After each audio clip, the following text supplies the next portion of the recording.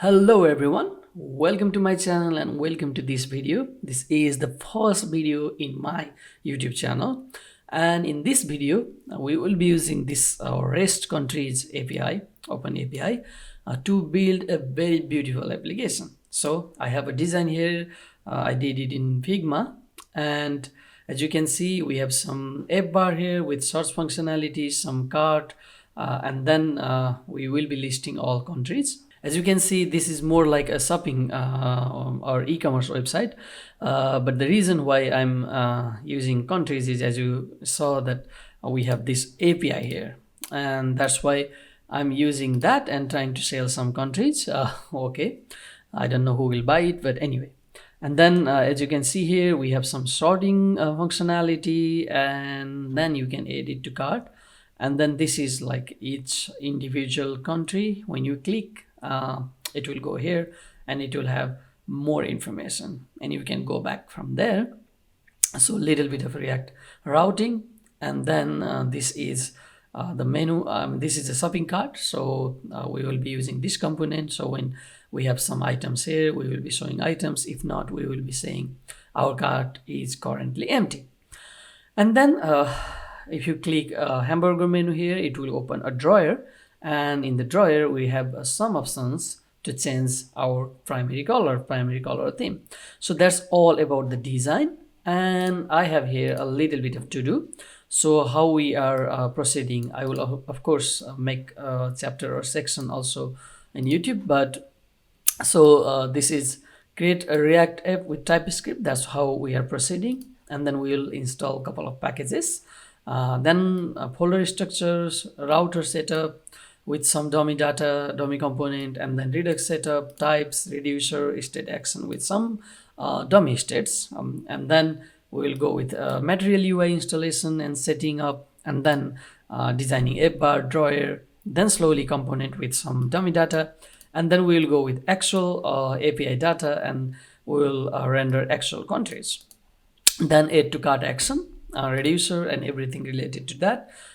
Show cart items, remove item from cart, search functionality, sorting functionality, pagination, theme color change, and lastly each individual page. So that's all we will be doing. This video will be little bit long. I'm expecting that you have at least some knowledge, some idea about JavaScript, and also a little bit experience with React. When I say a little bit, that means at least you understand how the functional component work, how you can pass props, and basic React ideas. So if you have that knowledge, definitely you can follow this, and if not, maybe you can read a little bit about those and then come back and watch this video. With that being said, let's start the video.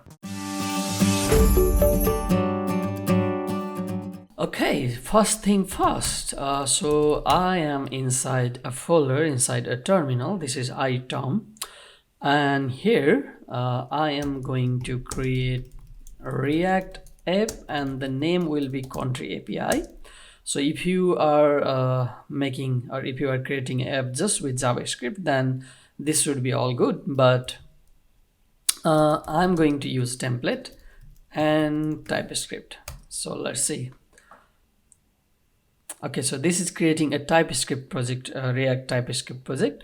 I will be fast forwarding this video. So as you can see, our application is ready. So if I go inside here, then we have a folder called country API. So let's go inside that, and I will do code dot. That should open my VS Code, and I'm going to close this for now. And my VS Code is ready here. It was in another screen.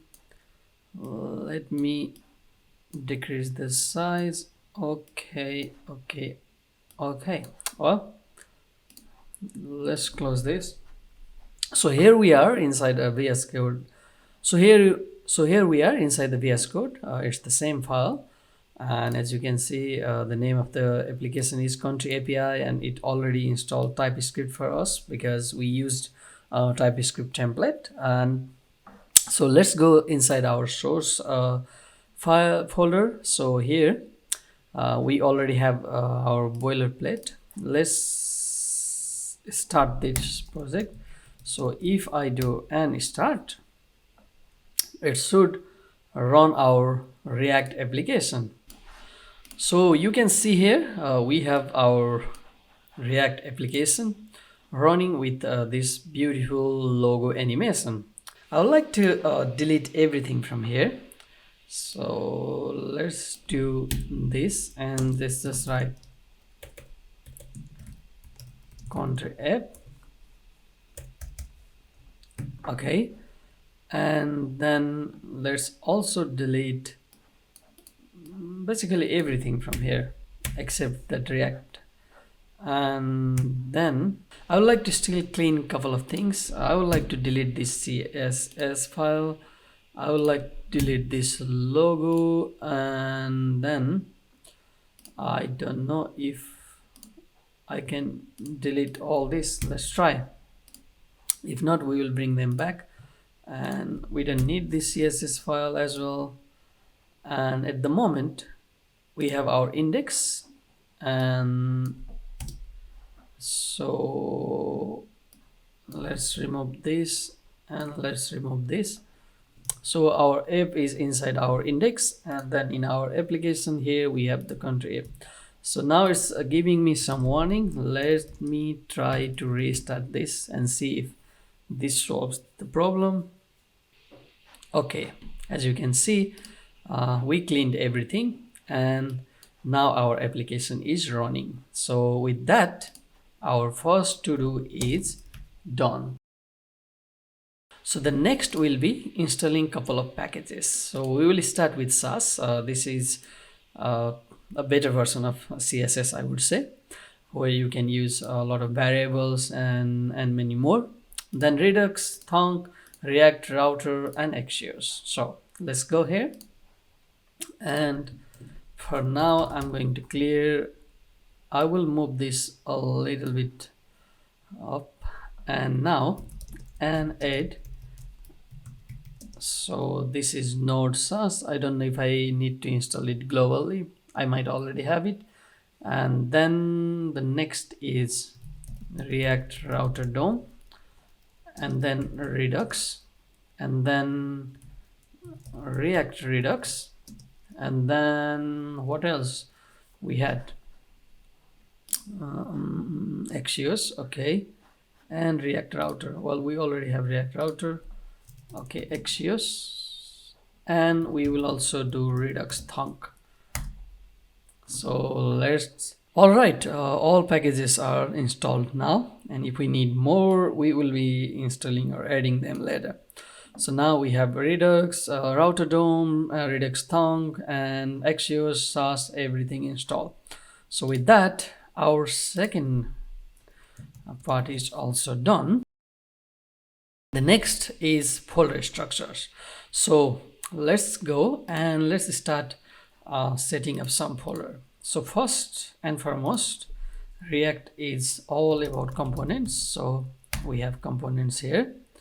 The next is pages. Okay, so this folder contains all the pages. So all the pages means all the routes. In our design, if you go back here, so we have actually two pages. One is home, which will be rendering all this, and then it's a single country item, so that will be a separate page. So for that we have a folder called pages, and people like to call it container, scene, so there are different naming convention, but I like to go with pages for each pages, and then components for each component, although the file inside pages are also component, because everything in React is a function, is a component anyway. So another folder I would like to create is styles, and then we will have all the variables and everything here, and then also we will have a style file for each component inside each components folder. And then so another one, we will have Redux, and then I think the last one will be type. I think this is all we need for now. And if we go inside Redux, we can also create a couple of folders. One will be reducer, and then another will be actions. Let's call it reducers. So that's all done. And inside pages, I will go and I will create home, and also I will create country. That will be its individual country page. So I think this is all about our folder structure. So if I go here, then I can mark it also done. The next is router setup. So we will go here and let's go to our index.tsx, and I don't know if we need this. Maybe it's good. Okay, so let's go here and let's import. What should we import from React or router DOM? And it's giving me, okay, so we don't have type defined for React router DOM. So, and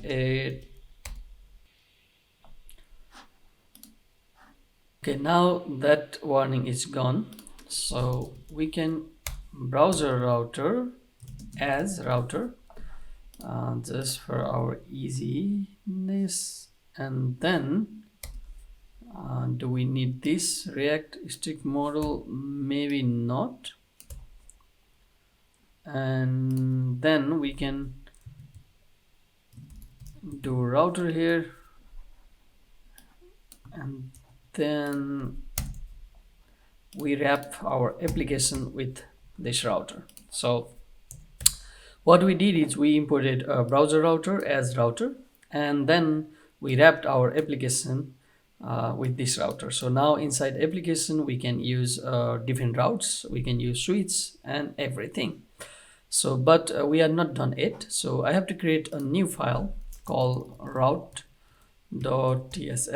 Okay, so inside this file I will first import React from React, and then I will also import few things from React router DOM. So what are those? Suites, and then also route. Okay, so now what I will do is I will create routes. This is a functional component. Actually I don't need to return anything, so I will use a small parentheses. So here let's call suites, and inside suites let's have some comments. So render all routes here. So and for that we need to have our components. So let's go inside home and let's call it home.tsx, and I have home component. I will quickly change it to arrow function. I don't know why I need to do that, but this is home page. And let's copy this and let's create our country page. So it will have exactly same thing for now, and this is our country page. Okay, so inside our route.tsx let's import those components. Pages, oh no, home and home, and similarly we will import country.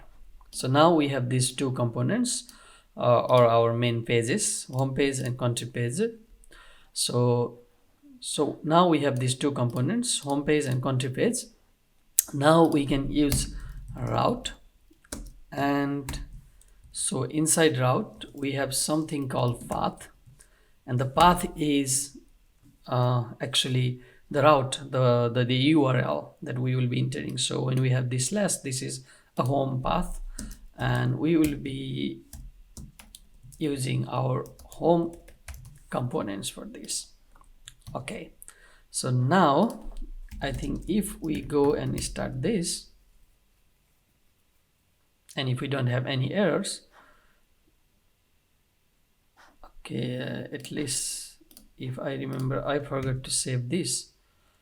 We are getting something here. Home tx cannot be compiled under because it is considered to be global. Add import. Okay. What is happening here? Okay, there's home. We are exporting it. Then React. Okay. So one thing, we forget to export our routes. And then second thing is we have this component, but we are not using this component anywhere. And the best place to do that will be this. So for that, let's go and import our component routes from, do we have routes here? And then here, okay, so now inside our application, inside our app component, we have routes. And then inside routes, we will have everything that we need to render. And this will be our home. So now I think we still have a warning, but okay, what happened? Okay, so we have our home page, as you can see. So it's kind of tricky, right? First we have index, where we are wrapping our application or app component with router that comes from React Router DOM. And then inside our application, we are importing this routes component, and inside our routes, we will be having all routes. So now we have home, and if I duplicate this, and if I give country, and then here we have country. So now if I go here and enter /country, oh, it's still giving us home page. And that is because we forgot to put something called exact here. And why do we need this exact here? It is because, as you can see, that we have home with slash, and then we have country, and then in future we can have country, and actually we need this, and maybe each country's name. So name. So what a router does is it tries to match whatever comes first. So all of these, they have something in common, and that is this slash, that is that home directory. So whenever React Router sees this, it automatically renders that first component. So to tell React Router that only render this if it exactly matches this. So anything else than this will not be included here. So that way, now if I save it, and if I go here, as you can see, we have a country page. But I just realized we need to also give something else, and that is name. The reason being, in our actual use case, we will not only use this country URL, but we will be passing country name, or actually even the better will be country ID. So it's, or I don't know if it will be name or ID, but let's just do name for now. We can change it later. So this way, I think now our component does not, our URL doesn't have anything. And now if I do sum, then, and this can be anything. So it can be, let's say, Germany. And now we don't have anything, but at least we know that our routes are working fine. With that, we are done with our route setup. So the next, it will be our Redux setup. So let's go back to our folder again. And then this time we will go inside our Redux folder. Let's close everything else. So let's go inside Redux, and we have actions, we have reducer. So here, let's create a reducer called index. So let's have index.ts. So inside index, let's have export default function, and we can call it root reducer. Yeah, we can call it root reducer, and this will take couple of things. So the first thing, its reducer, they will take initial state.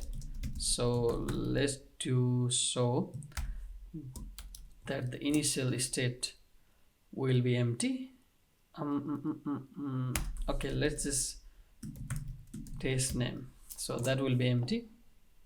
Then we'll have a state that is equals to initial state, and then we will have action. And because this is a TypeScript, so we need to give some type. We will come to actual type later, but this is more like just restart. And we will be using switch, and what we are using, we will be using action type. We'll come back to all of this later, but now I'm just going to set up, and I'm going to do default, and in case of default we will return state. Okay, so this is our reducer, call our root reducer. We need this in order to create our store. So let's create our store.ts. Okay, so inside our store, so this is the main store, which later we will be wrapping our index here, this application with some provider we will be importing from React Redux, and we will be wrapping that and passing the store as props. The reason is how Redux work. I will make a separate video, but in Redux we'll create a store which will have all reducer, that means all states, and that will be passed to everything in our application via provider as a props. So that way each child, no matter where they belong or where they are, they will still access this store. And then to change that, we will dispatch actions, and so that action will change the actual state in Redux store. And then because the main state will change, main store will change, and it will re-render everything. So that's how it works. Of course, if you need, I will make a separate video about Redux, but this is not about only Redux, so I'm going to go a little bit faster. So the first thing, we need to import a couple of things, and let's go to import. What is happening with me? Okay, so the first thing is from Redux we will be importing first create a store, and then middleware, apply middleware, and then there is something called compose. And just to let you know, I also don't know everything about how setting up Redux store. I have some idea, but I don't know exactly how it works under the hood. It would be nice to know. But in most of the cases, you can use it as a boilerplate. So you can copy this and use it exactly for your case. Maybe the name of reducer will be different, and maybe you will apply more middleware, but in a nutshell, it will be still the same boilerplate for your case as well. So let's create initial state, and yeah, as I said, for everything we need initial state. I'm going to leave it an empty object for now.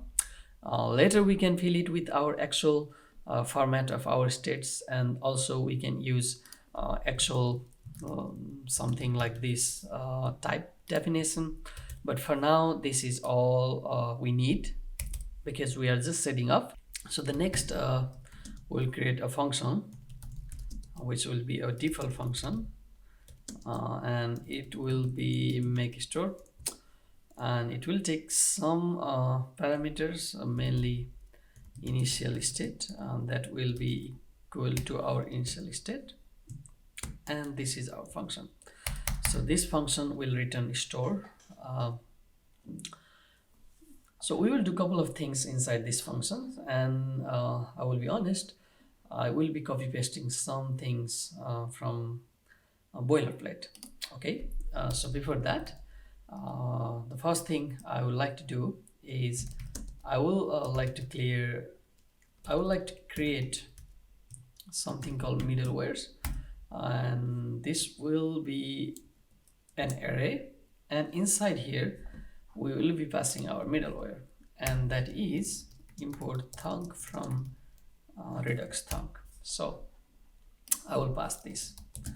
And the reason why I create this middleware array is in future, for example, if we have Saga or or anything else, we can pass all those inside here. But for now, we will be using only Thunk as our middleware. And the reason why we use Thunk will come in that later. But with only Redux, you can only dispatch actions, but you cannot dispatch function, or you cannot, like for example, you can do API call and all those functions inside Redux action without Thunk. So that's all about it.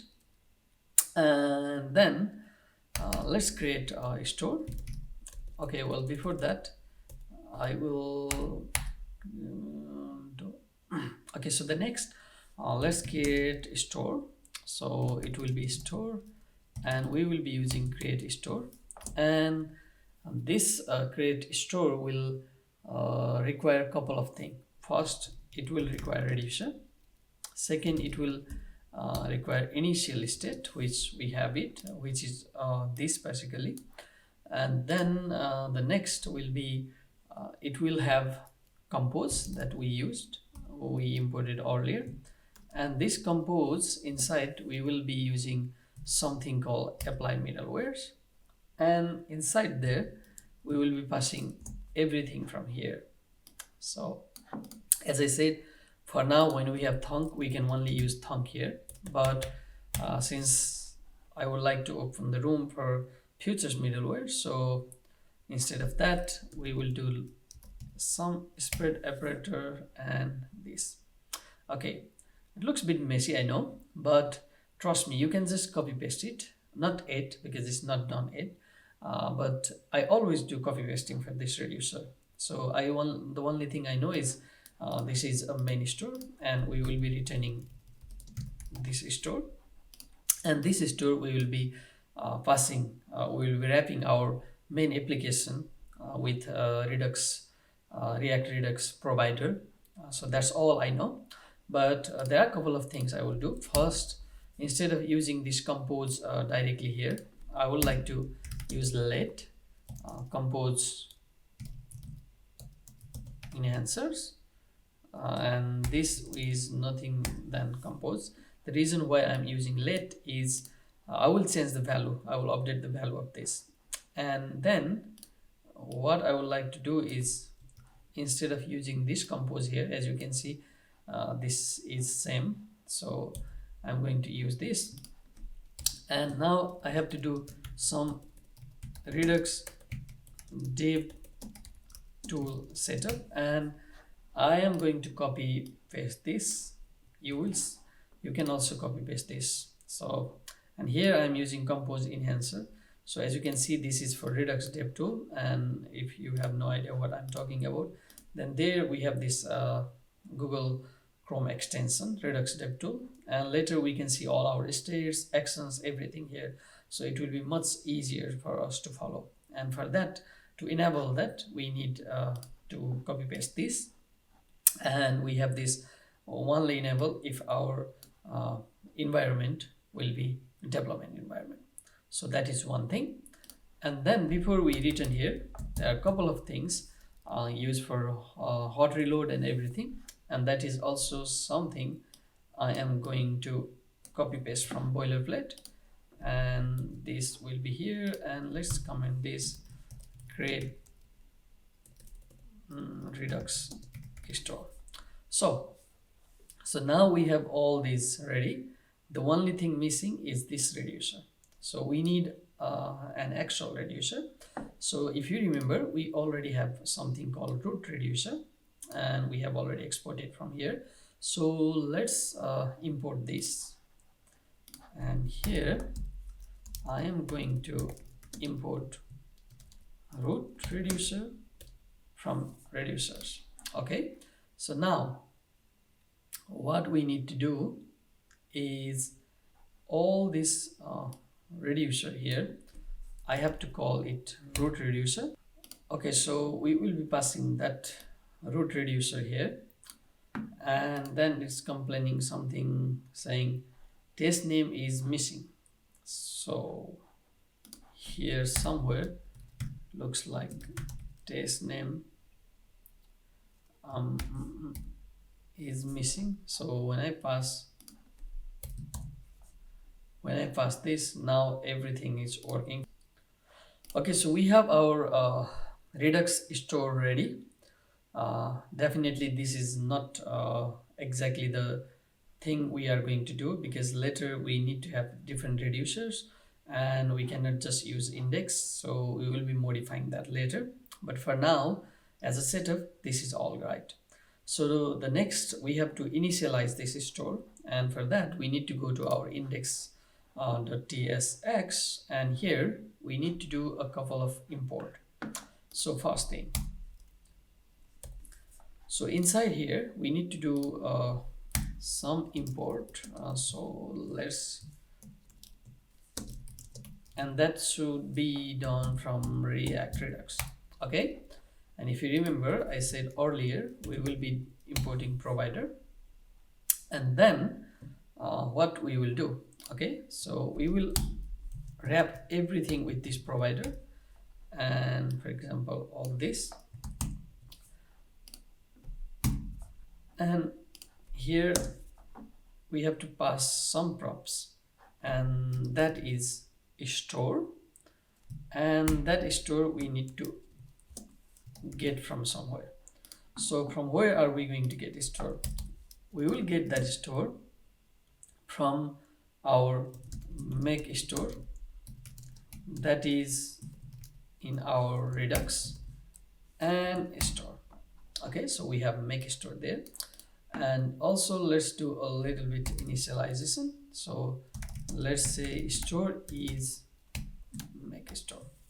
So now we have this make store in our Redux store, and we initialize that, and we are passing that store as a provider, and we are wrapping everything, our router, our application, everything with that.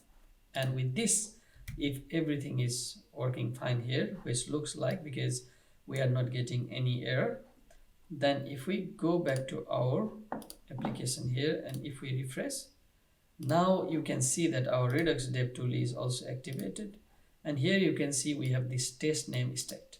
Okay, so this means our Redux setup is ready. Of course, we will be modifying this later, but for now our Redux is ready.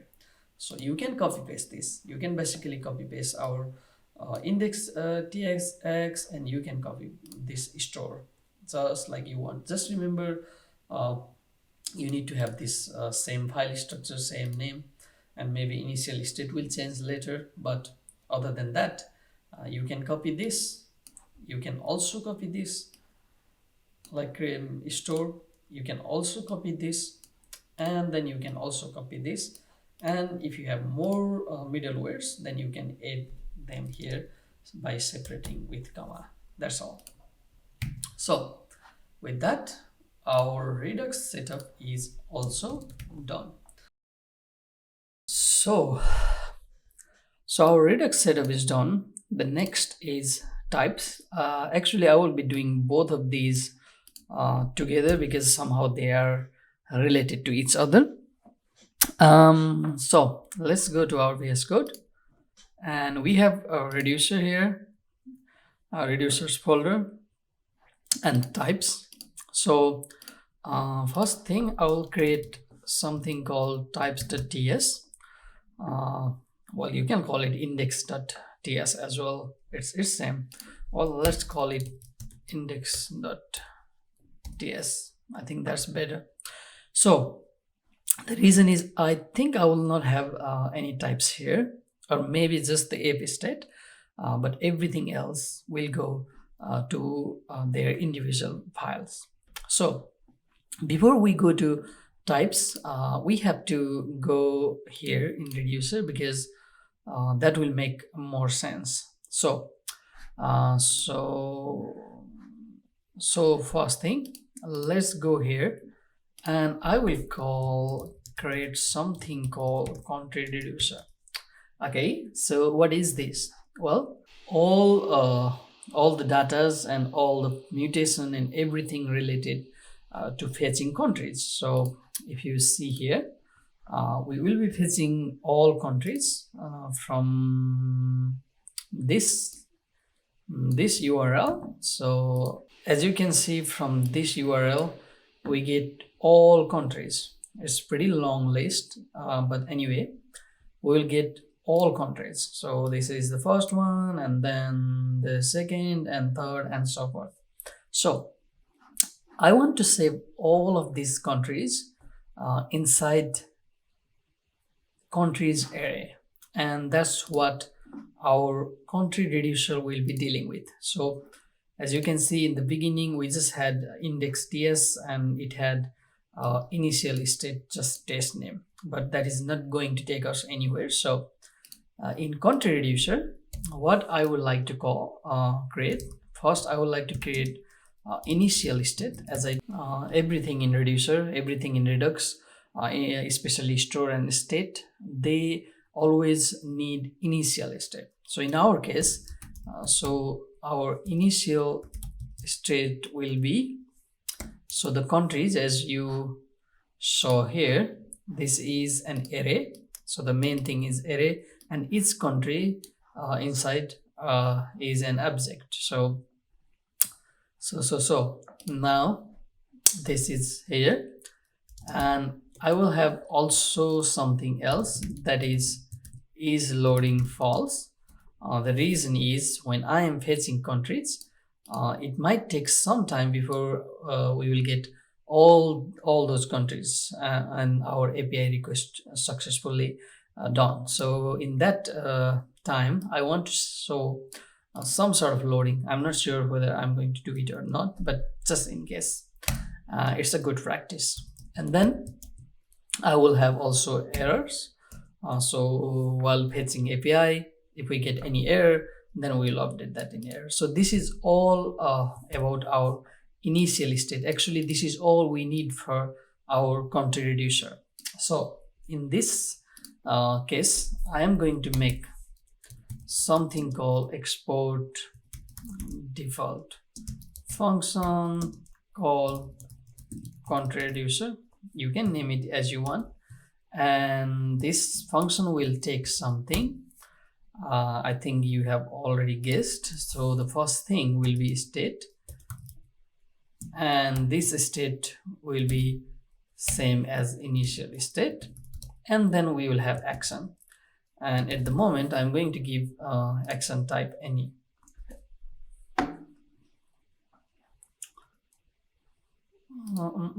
What am I doing wrong? Okay, so we have action type any, and this is init state. Just to let you know, later I will have something called country types. So that's why we are here, because first we create this, and then we will create all the types inside our types, and then we will create country types, and we will create all the types for here and for our actions and everything. So what this function will do, we will do switch. We will check action type. So when we are passing any value from our Redux action, we will call the type. You will see soon when we will start action, we will be dispatching action, and each action will dispatch some type. So, and those types are unique. So that's why we need to be really careful, because if there are duplicates matched, then our Redux will get confused, and in case of TypeScript, we might even get warning or an error.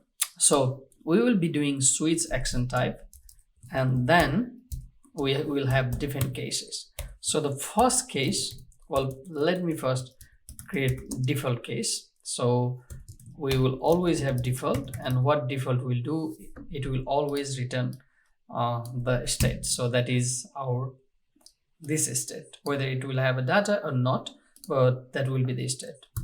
So the first thing we need here, okay, so well, first I will say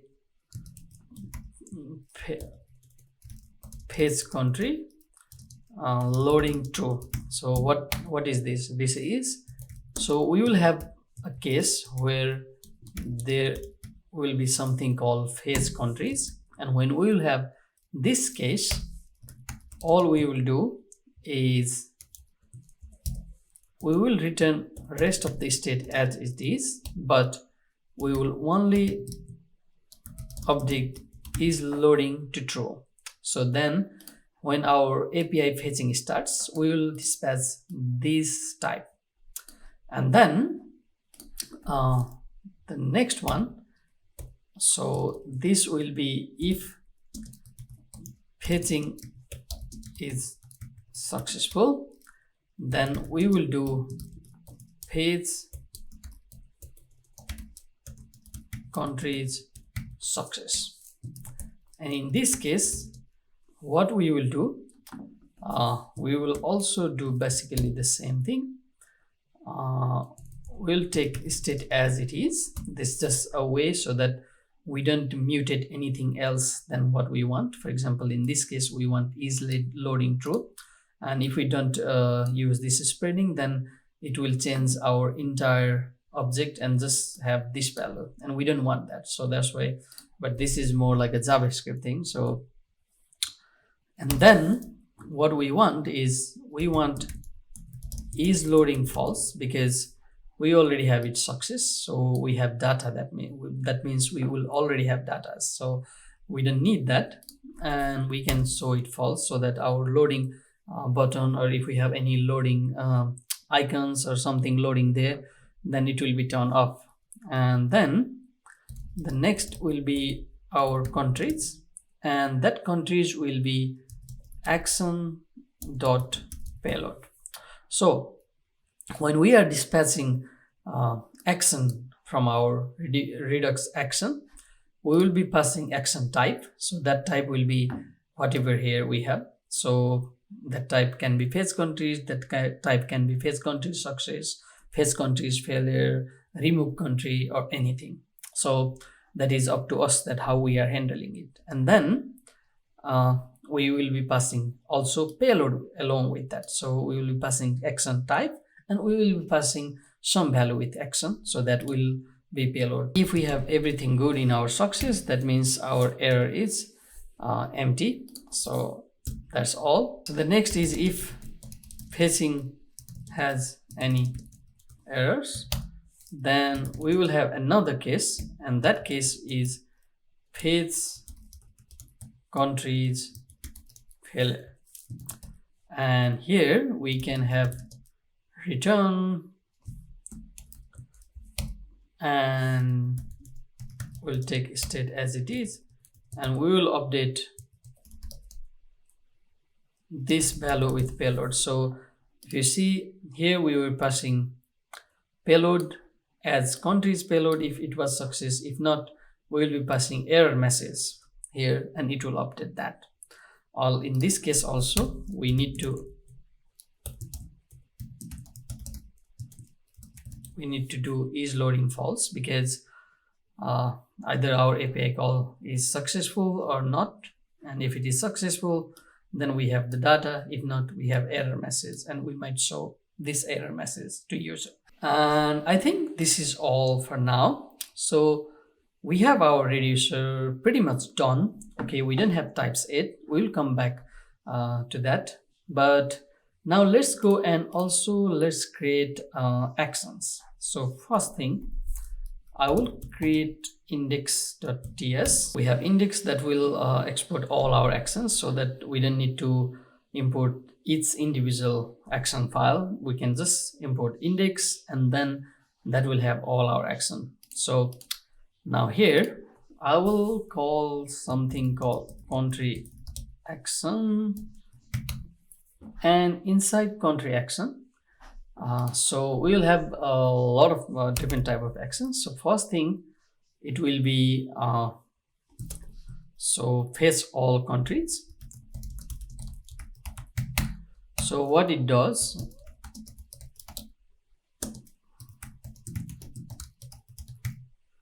so this function We will also have types later, but we will have like types here later. But for now, let's just create this.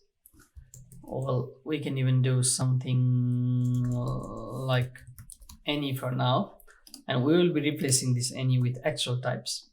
So what it does is it will return only one thing. And what it returns, if you remember, we have something called phase countries.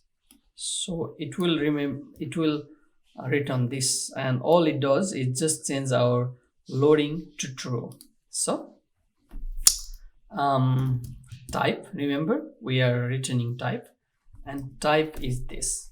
So if we had payload, we can also pass payload, for example, countries or whatever data. But in this case, we are only returning type. And how this works is all our reducers are listening all the time, all action types. And whenever it matches, any of them matches with the type, with the case, then that thing will happen, or that process will go through. So now you can see that we have been using this phase countries here, and also we are using that here in the reducer. And then the same thing will happen for these, and then the same thing will happen for this, and so on.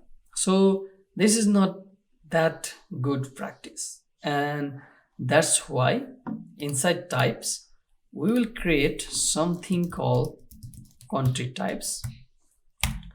And here we will export all those constant. Okay, they are not exactly type, but still. So what I'm going to do is I'm going to call this, and all it does is it will assign this variable, this case or this value into this constant. And then same thing I will do with this. So let me duplicate these, and same here. And then we have phase country failure, and I'm going to do basically same. So this way we have everything as constant, and this is very good practice, because in future, even when you are continuing in your project after some time, it is very difficult to go and check what is the name or the case name you have given. And then when you are using that in action, you have to also be sure that you have to use exact same value, same data. So when you have it inside some constant like this, like this, it's super easy. In fact, if you want, you can also comment here reducer case constant. So this way we know what are these. Just like that, we also need a little bit more. And one thing we need definitely is we need a country reducer type. So what we need, okay, so we need, here I will do types and export type. So this is how you do type and country reducer state. And what is this? This is basically exact same thing. We can even copy it here and we paste it here. So this is array, and this is boolean, and this is a string. This is the string. So now we have these types. Now we can already have this type here. We can also define the type here. So the next type we need is action, and for each actions we need action type. So let's do action types. So the first type is, what action do we have? So fetch all countries action. Okay, so we can just do fetch all countries action, and we can do type, and that is type of page countries. And we don't have a payload, so we don't need payload, but we can do optional and we can do string. All since we don't have anything, and this is not even necessary. Okay, so if you notice, I have been using all caps for reducer cases. It's not necessary, but we are doing it just for a good practice. And similarly, for all the types, you see, I'm starting it with uppercase value. This is not, I think, mandatory, but it's just a good practice. So just so you know. Okay, now we have these two types.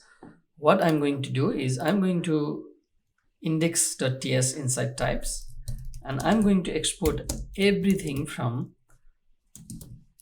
country types. Okay, so now you will see I can import all those constant and types and states from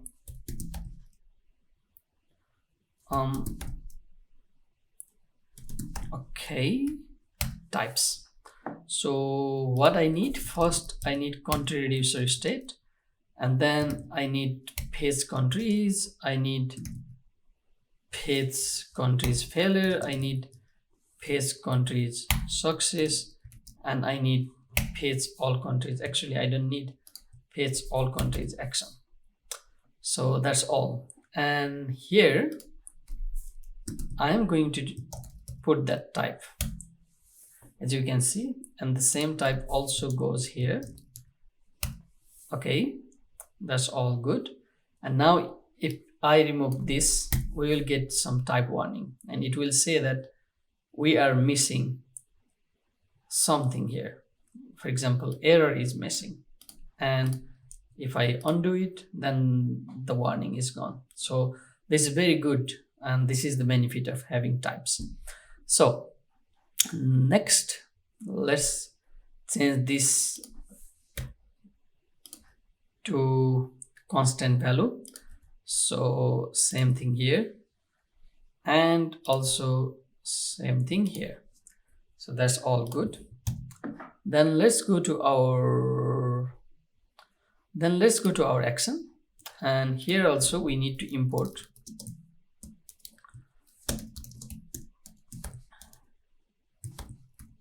types.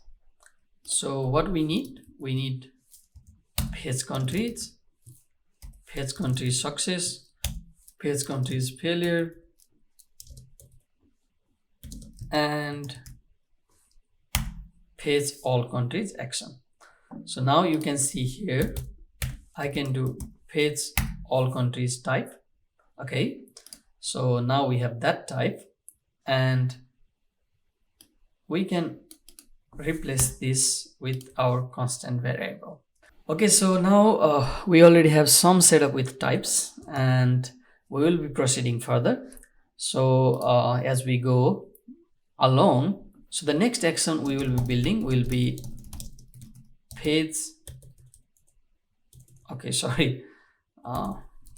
page all countries success. So we can basically copy this here, and here I will just give the name success, and for now let me just do any. We will create action type and then we'll replace with that. But here I have already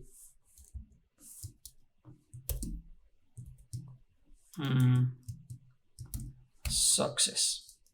And if you remember, in our country reducer, when we are calling page countries success, then we are passing countries, so datas from action payload.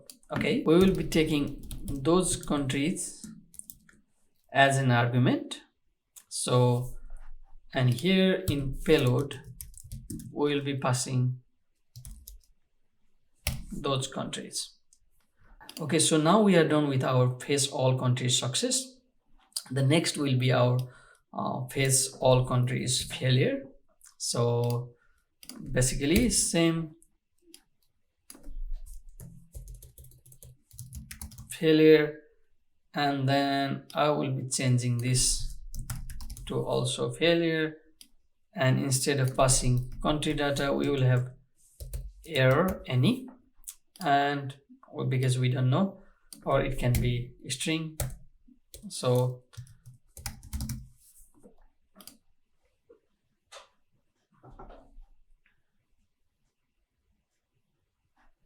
okay, we are having some problem here. I think now the problem solved. So here we'll use failure, and then whatever the error we will be passing, we will get it here.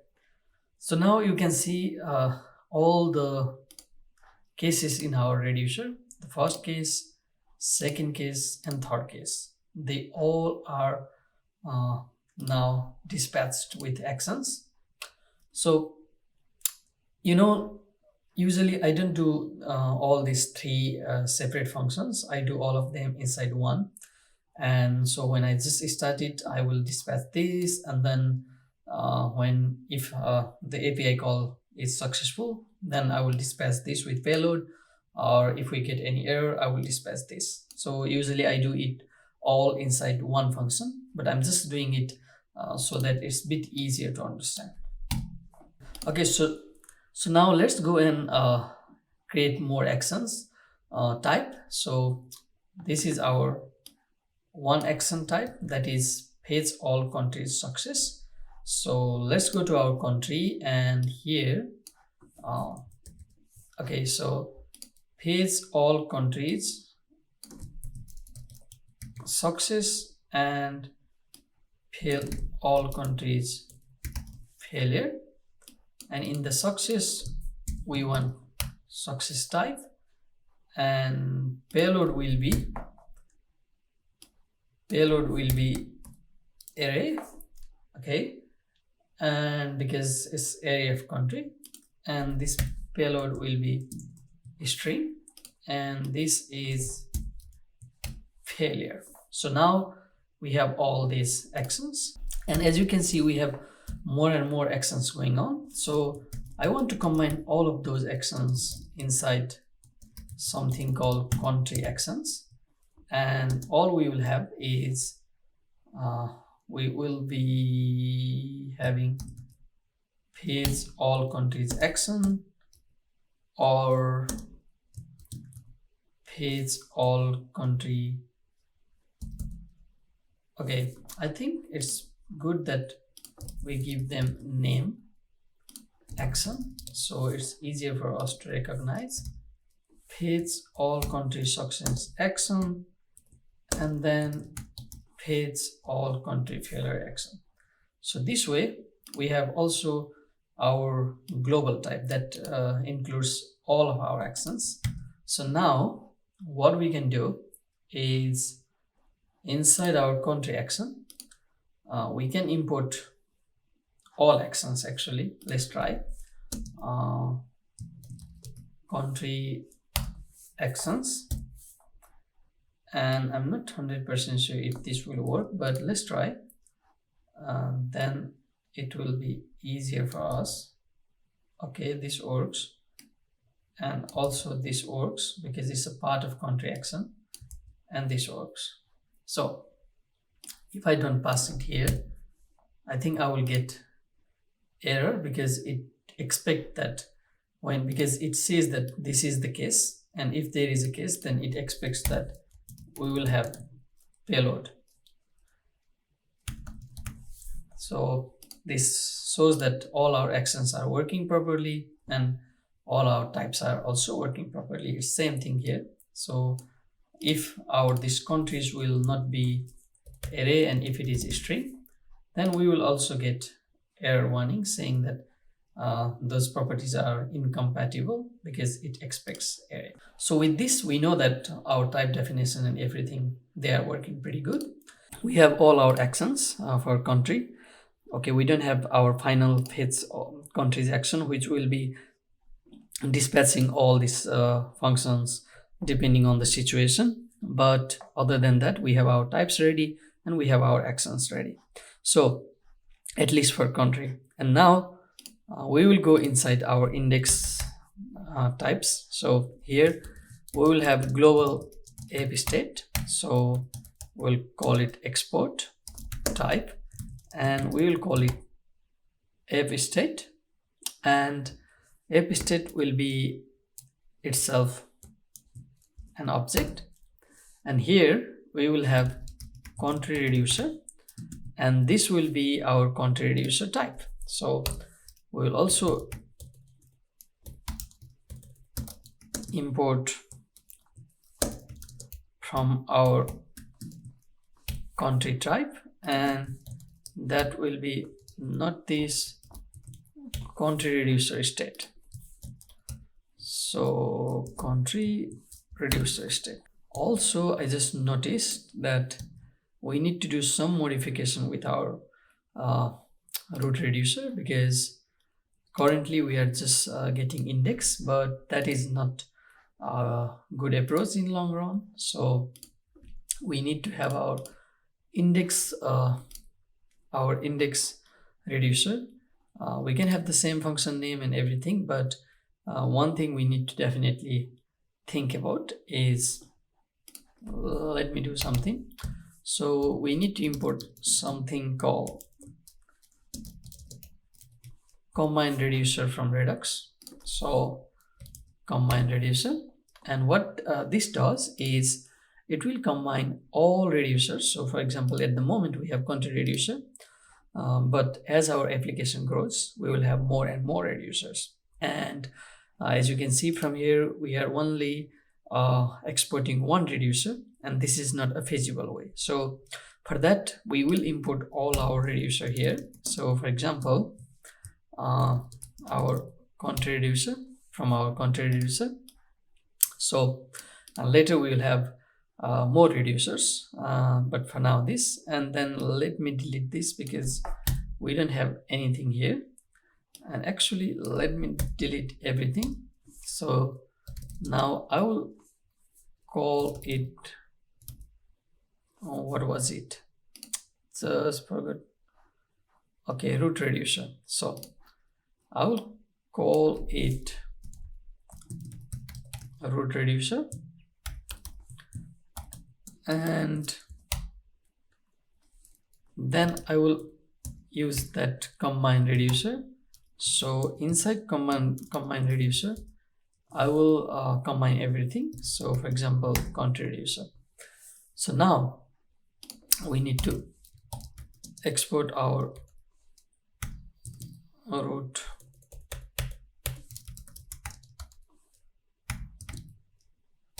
reducer. So now we exported it, and in future we will import more reducer here, and we will be adding them here.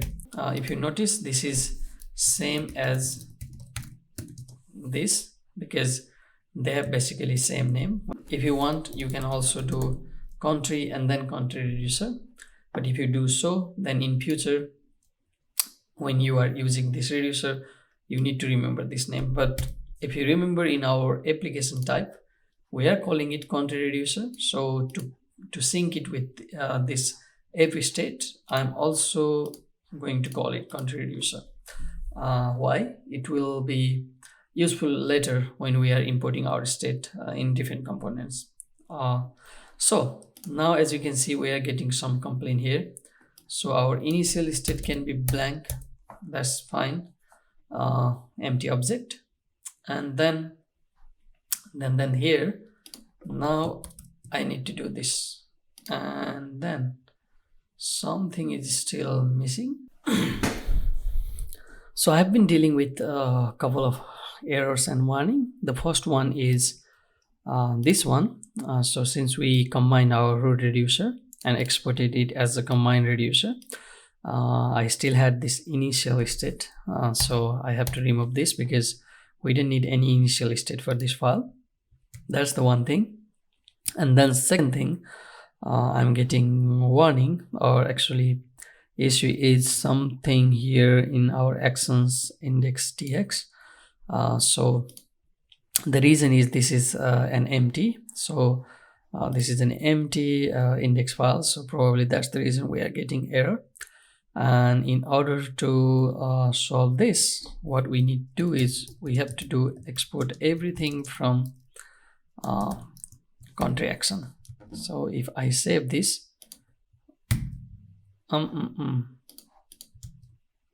okay, as you can see, when I save that, everything is good and we are back to the track. So I just need to refresh this page and we are still there. I know this is taking quite a lot. I could have used just the boilerplate and then start the video from there, but I thought that this is also something that beneficial for many who are learning. So I hope you are still with me. But if you already know this, you can of course fast forward or speed the video and go to the next step. Okay, so with that, I think we did this, and also we did our initiation of reducer and actions done. Okay, then comes designing part. So we will start with React Material UI setup. So here I am inside Material UI, and if we just click get install, so what we need to do is we need to install this since we are using yarn. So let's go here and I will clear this and add and Material UI, and while this will be installing, so we can also use CDN, but that's all. And once we have this installed, the next is we can use anything from Material just by importing something like this. So we can also try. So let's copy this and let's go to our application.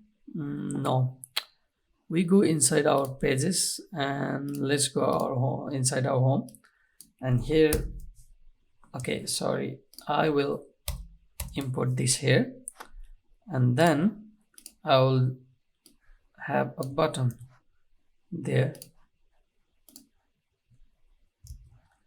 Okay, so if everything is good, then we should be seeing this button here. Now let's refresh. Okay, something, oh yeah, of course our application is not running. Okay, now this is running, and as you can see we have a button called hello world. So this means our Material UI setup is kind of completed, but still we need to do some theme setup, and for that I think we need to go to our application or even our index.tsx. So let's go to Material UI and let's go to theme configuration. Okay, so I don't know if it is okay, theming.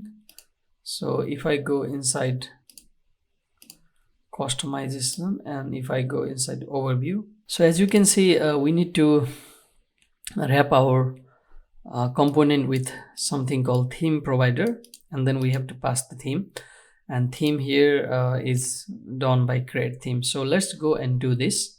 So let's go inside the application, and then I will be importing a couple of things here from Material UI. So first thing, okay, from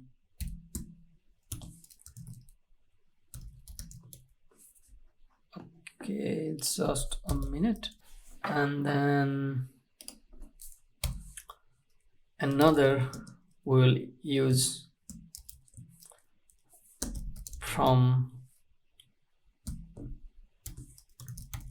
Material UI styles, and we don't have it yet, so we need to install this. Okay, now we can call this theme provider from material UI styles, and then we should wrap this inside theme provider. So if you remember, we used a provider and we wrapped all our Redux store, and just like that we are wrapping our application with this theme provider.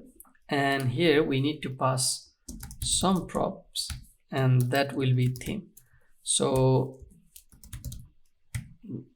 okay, but we don't have this theme yet, so for that we need to create material UI theme.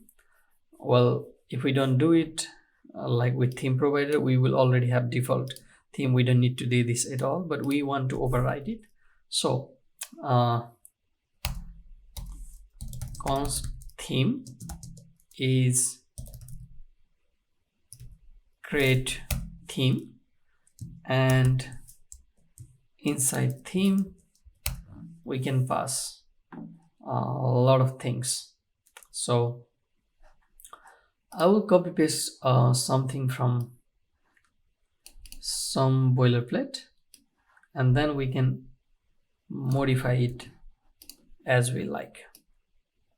So here we have it, but we will be changing all these later, also this later. So this primary, main and dark, and then we have secondary, we have text primary and secondary, background, typography, and all of these you can actually get from here. So there is typography, and then all sort of how to edit them and how to pass them here. So you can see that there is a theme, and then you have to have typography and fonts and so on, and then you wrap the provider. Same thing with palettes. So there are a lot of palettes, and the idea is same, that palette primary. So you can see all these, how these themes are created from here, material UI customization. But this is what we have: typography, background, text, secondary, and primary colors. And definitely these are not the final one. For now, with all this, our material UI is set up for now. And so we can go here and we can mark it as done. Then we will go to Appbar. I just realized that we have another important part, that is SASS or styling setup, and somehow I missed it here. So let's go and try first of all if our SASS is working or not. So for that, the easier way to do that will be, okay, let's go inside our home, and here I will call home.sass. okay, and I will import that here. So import and then home.sass file, and let's give this a class name of home. And okay, so let's go here, and for all home class, let's go and do background color red, and then let's start this. So if we get our background color red, let's also do okay. So something definitely happened. As you can see, we see that for a while. Okay, what is happening? Incompatible. So this version is incompatible. Okay, so we got solution. As you can see, we have exactly the solution we need. So let's go and try this.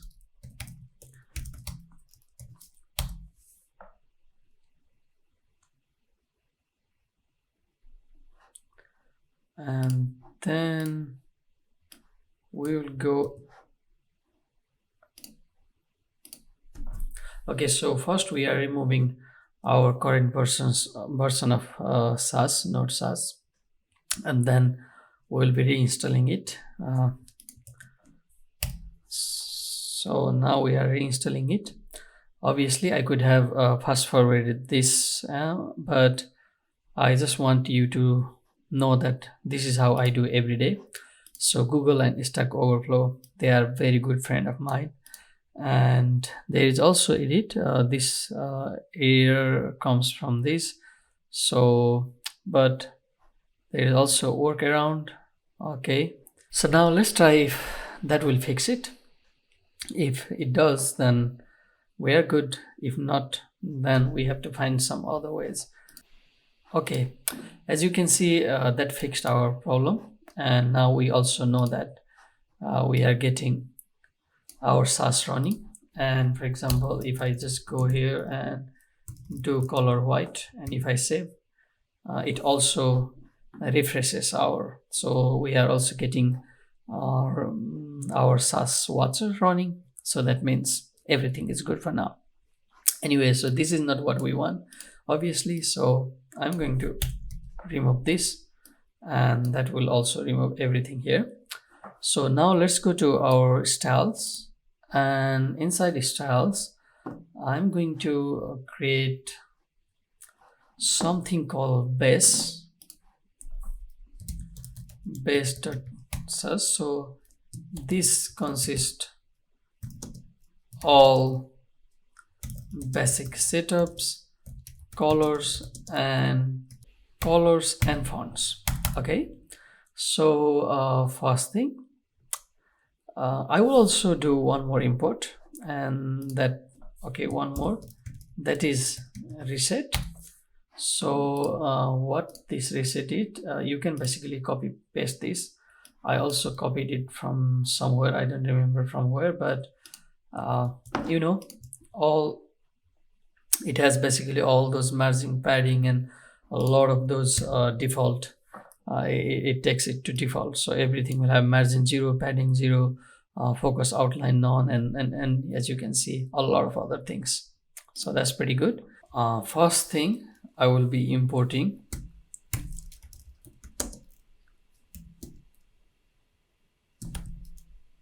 reset, as you can see. So that way, this will be our first thing in our base, and then I will initiate all variables. So I will be having, okay, so for that we need to go to our design file. So this is our design file, and as you can see here, I have primary black, primary blue. I don't know why I didn't name it as primary black. I can basically just call black.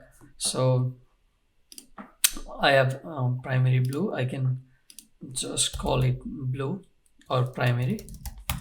And so now I have primary, I have white. Well, this doesn't look like white, but trust me, this is white for us here.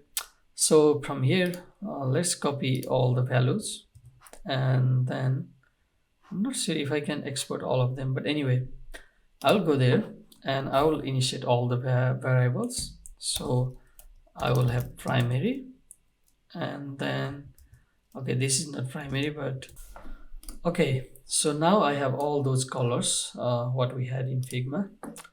And from there, now I will do a little bit more. So I will also do primary hover. So let's create a hover color.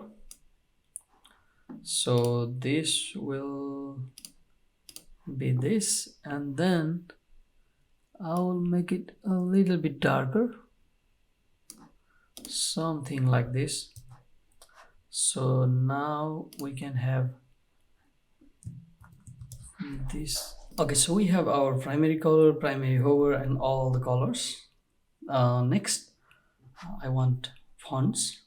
So okay, let's delete this from the design, and I'm using Poppins font. So let's go here. So what we have, I think we have regular, and then we have also medium, and we have bold.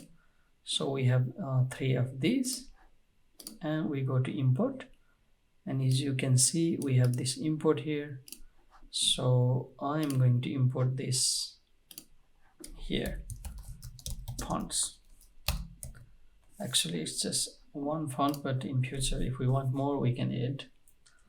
And then another thing I want is also if I want to use font weight.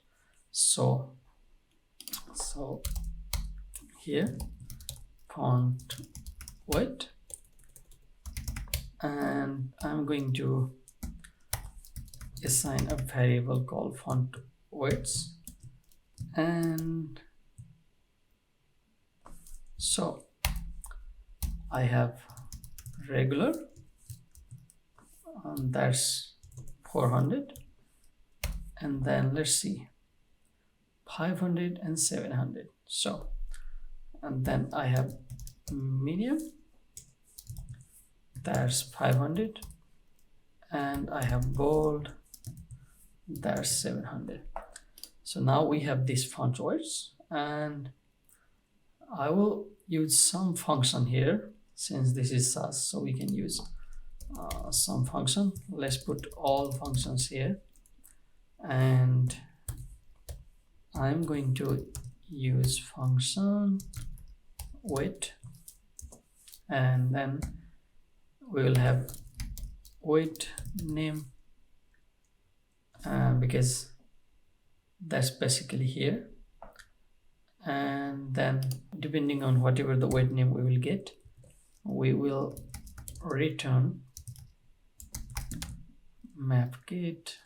So font weights, and then this weight name.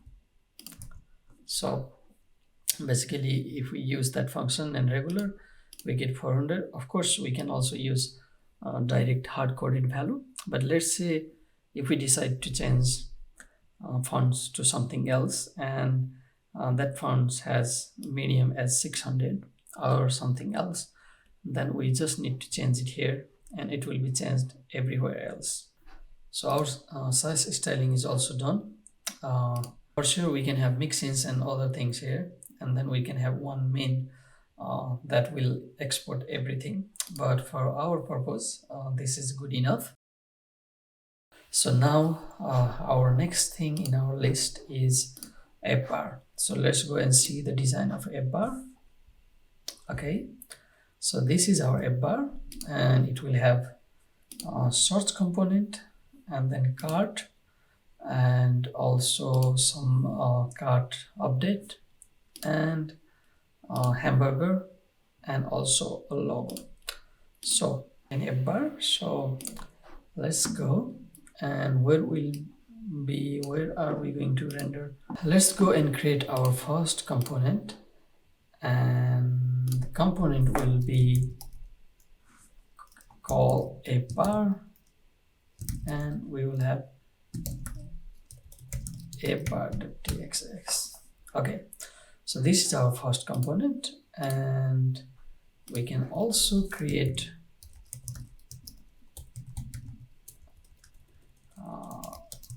Appbar CSS.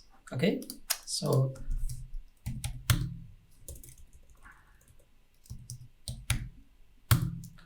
now we have our Appbar, and let's change this to this, and let's call this Appbar, and let's give class name of Appbar. Okay, and then let's also import our appbar.sys file and save everything. So okay, let's import our Appbar component, and I can say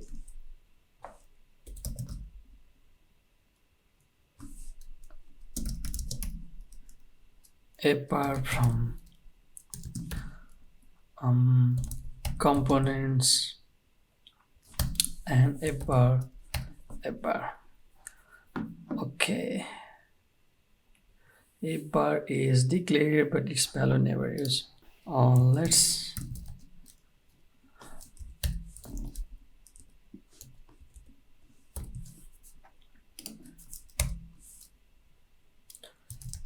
Appbar component all.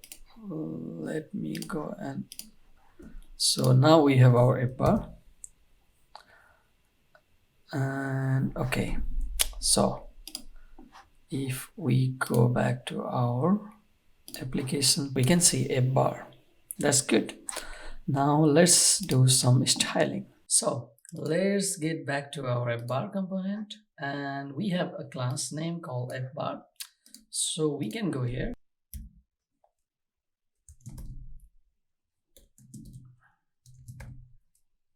styles and base. That way we can get all our variables and everything. So now we have our class called Appbar, and let's just make sure that everything is working fine. So I want to give a background color, and that will be primary. So now if I go back here, you can see that we have our primary background. So that means our variables are working properly and our CSS or class are assigned properly. So now I want to do is I want to make height 120 pixel. Okay, so let's before that, let's go to our app, and here somewhere let's import all our base SASS file also here. By importing it here, we can do few more things. For example, let's save this and let's go here, and after we have our variables, we have our font weights here. Let's have some constants and global some global stuffs. I don't know what exactly I'm going to call it. For example, I want to have max width, and that can be for now 140px. We will be adjusting it later. And I will also like to have some root setup, for example font size, so that can be 8 pixel. And then font weight, I'm going to use weight, and I'm going to give the name regular. As you can see here, we have been mapping it. So when we use weight and give it, so by default all our font size in our page will be 8 pixel, and also font weight will be regular. So, and then later I'm also going to use typography if needed, for example all H1 and so on. But for now, let's keep it like this. And then the reason why I'm using it is if you go in my design file, you see that so all the font size, so if we go here, you can see we have 24. That's multiple of 8, so 3 times 8, and then this is also 24, and here this is 24. So, and these are 16, and if you also go here, this is 24, 24, 24. So mostly when I do, I always use some multiples so that it's easier. So I always use 8, and then sometimes I do 12, 16, 20, 24. So you can also use half of them. I will delete this for now, and we will come back this later. But as you can see, I'm already getting some warning here, and that is because I'm using this font weight before initialization. So I can do like this, and this should do the okay. So now this solves all our problem. And if we go back to our okay, we are having some problem. As you can see that everything we have, it's now 8 pixel. Of course, this is coming from Material UI button, so probably it is getting default fonts from there. But all of these, they are all coming from our 8 pixel root. And let's also do a little bit more here. So let's go and let's set font family variable. So font family, and here, so here we can go and put this. I just copied it from Poppins, and now this is our font family, and we can use this variable in several places. So now already in our root, what I can do is I can go to font family and I can use our font family variable. So that way we should be seeing, okay, so this is now Poppins, and of course it's very difficult to visualize because of the font size being 8, but we will come back to that later. So now let's okay, well, since we are here already, I'm going to also do something. I'm going to leave S1 as it is, and I would like to do S2 and S3.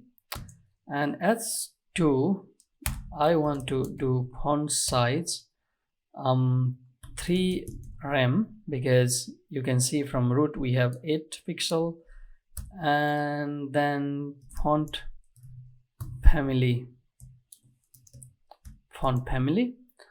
and also font weight.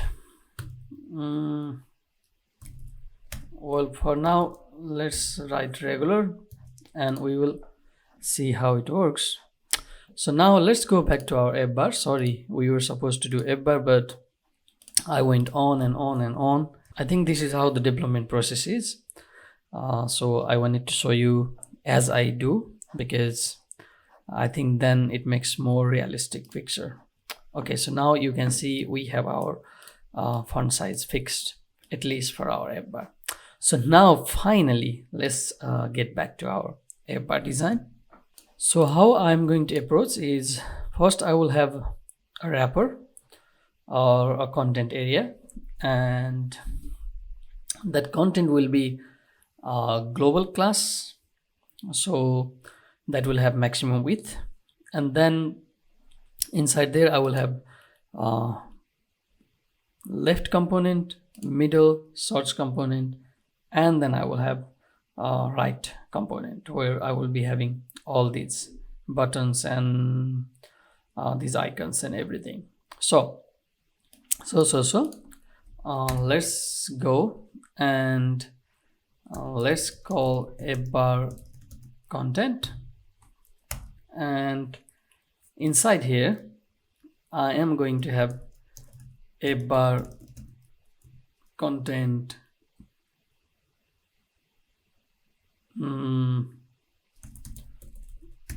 left, and then I can do Appbar content search and right.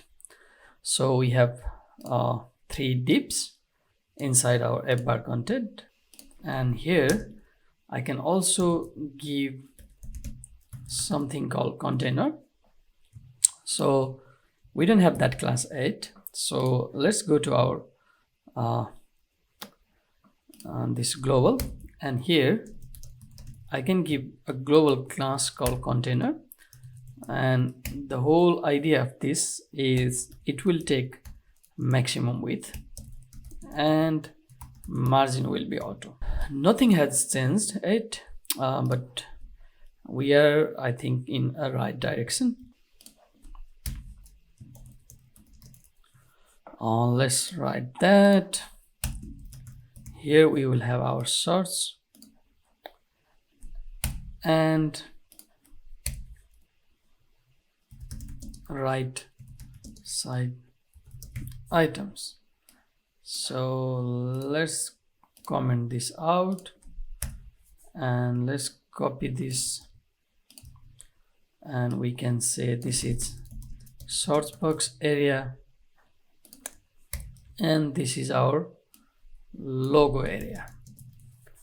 Okay, so this is sorts, and here we will have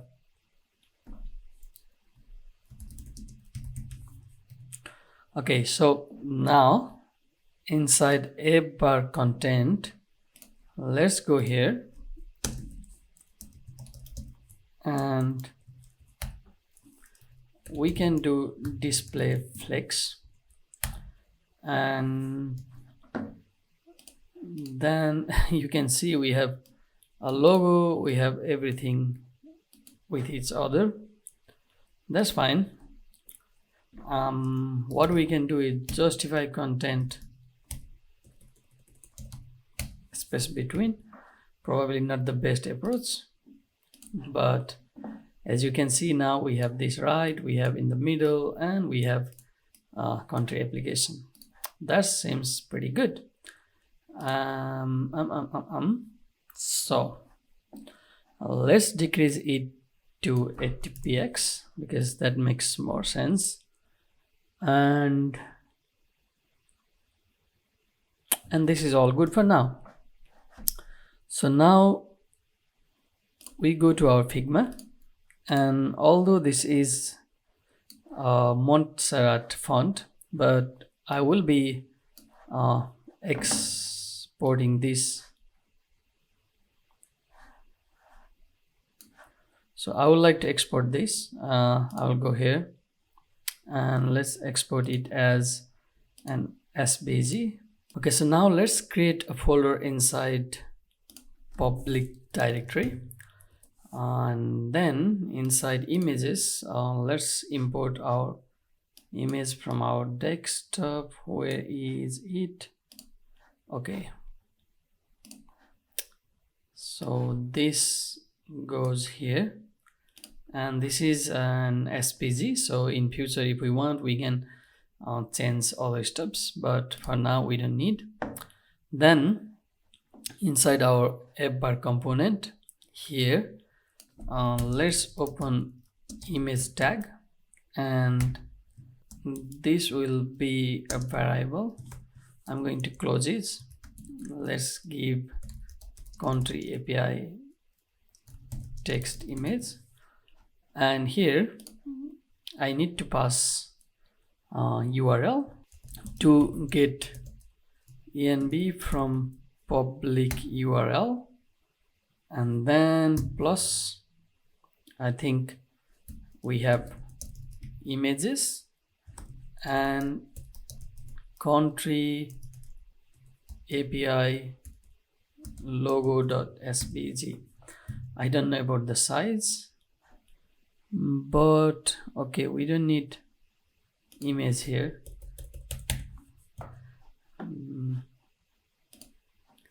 So okay, we are having some problem. Let's see.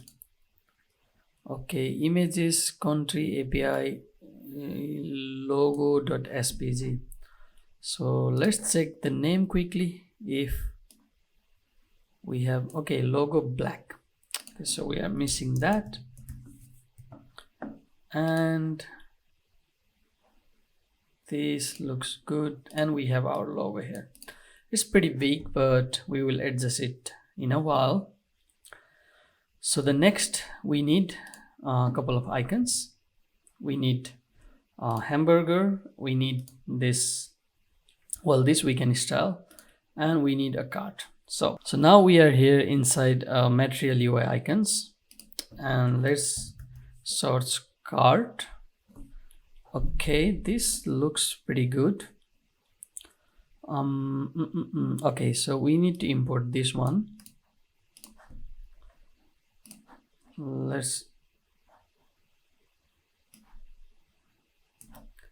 let's go here and let's import that. And then the next one we need menu. I guess this will do the job. So let's paste also this. And okay, I'm not sure if we need to install material UI icons. Okay, looks like we need to install this. Let's go here. Now these icons are imported, so all we need to do is we need to render those icons. And let's have a menu icon, and then above that we have, what is it called, shopping cart icon.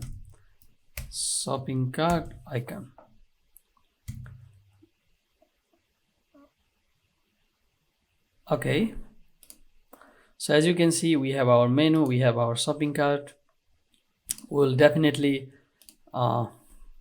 change this, style it to our, let's go Appbar content and cart. So this way we will put this inside a wrapper, div wrapper. Let's just do indentation. And then also we will have, okay, let's do shopping cart related, and then we will have cart counter. So probably we will have cart counter component. I'm not sure what we will do. And then this is a menu icon, so hamburger icon, and we will have click events and many more. So now we have some layout done. Let's go and create a search component. So we go here and we will have a search component. Okay, so let's go inside our component, inside our components folder, and let's go and let's create sorts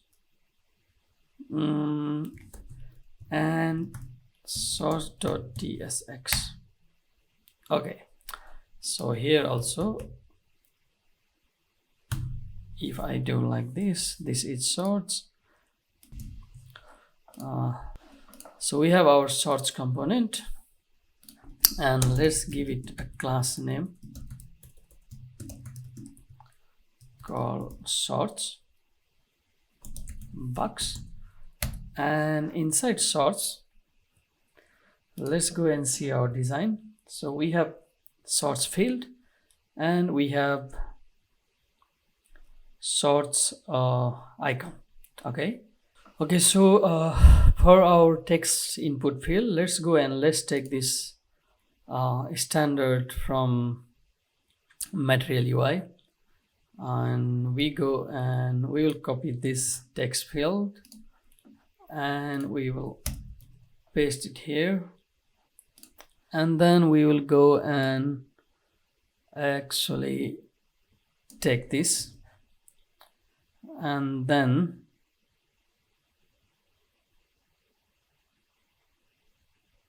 okay, let's go here and let's just have it here. So here we will write sorts, and ID we don't need for now. And then the next we want, well, let's do so that we have source box wrapper. I always use wrapper because it always gives extra room to style. And then here we will have source icon. So let's go and do source icon. Okay, we have this, so let's go and use it.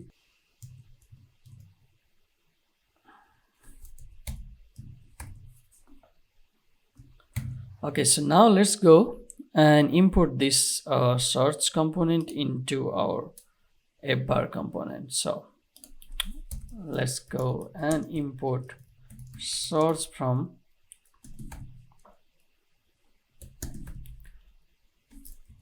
source, and then all we need to do is we need to render the source component here, and we can remove this text. And now if we go back to our application, you can see that we have our source icon. We need to do some modification so we don't get this level jumping up there, and also we have to style our, but we have something going on. For sure we can also use Appbar with Material UI, but I'm not doing it because I want to do it by myself. So, but if you want, you can already use it because we already have Material UI, so why not? And then we have our source component. Okay, so the first thing, let's go to our source, and here let's create a style file, source SASS, and inside source let's go and import. Okay, so now we have our source box. Let's use this here, and also just like our Appbar, we can import this. I know it's kind of annoying. I tried to solve this. If you know how to have it globally so we don't have to import in every SASS file, then feel free to help me with that, but this is how I do. Sometimes super boring, but this is how it is working for me. So now the source box, first thing I like to go and see the color, and the color is actually this one. And just thinking, do we have that color already? Looks like we have gray, so let's go and try with background color, and then we have gray. And then what is the border radius? So border radius is 30, so border radius is 30 pixel. And let's see, so now if we go, we have something here. It's still a lot to do. I think instead of text field, let's import input, and let's have input, and we don't have anything. I think we have placeholder sorts. Okay, so I changed our text field to input field, and that way I guess at least now we got rid of other steps. Let's see what's the, okay, so 67, almost 70 pixel height. Let's make it to, so let's go and height 50 pixel, display flakes, align item center, and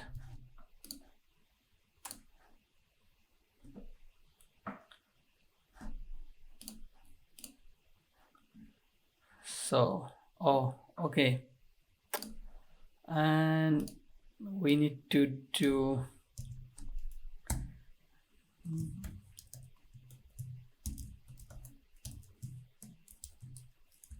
so inside wrapper, and this way I guess margin auto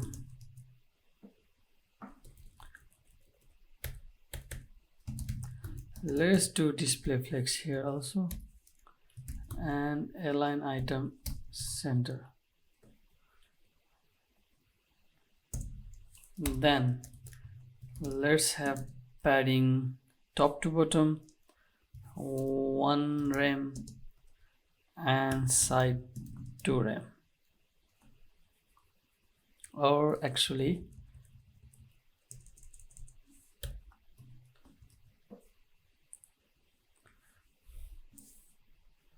so now let's go back and check it. We have our sorts, we still have to get rid of this line. Okay, so let's go to our sorts, and inside input here let's disable underline, and that way you can see that underline is gone and we can have our typing. I think we are pretty good with our sorts for now. And then now let's go and align our main app bar. So let's go to our app bar, and inside app bar content, okay, display flex align item center, and that should help us aligning items to center. Then we need to go to our content right, and here, so let's also do display flex there, and that way I guess also align item center.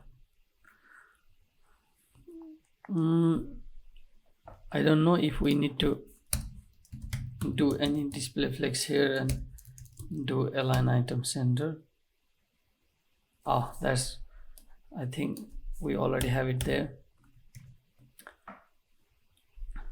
Okay, so what I would like to do is giving padding of 10 pixel, and that way we will have all our application down. And then in our app bar, where we have our app bar, we can also have our content left, and let's move it here, it's a bit easier. So we go here and we target our image, and let's go and let's check what is the width. Okay, it's 220, but I think that's still too much, so let's go and give 120 pixel, and that way, and then we can give height auto and width also auto. I don't know if that will do anything. Might be. Okay, so what we can do is we can go to give it a class name logo, and what we can do is we can do class name logo and image. Actually not image.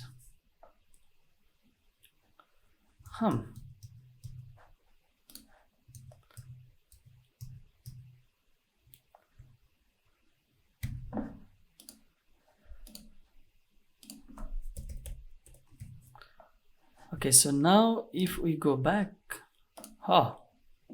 we still have it pretty big. Okay, so here is the problem. Now I think our country API can go a bit 150. Now if we go back and check it, you can see that this is pretty good. I will remove this annoying Appbar from here. We don't need that for now, or actually we don't need that at all. And what else do we need to do? Okay, we still have our side here. Okay, and we have to also maintain fonts color and everything, but before that, let's go and let's make this circle. So we will go to our Appbar and shopping cart, and let's go here and content cart counter. So here for now we can have let's see what's the font size. Okay, 16. We don't have 16.8, but let's make it P.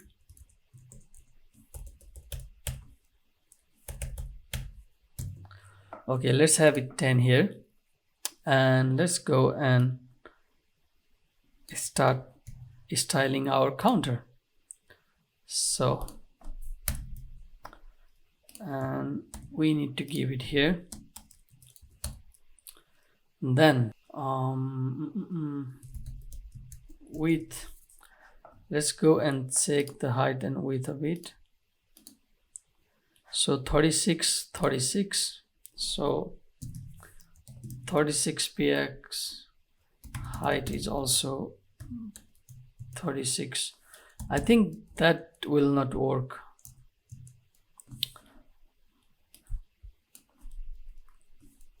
Okay, minimum width 36 px, minimum height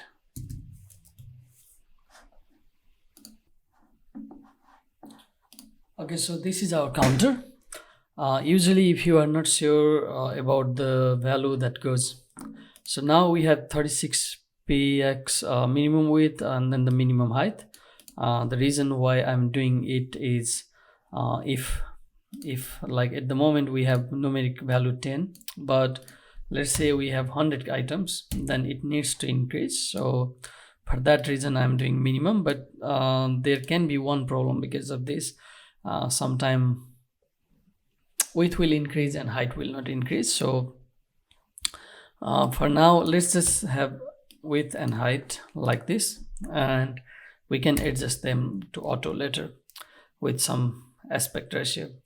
Anyway, we have to give display flex because we have some number value inside, and then let's do justify content center and also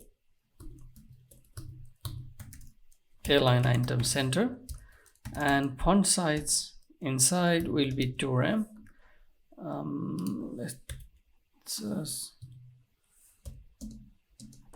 for now we can give background color to primary and then font color to white, but we will change this later by passing a color variable. So at the moment in our design we have it with primary color, but when we don't have any items in the cart and when the value is 0, then it's nice to also have a different color. So for that reason this color will go dynamic later, but for now I think this is pretty good. And one more thing we need to add is border radius, and we do 50%. And with that, I guess if we go back now, you can see that we have our shopping cart and we have our counter. However, they are not aligned, so that's what we are going to do next. So now we are inside this content, and we have our count counter. So let's go to content card. I think we already have it here, and looks like we don't have it. Okay, well, no problem. Let's go here, and all we do is flex, and then I think you already got the idea. I will do align item center, so that will align them to the center of each other. And do I need any spacing? I guess not. So for now, this should do, and you can see we have these. So the next is we have to increase the size of our material UI icons, and also later we will change colors. Okay, so how to increase this icon sizes? Let's go and let's inspect them, and we can see that it there. So if I go and increase the font size 40 pixel, that will increase. Okay, so the font size,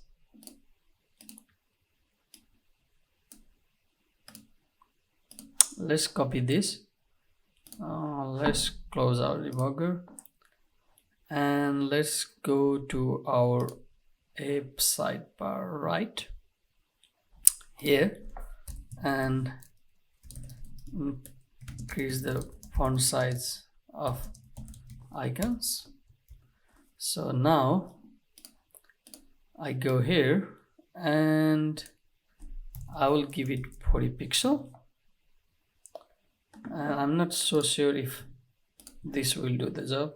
Oh, looks like it does. So we have this, we need some spacing.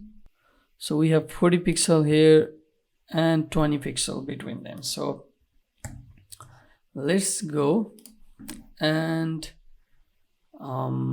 content card. So let's have margin right of 40 pixel. So that is 5 rem. And also here let's do 5 rem. And do we have all this? I will leave it like this.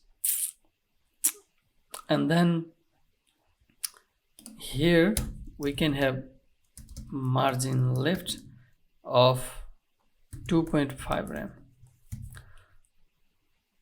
Okay, let's go and check.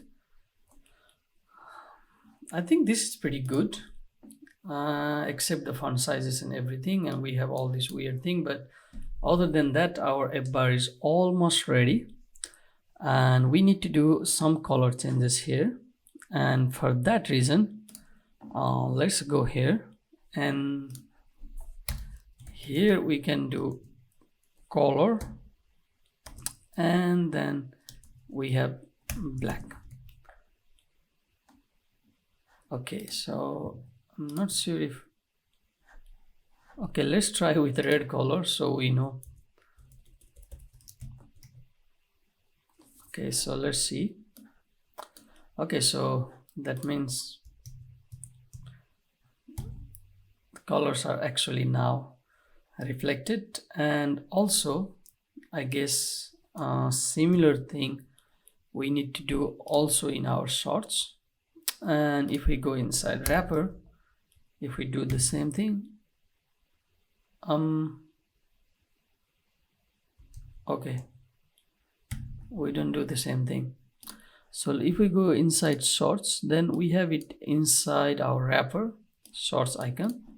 So let's go inside our wrapper, and here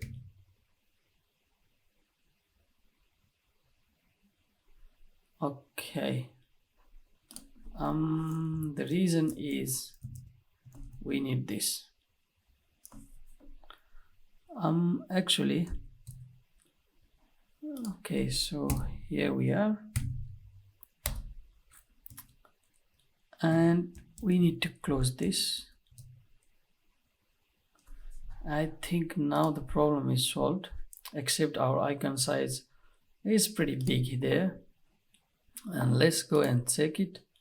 So it's 35. So instead of 4 RAM, I think that should do. Yeah, so that is all good there.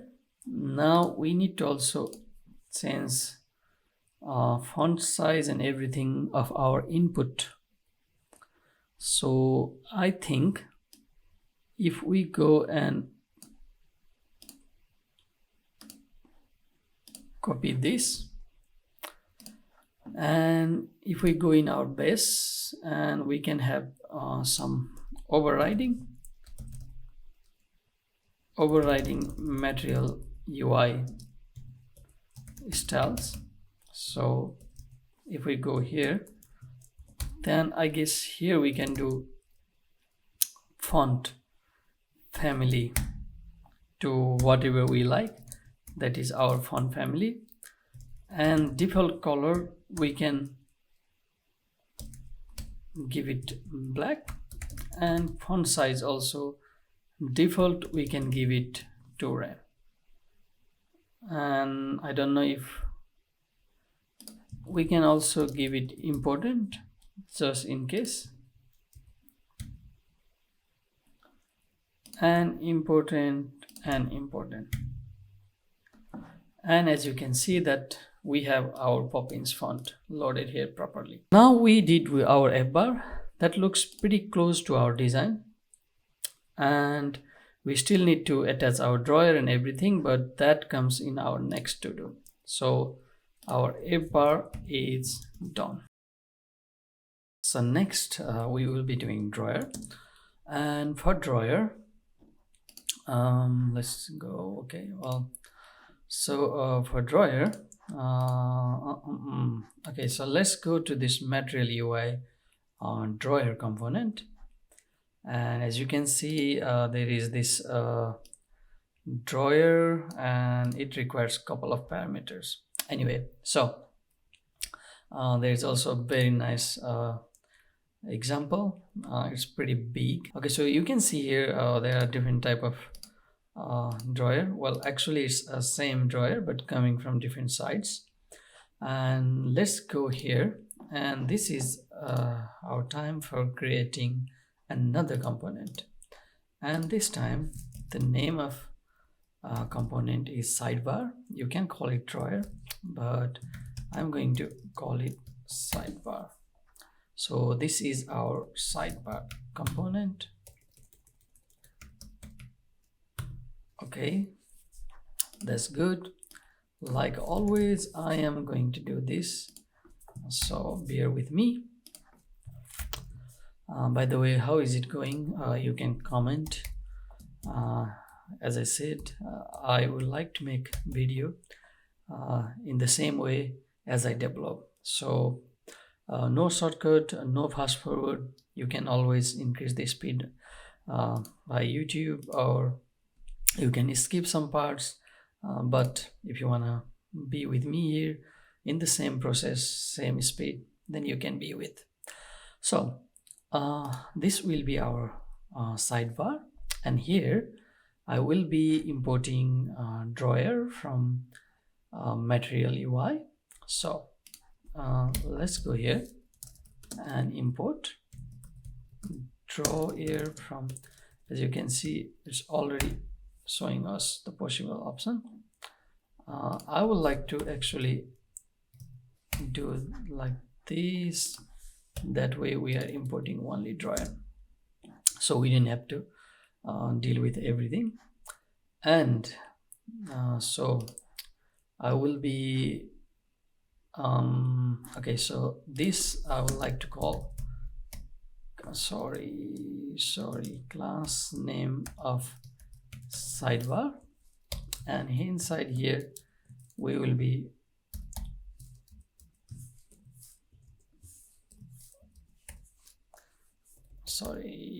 we will be rendering drawer. So let's go and let's have our drawer. So now this drawer it will need couple of props. So the first props will be anchor, and we can, as you can see here, left, right. For our case, right is enough. If you want to make it dynamic, then of course you need to pass a couple of more steps, but for us this is pretty good. And then the next is open stage. So this is our open stage. Let's say true in the beginning, but we will make it dynamic. And then there is on close, and for this we need some function, and let's also give class name sidebar drawer. Okay, I think that's all. So we need to think, how are we going to get all those states? So for now I will be making something here. So for example, on close, so let's write on drawer close function, and all it does, okay, this is interesting. Well, anyway, so on close, let's create on drawer close, and this function will close the drawer. So let's say whatever the state we will have, we'll pass the state here, and we'll use this function here. Okay, this is almost done. Actually, just realize it's better if we do drawer like this, and then what we can do is, let's just have a paragraph called drawer, and let's do a couple of paragraphs. Actually, we can even do S2 for now. We will be changing all this, but I always test with dummy datas and then change them as I go. So okay, so in the beginning we need to have some props. So we will get some props, and for that let's have interface. We can have type also. Actually, let's call sidebar props, and what we are going to do here. Okay, so we will have on click, or on click, that will be function, and then we will have drawer state, and that will be boolean. Okay, I don't know if we need capital boolean. So basically we will take two props for our sidebar. One will be on click. The reason is we will be clicking things here, and we will change the state from there. And then the second one will be drawer state. And how are we going to get that? Well, we will get props, and props will be our sidebar props. And let's already destructure here from our props. So we will have on click, and we will have drawer state, and this drawer state we will be getting, we will update here. So as you can see now, this drawer state will be true or false, because this is a boolean type, and we will be passing this as props. And on click, so okay, close the drawer. Actually parents function, so because this will be coming from parents, so I will be doing on click, and what I will pass is, I will pass opposite of the drawer state. So if it is true, it will be false, and vice versa. I guess you got the point. So now we have to import our sidebar, and I think the best place to import will be home because our Appbar is also there. So I will basically just copy this, and I will do something sidebar. Also, the reason why I'm doing here is because if you see in our design, we need to have a click handler in our Appbar, and from there we have to show our drawer or our sidebar. So that's why of course I can use Redux for that, but just for this I thought it's better that I will do everything in home, and I will pass on click in Appbar, and also I will pass on click in sidebar. That way both the states are done. So first thing first, I will do one state here, and that state will be drawer state, and that will be coming from our React use state, and initially it's false, and with that I also need to have set drawer state. Okay, so now we will have a function here, and this function handle drawer state. So handle drawer state, and this function will have value. Okay, this will have a state. So it will have a state, and this state will be Boolean. Okay, and so what we will do is whatever we get from there, we will update that to our state. So when this function will be called, we will be passing argument, that is state, and whatever the state will be, we will be setting that to our drawer state. And with that, now we have our drawer state, and we can pass our drawer state to our sidebar. Okay, now let's import our sidebar. So import sidebar from basically same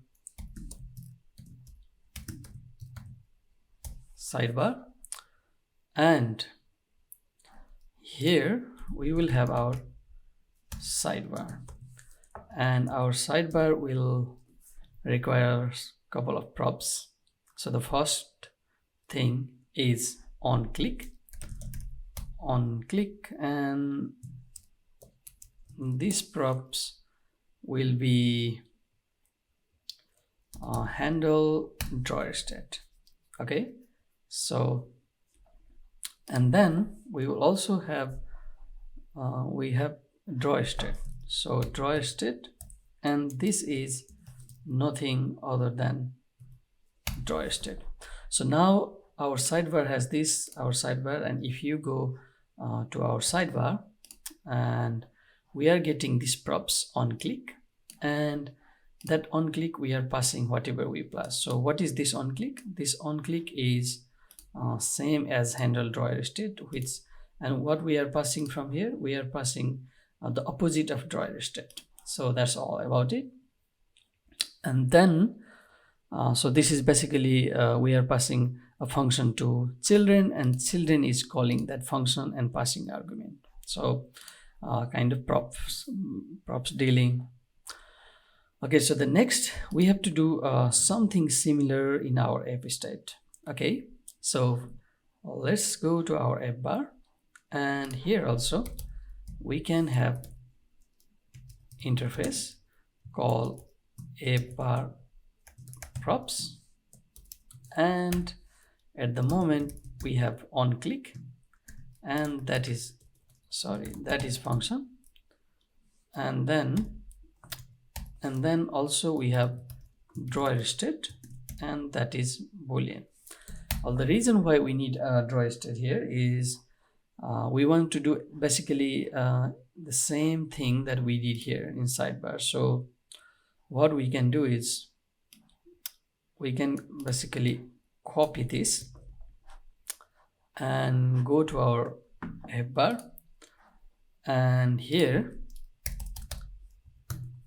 so we can do the same thing. Well, we don't have these functions yet because we have to initialize that and take it from props, but we can, instead of on drawer close, we can do on drawer click.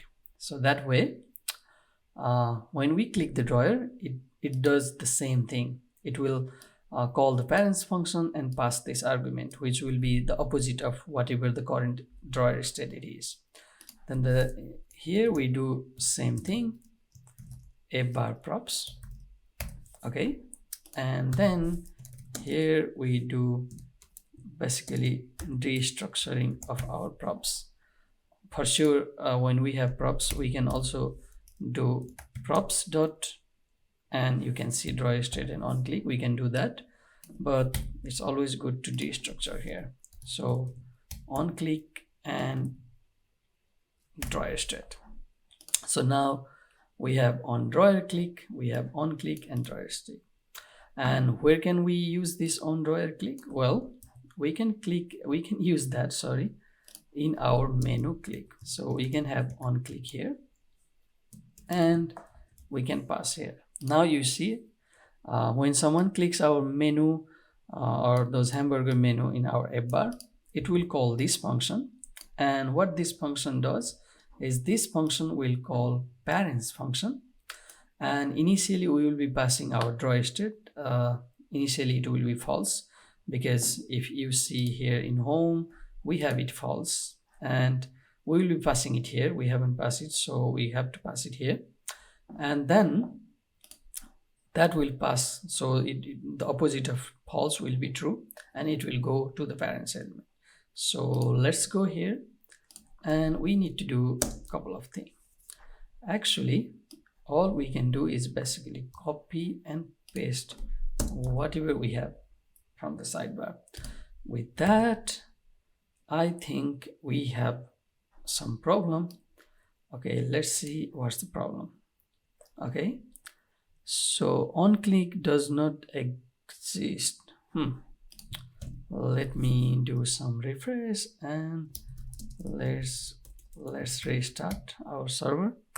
Sometime that also solves and sometime not. Let's see if this does or not. If not, we might need to change name also, because I don't know, on click.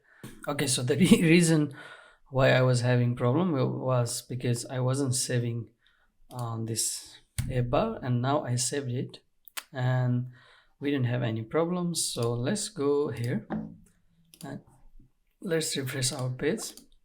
As you can see, when I click here, we can see our sidebar drawer, and that's pretty good, right? Okay, well, there are a couple of things. We can change the mouse cursor to click, and then when something is click, we can also have some close, and we can increase the width of it, so a little bit of styling. So let's go, and now our Appbar is good and everything is good. So let's go to our sidebar and let's have sidebar.sass, and here, just like everything else, I will also import our base. And then, do we have sidebar? I guess we do. So now here, let's go to our Figma and let's see what we have in our drawer. Okay, our drawer, it has a close button, themes. Anyway, so first thing first, the width is 500. I think that's pretty big, so let's go and let's give it minimum width of 400 pixel. We can give background color to our white, and what else? Well, for now I think that's all we need. So if we give, okay, what happened? That's interesting. Okay, let's try to debug.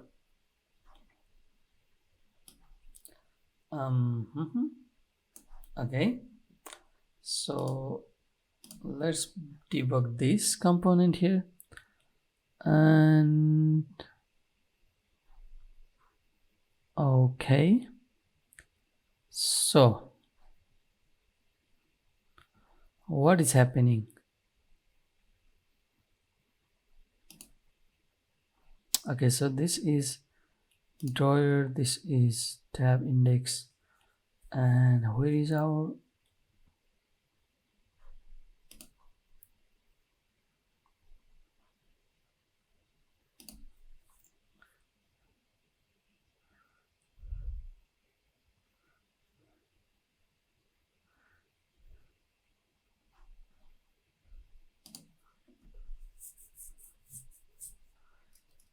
okay, so width of 300 pixel, 250 pixel. Okay, and left auto. Okay, so let's go and copy this. So let's go and let's do the same thing here, and let's see if it changes. Okay, so now we have a drawer. So the next thing, we have to go to material UI and material UI icons,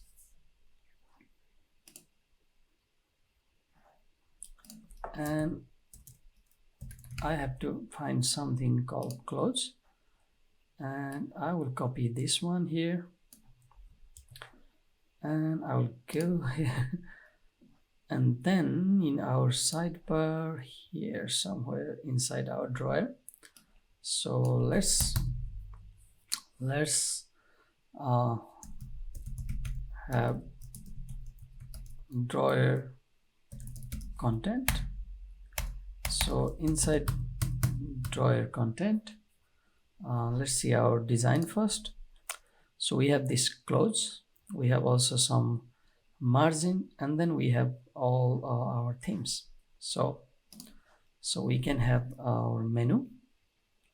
So for that we need to import this, and then we can have our menu.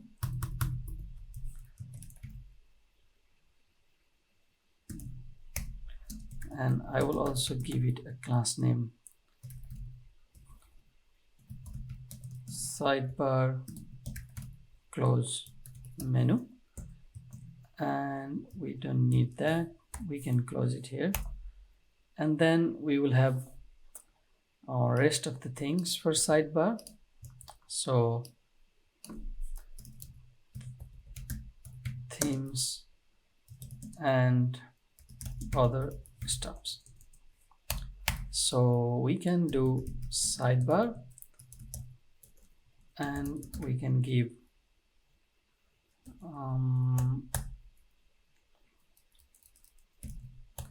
what are those menus.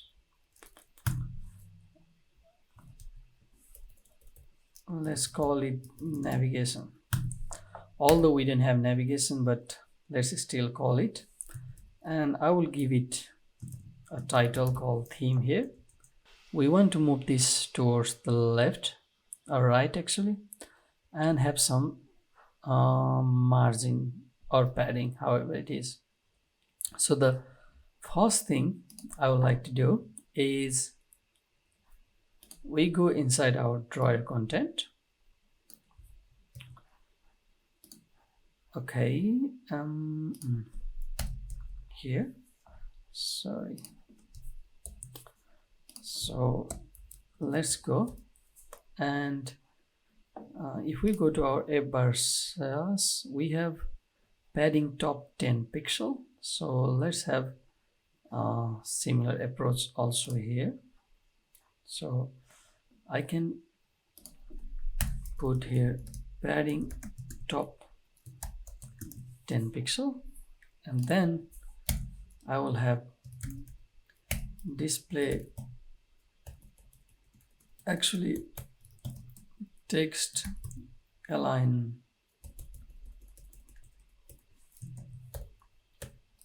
So we can do display flex, then flex direction column, and then just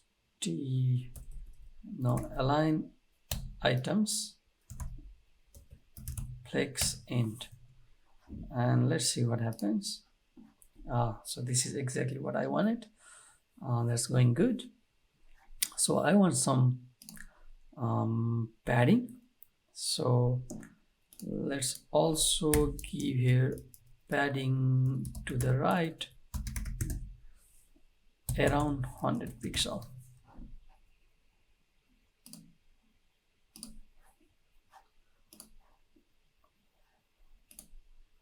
Okay, something did not, well, we want that to our content. So now we have 100 pixel, looks like that's quite big, so I will only do 40 pixel, and that's pretty much good. And also looks like our padding top is not working, so padding top also I will give 40 pixel. Let's see if that's too much. Okay, that's a bit too much. So that, let's do 20 pixel. I'm not doing a pixel perfect design here, so, and then let's go to our sorts, actually our Appbar, and in our Appbar SASS we will get okay, so this is what I exactly want. So the same size. So inside our drawer content, I am going to do this. Hopefully that will increase the size of our drawer. Yes, that's good. And also I would like to do a cursor pointer, so that way when we are hovering here you can see that we have this cursor pointer. And then the next thing is we have to go to our Appbar, no, actually our sidebar, and do we have on drawer close here? So I use this function, and in our close icon I go and I do on click, and then I pass this function. So that way, and now we can close this by clicking this, and then the rest is just about designing all these colors. So first thing first, let's go and copy this navigation, and that will be under this. So I will have a little bit of margin top here. I will have around 20 pixel, or that can be 2.5 rem. Actually, it's always good to use rem instead of this, and this will be 5 rem. Yeah, well, these big pixels are okay, but this is smaller, it's nice to have it. And I think I can have padding right at least 1 rem. And then what else do I have here in our design? Okay, so then we will have all our links or whatever these are. Okay, so this is pretty good, I guess. So yeah, we have our themes, and we will have all our themes loaded down there. So let's go and so inside theme here, I will like to, well, let's do just on order list, and this will be a list with how is it, the name, there's 24, so S2, and so S2, and what was it there, so the first one is blue, and then we can have span,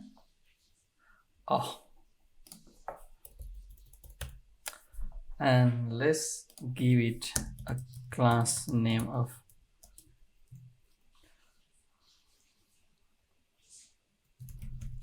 sidebar blue box, and we can make it dynamic later, but this should do.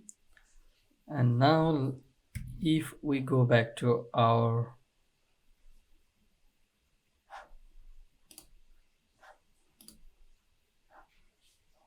we have something called blue, that's fine, and we need to do some styling there. So the first thing is inside there we have UL, okay, we have UL, and inside UL we have list. So now let's duplicate this, actually let's make 3 of those. We'll change the color later, but for now let's just do it yellow. I don't know if we have that or not, but anyway.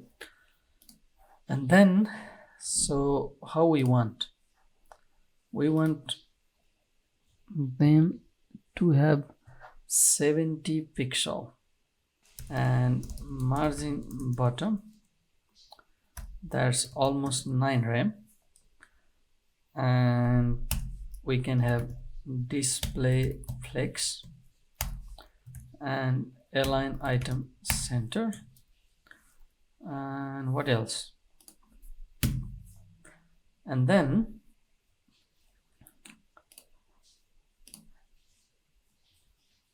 okay, this should be pretty good. Let's see, okay, we have pretty good. So now let's create box, and if we go here, instead of box, let's just call sidebar.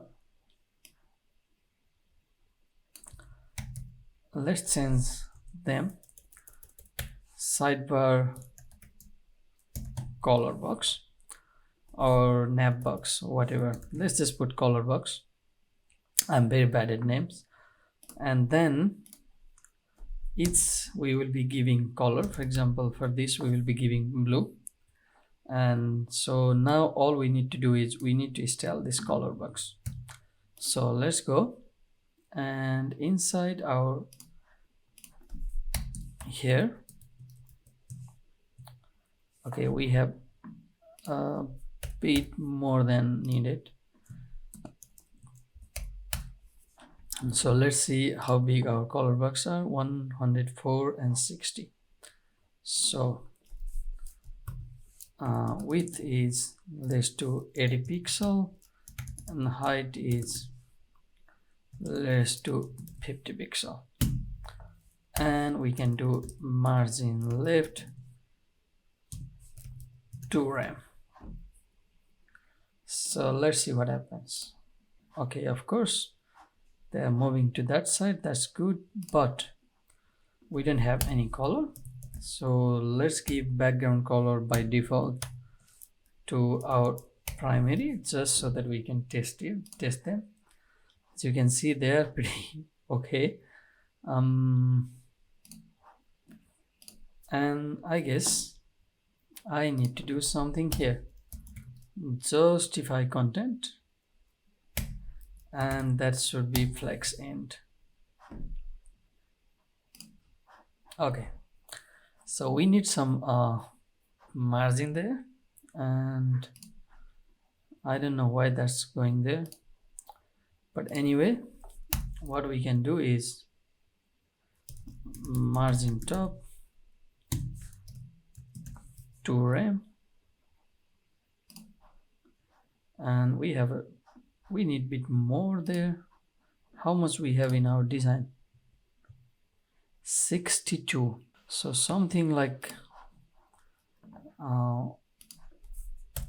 8 rem here, and this is bit too much, so I will decrease them, and let's see.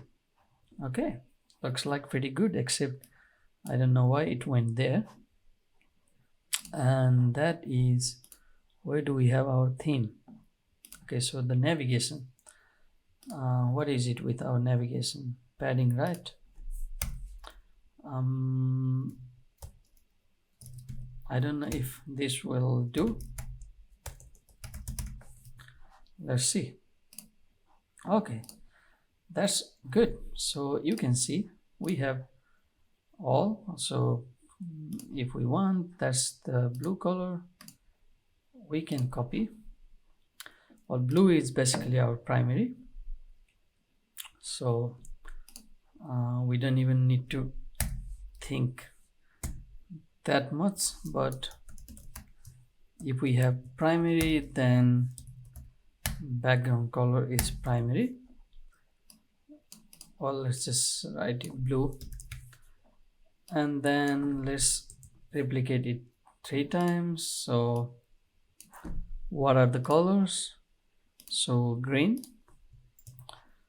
and we go here and we do it green, and we have our green color.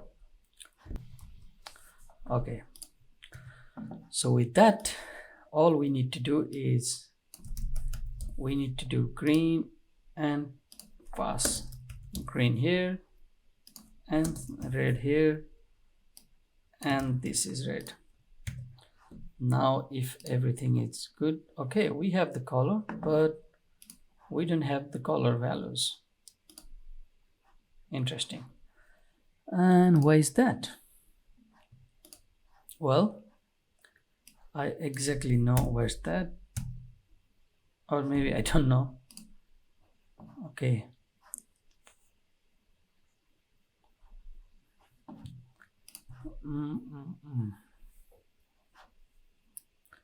let's see. We have blue class, green class, red class, and they are inside our link, right, our UL. So let's copy these and put it inside our UL. Oh yeah,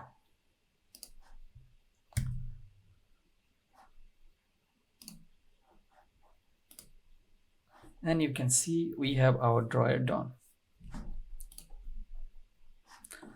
So now we have our drawer. We still don't have our click handler and everything, but we will be dealing with that when we will be actually changing our themes. But for now, our closing works. We still need to give a cursor here, but other than that, I think we are pretty good. Yes. All right, so now let's go to our Appbar, and somewhere here, menu icon, we need to give it class name, and let's give it cursor. And we don't have anything called cursor now.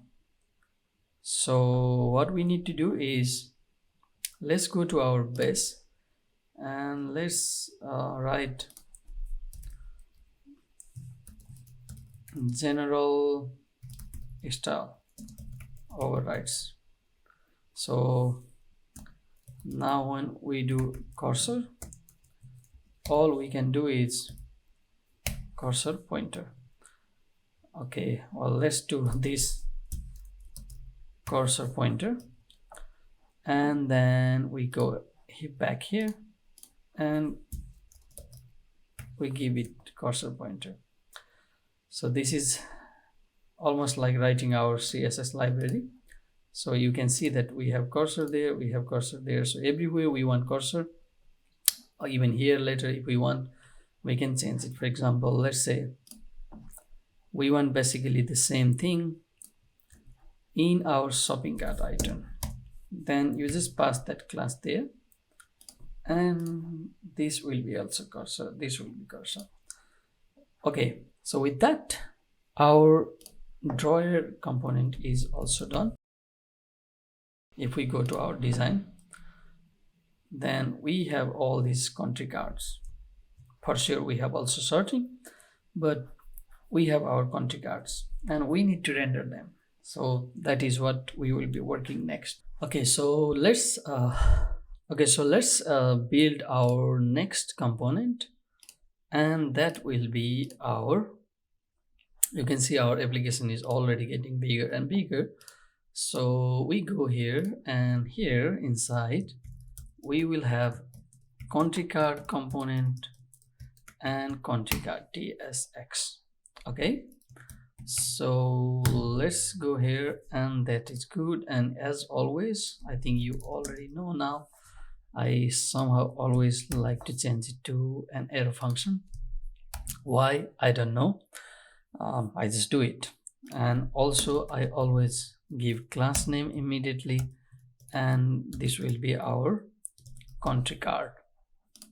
All right, now let's go and let's see a little bit how our country card layout is. Okay, so we have a country card, we have some shadow, and then inside our country card we have pretty straightforward everything, so not much. So what I will do, I will have flag, then I will have main title and also the region. So this is a country name and country region, and then I will have primary button. So let's do it, and I will of course have a wrapper. So I always do something, if you have already noticed. The reason why I do is this way I always get some room for. Okay, so for now we don't have anything, and alt, so this will be country name, and that's it. And then we'll have a title, so that will be, let's go and check the font size. So 24, that is our S2. So our S2, and for now let's write, okay, and then this will be our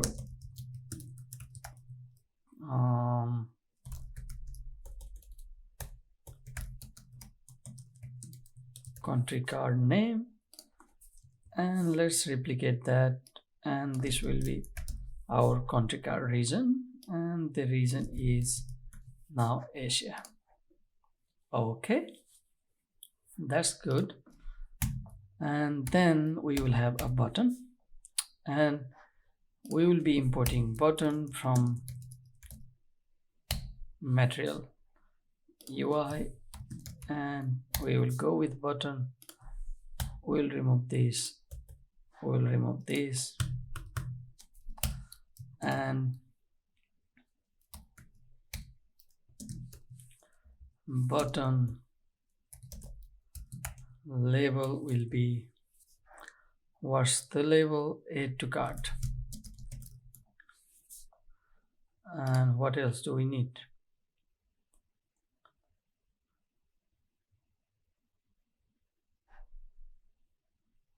Okay, well, what I can do is I don't know why it gave me warning, but okay, so we have add to cart, and I can give it. We don't have our primary CTA yet, but we will do it soon. So I think this is all, and just for let's go here. Let's Afghanistan flag. You know, if I go to Wikipedia, I copy image address. Okay, this is what I wanted. And then we go to our Figma, and here we have 294 and 175. And let's do something similar later, but for now this is all we need in country card.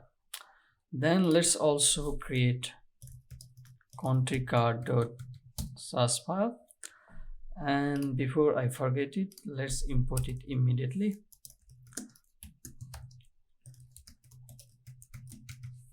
Okay, and then this is why I like to work with two screens, because so that I can see all this side by side. But anyway, now let's go here, and like everything, let's copy and paste it here, and then we can go and do our country card. And inside country card we have a wrapper, an image, a name, and reason, and so on. So first thing, we have a wrapper, and then we have not that sign, please. We have a name, and we have reason. Okay, so these are all, and we will be fixing primary CTA later. So I think all I need here is black, and here all I need gray. I guess that's all about it. And then inside wrapper I have image and maximum width. I don't know if I should do maximum width 170 pixel, and what was it? No, 294 175. Okay, let's do something like that. 294 and maximum height 175 pixel. I think this is not super good for responsiveness, but we have not done responsive thing yet, so we might need to change it later, but let's see. So we go back here, and now it's time for us to go to our home component. Here we are. Okay, so this is the thing I want to get rid of. Actually, okay, anyway, I don't know what I was thinking. So let's go and country card from components, country, and country card. That's it. And then we cannot render country card directly here, so let's do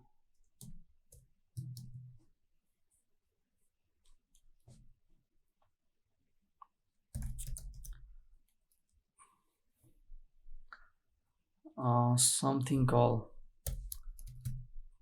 countries.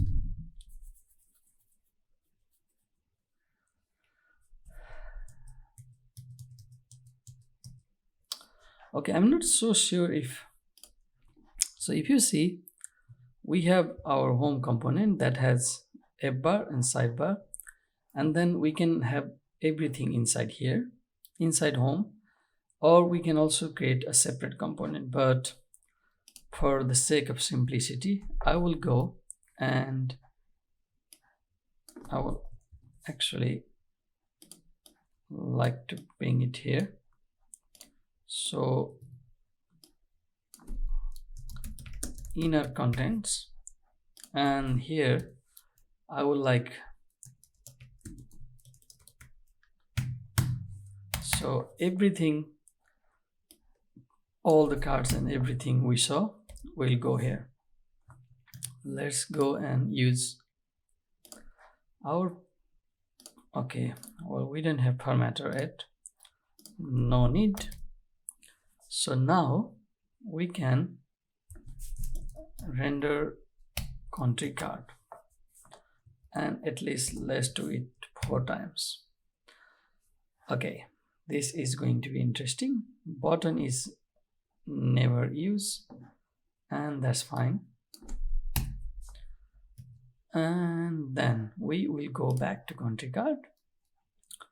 Let's do so that color is primary. Let's see what we will get when we have a primary button. Okay, so this is what we get when we have primary button. Okay, at least we have some countries list here, and I think it's time for us.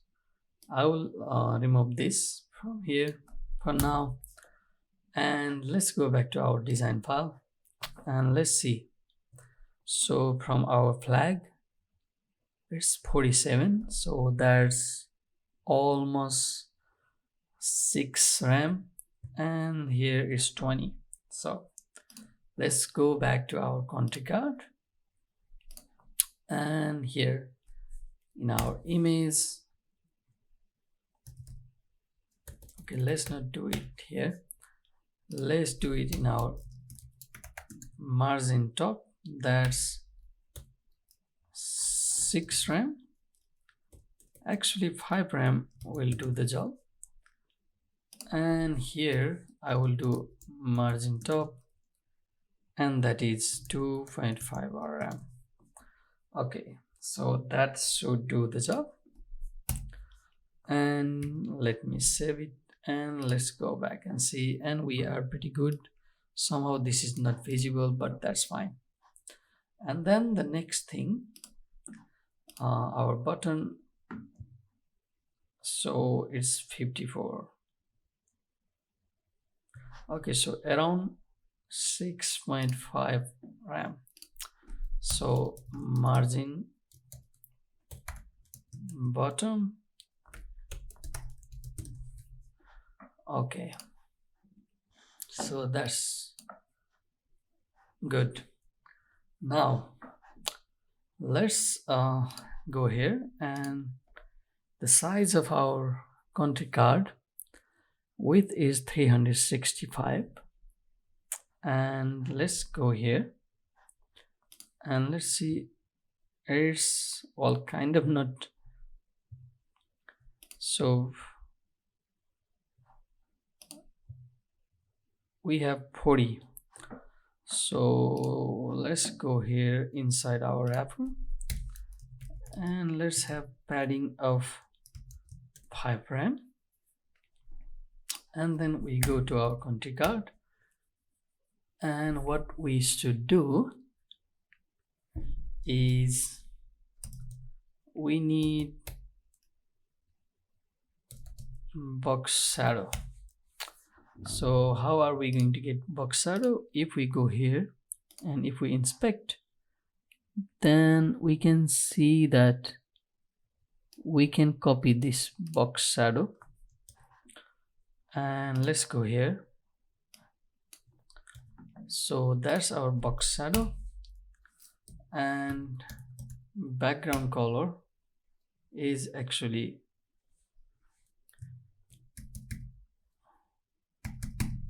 well, we shouldn't be doing this hard-coded value, but we are not using it in many places, so that's fine. But the best practice would be to copy this box shadow and this, and actually, you know what, let's go to our base, and here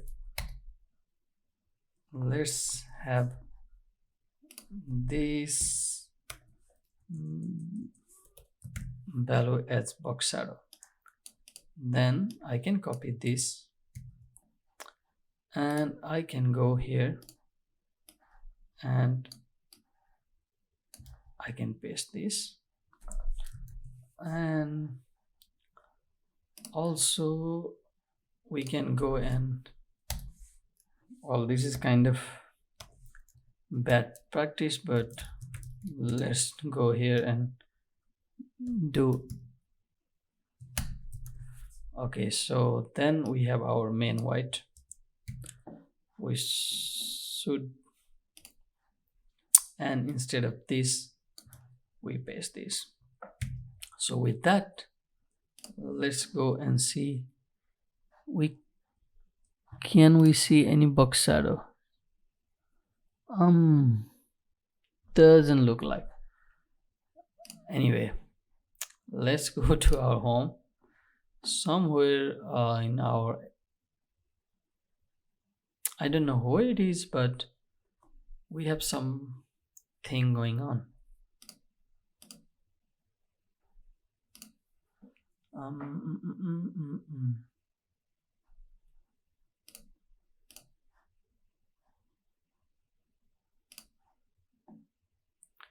So this is our home, and we have, let's go inside our Appbar. We have, that's good. Okay, just trying to understand from where we are getting this.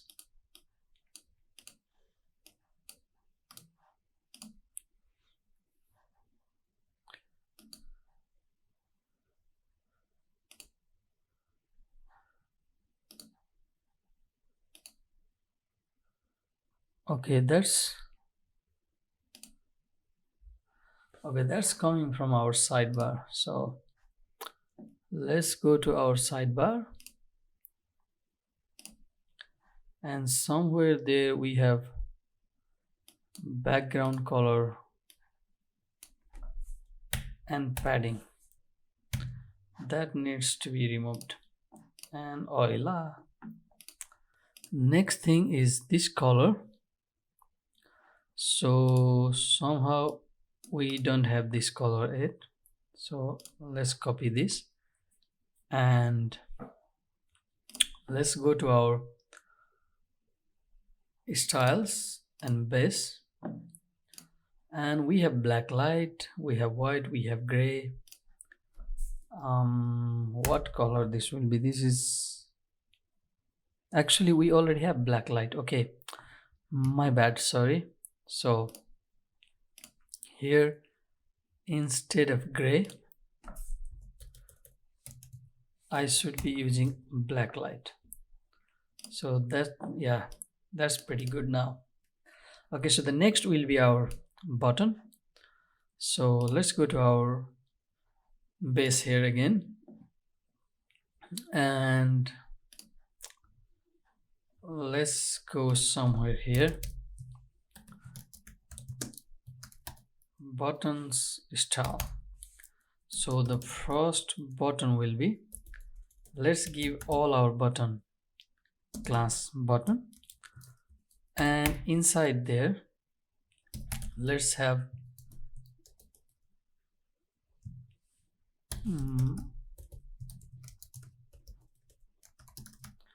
primary. So this way we can have everything we want in the button first. So that is, font is 24 pixel, pop-in 600, that's medium. So, and then the border radius is 8. So let's go. we don't get anything, and it is because we have to do something here, and that is it should be button primary. So if everything is all right, we should be getting something. We did not. Okay, that's interesting. So why is that? So we have button, and okay, let's see if so. First we need to pass it button, and then button primary. We got something working here. However, our background and things are not working. So let's go here, and like everything, let's make it important, and also let's make this also important. And then we can go here, and border radius, was it 8 pixel? Yeah. Well, now we kind of have something. Still our box shadows and those are not correctly there. And let's go and inspect. Okay, our country card is pretty big. We have to also think about that. And we have box shadows, but somehow we can't see them. It is because we have our background color blocking our box shadow. So in that case, let's remove this and let's go and check. Okay, so we have our box shadow, we have our country. All right, so for our country card, let's also have our maximum, not width but height, and that will be 350 pixel. Again, when we do responsive, we have to think about minimum, and then we have to think about with 100%, but for now we are not thinking our responsiveness 8, so this is pretty good. All right, so we need to make our button full width, and also I think we have some problem with our button size. It's pretty big, I would say. So first thing first, let's do this. And I don't think we need any padding because Material UI does that.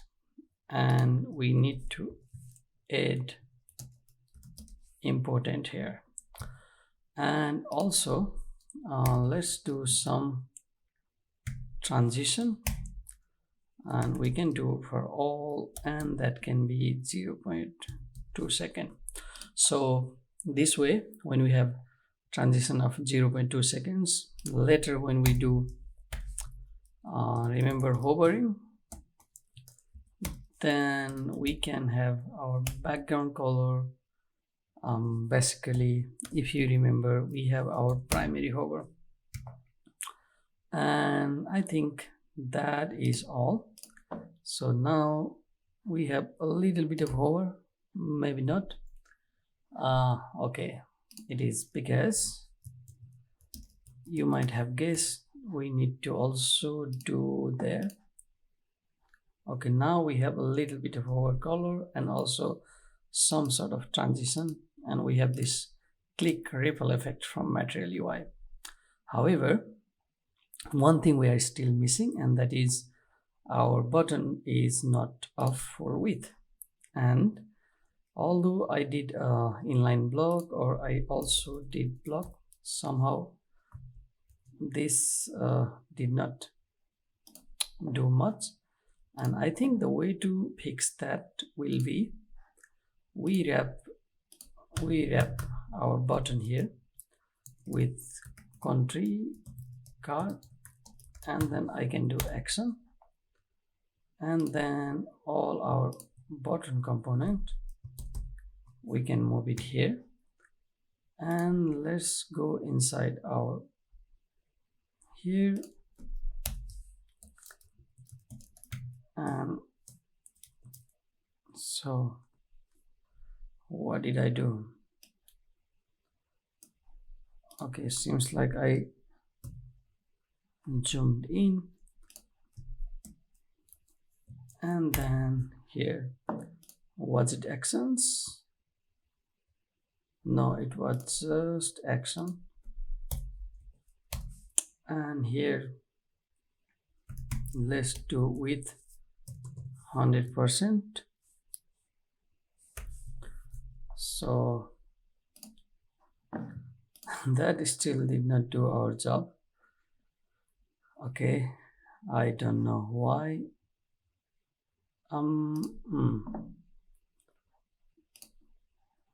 Do we also need to do with 100% here? Yes, so that did the job. With that, our card component is also done, so we can go and here we can mark it as done. However, we need to have our card data like this. So for this, let's go and let's modify a little bit of our home component. I will close everything and I will go back to our home component. So as you can see, we are rendering everything inside home contents. The best approach will be, instead of rendering everything in home contents, let's create another component, and the component will be country list and country list.tsx. Okay, so like every time I'm going to do this and this.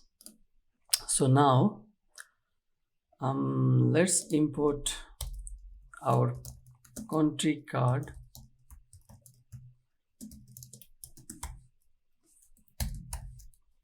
here, and let's remove everything from here,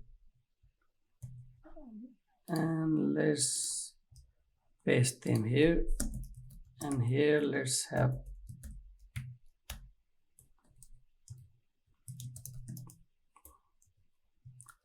class name country list, and let's save this.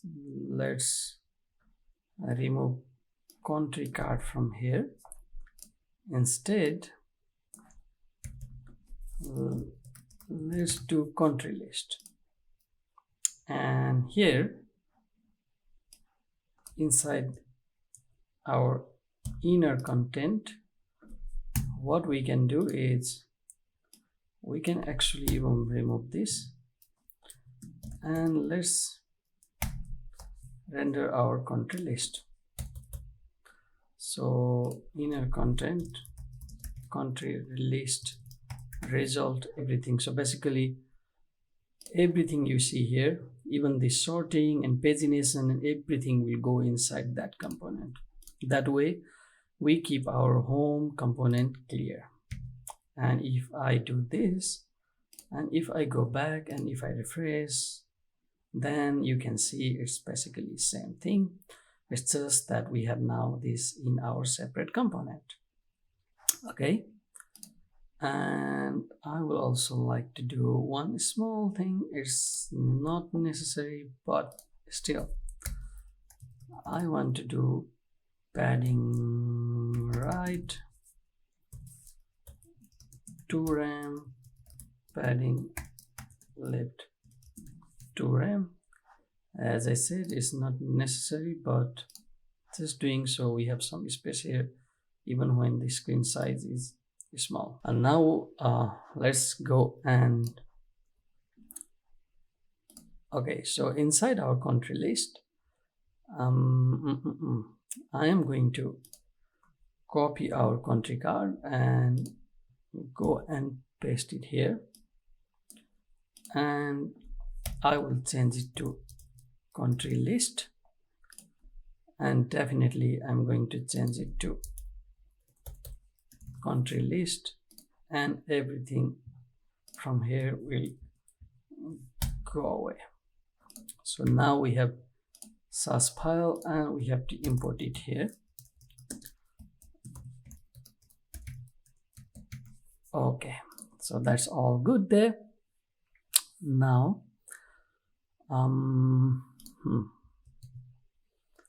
okay, so we have to do a little bit of planning here.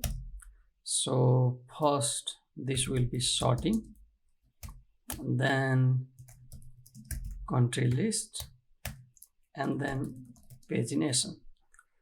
Okay, let me comment this out. Somehow my shortcut is not working for comments, so I have to do a manual way. And what we do is here sort, so that will be there, and here we will have country list, cards, and then we will have country list pagination. Okay, pagination. So we don't do anything here for now, but here we will paste all our country cards. Then let's go and let's do a little bit of styling for this. So now if we go here and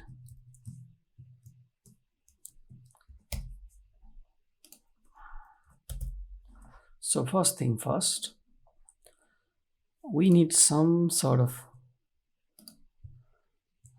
so let's go here and let's have margin top of 5 rem. That should do the job.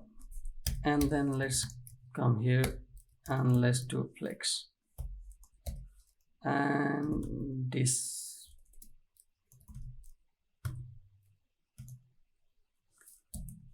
is spaced evenly. And with that, ta-da, you can see we have this. However, I just realized we need to give I think it is better if we go to our home. No, it's better we go here, and here max width. If you remember, we have a property called max width, so that way we are getting max width. However, we need to also give, actually let's do that. Margin top is 5 rem, and then auto, and bottom for now is 0 and auto. And let's remove this. I guess this way we will have it. Okay, that's good. Kind of good, kind of not good. In design it was aligned with everything, so why is it happening? Let's go to our country card and let's decrease our maximum width, and here let's do 150, and this also 150. So at least our cards are smaller in size now, and well, this looks pretty okay for now. We'll fix our CSS and inlining later, because anyway we have to do pagination, sorting and everything. So this is pretty much done. The next will be API data fetching. Okay, so to fetch API data, we can close all these, also this. Then let's go to our Redux. That's where we will be fetching our data, our API call. So I will go inside Redux and action and country action. So now before everything else, I would like to import a couple of things. For example, I want to import something from Redux, and that is dispatch. And also we need Axios, and we have Axios. All right, so with these two we need to create a function, actually action function, and that is called page countries data. So and now what we can do export function page countries. And if you remember, we could have done everything here, but we have all these separate things. Actually, this is not even page all countries, it's actually countries loading or dispatch loading. It's kind of bothering for me that why I didn't write this page countries loading. And well, but the thing is we have to do it everywhere. And anyway, I think it's better we go here and let's see if we can change this page countries loading. Let's put this loading here and page all countries. This should be loading action, and here I should also have it loading action. So that's good there. And then I need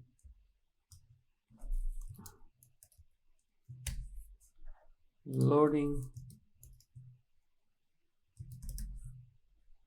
Actually, I don't need this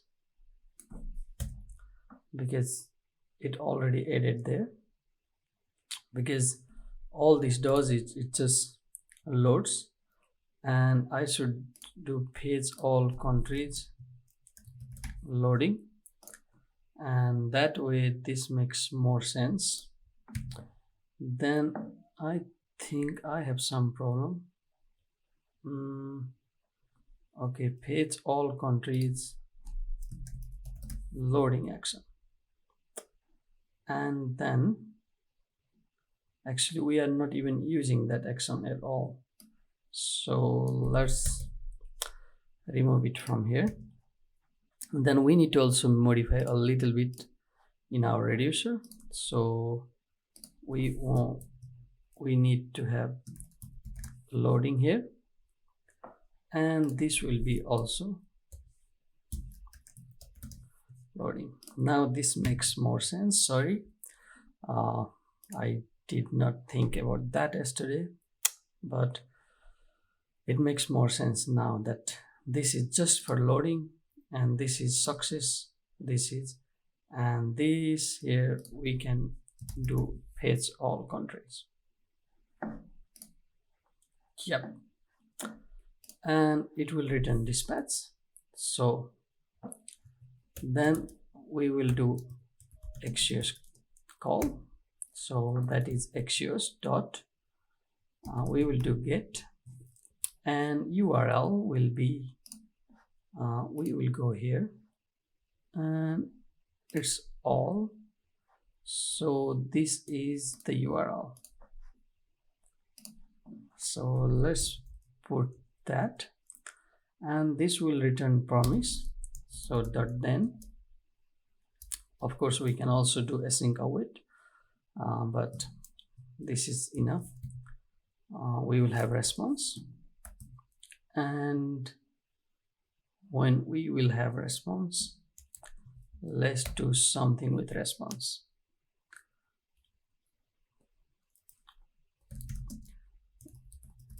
Let's do countries response.data, and we can dispatch. What we can dispatch? We can dispatch page all countries success, and if you remember, it expects something here. It will expect these countries, so we will be passing countries. We can, okay, well, then that is good. And we have to catch also error, and so when we catch error, let's do, I think it's better if I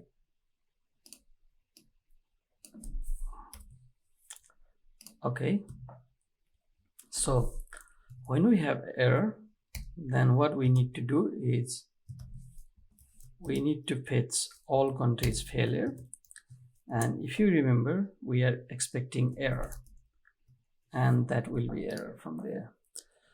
Still, I think I am missing something from there. This okay, what is it expected? Okay, one more here. So what happens, we will be calling this fetch all countries in the very beginning, like when our page loads, and then that will do a couple of things. First, that will call Axios request, and if everything is good, we will get response, and we will be saving response.data, that will be countries list, and we will be dispatching this action, and this is basically this. That's why I was telling you that we could also do directly this here, and then instead of having this function, we can also directly do this here. The reason why I'm having it here is in future, if we want to use it in some other places, it's much easier to use function name rather than all these types and passing payload and everything. That's the only reason, but it's not necessary. So now what we need to do is we need to fetch these countries. We have to dispatch this somewhere. So what will be the best place to do that? I guess the best place to do that will be, in our case, home, because that's where we will be calling a lot of things. So let's go here and let's import that action. So we will be importing Redux and actions. We don't need that, and then we can do page all countries. So we have that action here, and we need to import something from Redux, actually React Redux, and that will be use dispatch. So somewhere here, let's initialize dispatch. So basically this is just a function.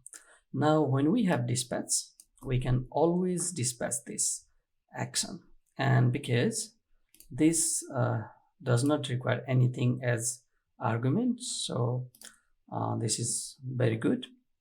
And now where are we going to dispatch? Well, we need to call dispatch page all countries when page loads. So for that we need a hook, and that hook is use effect, and so what happens is if we pass empty array, this hook will run only once when the page runs or when this component renders, and if we pass other dependencies, then it will also run when other dependencies takes place. So in our case that will be dispatch, because every time dispatch updates, that will dispatch, and all we need to do is dispatch. And what we need to dispatch? We need to dispatch page all countries. I'm not sure. Okay, well, anyway, I think this is good, and we will know that if everything is good or not. How will we know that? Let's go to our React application. Let's go to our here, and as you can see, we have page country success, and if we go to our state, it says undefined. Interesting. It is successful, however it is undefined. Actually not. So if we go to our country reducer here, then we have all the list of countries. Interesting. So we already dispatched our countries list. So a little bit walk through what we just did. Inside country action, we have all these actions from yesterday. I just changed the name because all this does is loading. And then we have now, when this file runs, it will do the Axios call, we'll get data, and then if everything is good, it will dispatch this. If we have any error, it will dispatch this. And in this case, it looks like everything was good, so this got dispatched, and we are sending all this response data, all the list of countries that we are getting from API here. And when we go here, so, and this will dispatch this Redux reducer event trigger or type with this payload, which we are getting from our Axios. And when you go to reducer, so in the beginning, this will be fetched, and then actually I'm not sure if that will be fetched at all. Okay, I think it won't be. So what we can do is, when we are making this call before Axios call, what we can do is we can do the same thing, dispatch, and in the dispatch we can call loading. Okay, so with this, when we call this function first, this will run this. That means it will set our loading to true, and then the Axios call will happen, and if it is successful, this will run. If it is failure, it will run, and then depending on here, if it is success, it will pass all those datas from our Axios call, our API call, to countries. And we are calling that in our home. So we use this use dispatch Redux hook, and what it does is it helps us with this dispatch. We can dispatch all our Redux action. If we need to pass something, we can also pass something here. Okay, so, and everything is working good, and we have our data. So let's refresh, and let's go here, and you can see we have first loading, so it changes loading to true, and then we have loading to false, and it changes datas to actual datas, actual countries data. So we did this, done, and then now we will be rendering actual countries. Okay, so that's our next process. So for that, let's go back to our country card, and if we go to our components, now here in our country card, we need to have some type. So let's say type country card. We could also do interface,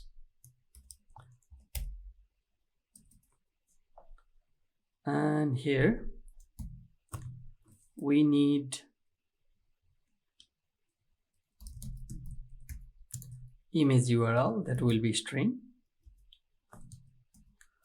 and then we need name of the country, that will be also a string, and then we need region, a string again, and what else do we need?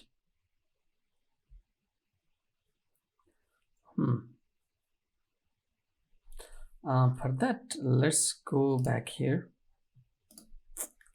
and let's go to our countries, state, countries.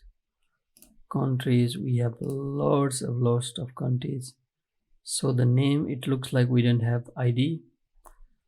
This is flag, so it's flag, not image URL. So let's go here, let's change this to flag, name, region. For now, I think this is enough. If we need more, we will be getting more from there. Now let's do these props and country card props. Actually, if we want, we can also do something like this, which we didn't do before. And here we can already destructure.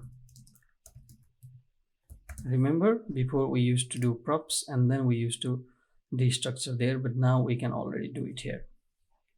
And then we need to change this flag to our flag. This will be changed to name, and we will also change name here, and this will be our region. Okay.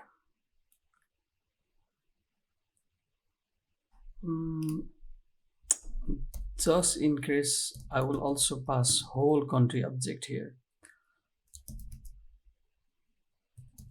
just in case. I don't know if I need that, but okay, let's pass country object.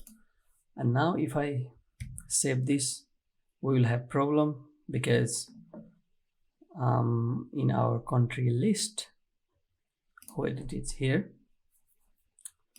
we are not passing all the requires.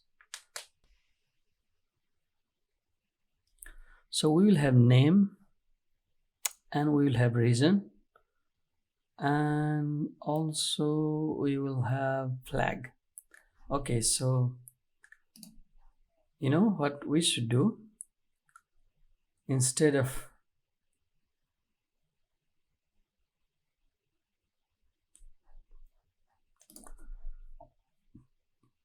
passing all these here and country object, what I can do is I can pass all the country here. So what we need to do, we need to import couple of things here.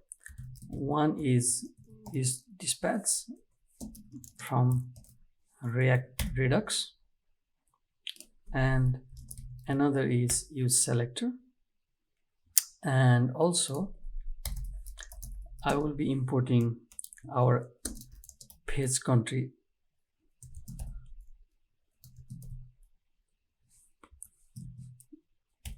actions, and let's have our page all countries here. We will be doing basically the same thing we did. So first get all countries from Redux state, and also let's initialize dispatch. So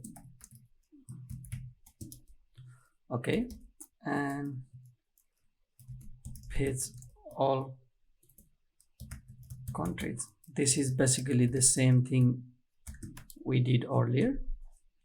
We can actually go to our home and we can copy this exactly like this. So okay, so this way we will get all our country list here in our country list component. And then we need to get all our components, so we also need something called state, and this will be also from our types.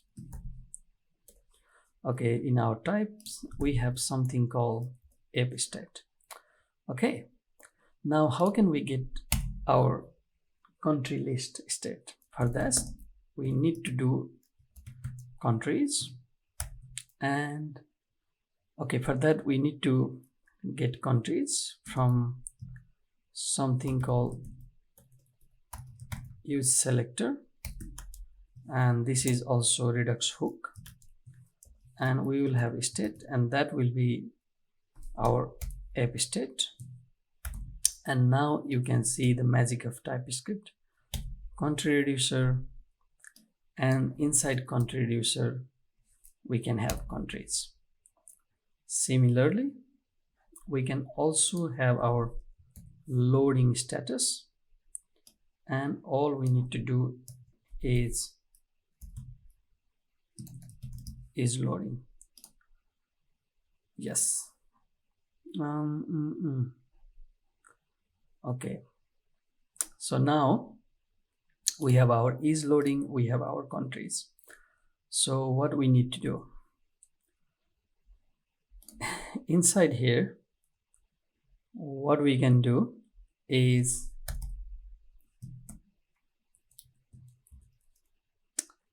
check is loading. If that's the case, then I can do loading, and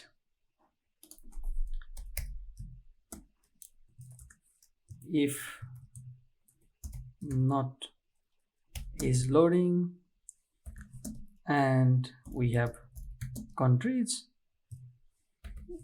then what I can do is countries.map, that will give us each country, and all we can do is render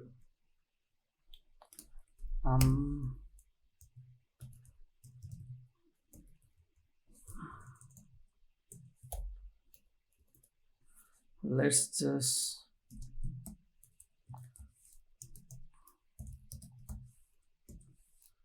country, and then we can do the key, that will be country.name. Well, it will say it does not exist. We can give it any. Okay, well, let's just not give any key. So what we are doing is we will get our loading and countries from our reducer, country reducer state, and if we have loading, it will show loading. We can even make nice animation later, but for now this is all good. And if it is not loading and there is some data in countries, that will be all the list, then we use countries.map, and that will give us each country, and we will be rendering country card for each country. And now we can save, and let's go back, and here you can see we have a list of countries of, okay, they all are going to. So now when we refresh, you see it's loading, and then we see all the countries. Again, if I refresh, it's loading, and then if I refresh, loading, and then we have. Now we need to do a little bit of styling. Our cards are here, all good. However, they are not the way I wanted them to be. So let's go here, and here I think I need to do plex wrap and wrap. What happens with evenly? Okay, so there we go. We have something, but still I would like to do this space between, and that should inline it. But in our design we had 4 columns, but there we have only 3. Okay, because if you see, our design is pretty big. The maximum width for our design was 1681, and in our case the maximum width is not that much, so that's why we have only 3, and it's pretty good. Okay, so render actual countries, this is already done. And next is we have add to cart action and reducer. Okay, so now let's go back to our code. Here we are, and let's close everything else. We don't need this, and we don't need components for now. And what we need now is, just like our country reducer, we also need something for our cart, because the next thing we are going to do is our cart. So in our cart reducer we need a couple of things, and also if you remember, we will also need to define types for this. For example, all the reducer case type as well as action type. So we will do that later, but for now let's have initial state, and our initial state will be just cart. We are not going to do any loading or error handling for cart, just because if you see in our design, then it is not visible until and unless we click it. So we will probably only click it when we have some data there.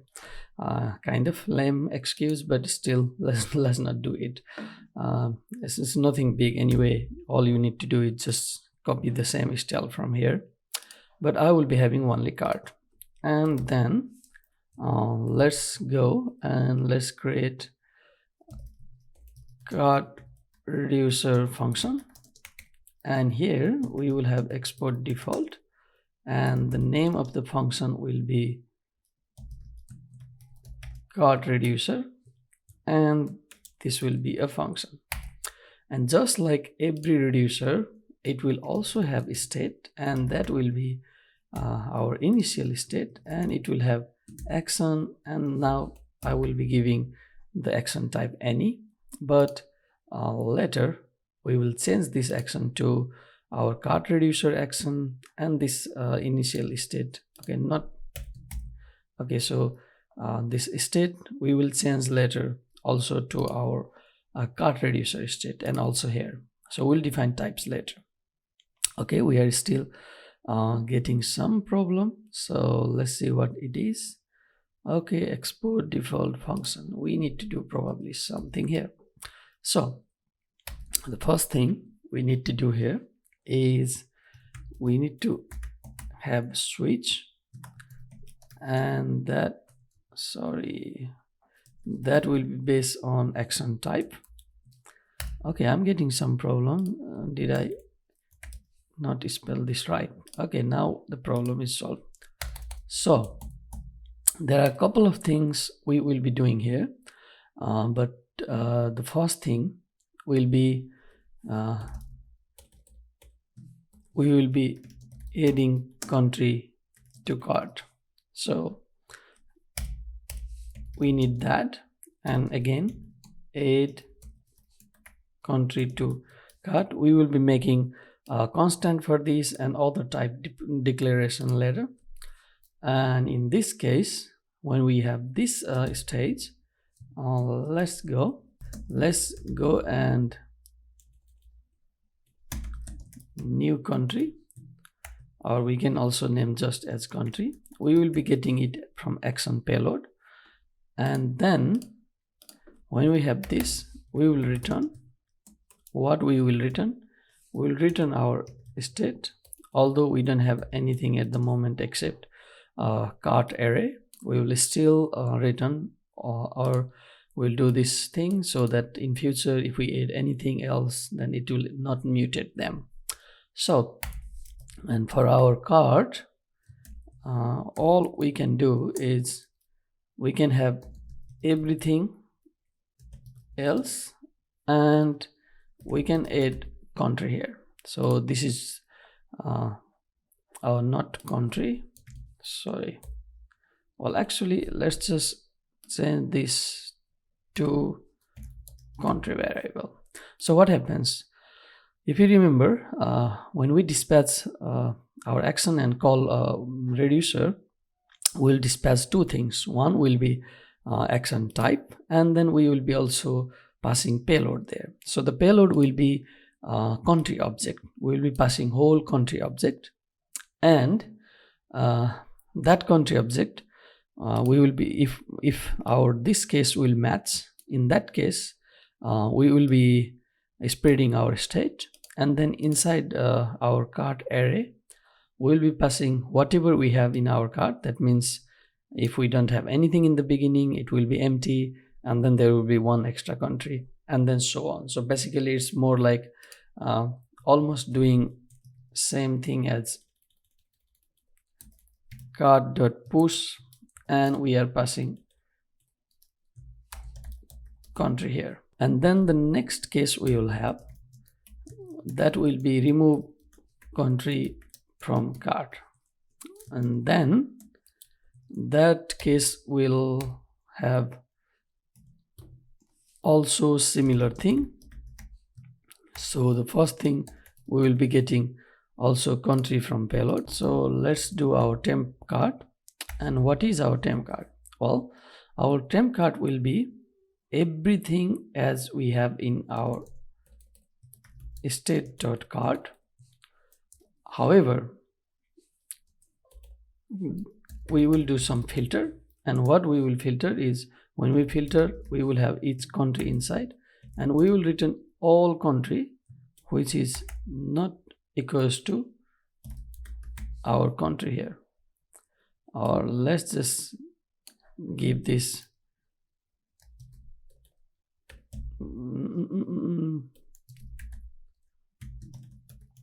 payload country,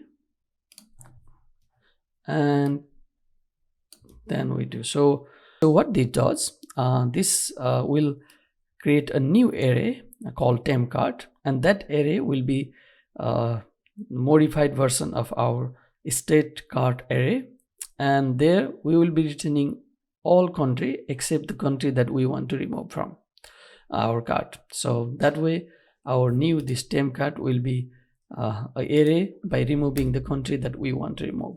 And now let's return our state, and then here our cart will be basically the new array of our temp cart.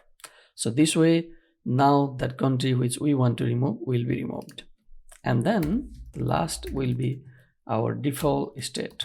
So now our cart reducer is almost done, except we still have to do a couple of things. And the first one is we have to go here and we have to import it, and that will be from cart reducer, and we can combine it in our cart reducer. So that is good there. Now if we go back to our page and if we open our Redux dev tool, then you can see here we have now two reducer state. One is cart reducer and another is our already existing country reducer. That's very good. So the next, let's go and let's do a little bit of type definition.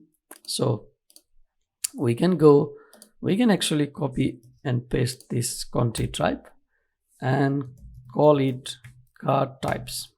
Okay, So the first thing, we need our cart reducer. So the first thing we want is we want our add country to cart. Let's go to our cart type and let's call this. And then another one we want is our remove country from cart. So let's copy this and also let's change this. And I think that's all we need. We don't have loading and anything. Then the next is, instead of country, it will be cart reducer state, and instead of we have cart and we don't have loading and anything. That's fine. That's fine. So we'll have two actions at least. One is add country to cart and another will be remove country from cart. So the first action will be add country to cart action, and that will have the constant add country to cart. And if you remember, our payload will be our country object. So for that I will go back here again, and you see our action type will be this type and the payload will be our country object. So that's what I'm doing here. And then the next one will be remove country from cart. Remove country from cart action, and that will have our this action type, and then the payload also will be our country object. At the moment we are only using object, but it would be nice if we have something called country, and there if we could do basically, let's say, name string and name string, and we just need to go here and whatever we have it here, we can go and modify this for each country. For example, our name is string, and then we have area is integer or number, and then we have languages, that is array. If you want to do that, feel free to do. Actually that will be a better practice. So for example, our flag will be string, and then our reason will be string, and then we will have our languages, that will be an array, and so on. So, and then what you can do is, instead of passing this payload object, we can pass this country, and also we can pass country here. But I will not be doing this. You can do it. I just showed you that if you want to do it, and probably if you are doing that, then the best place will be inside country types, and here that would make so much sense. You can even pass inside this countries array that country type. Let's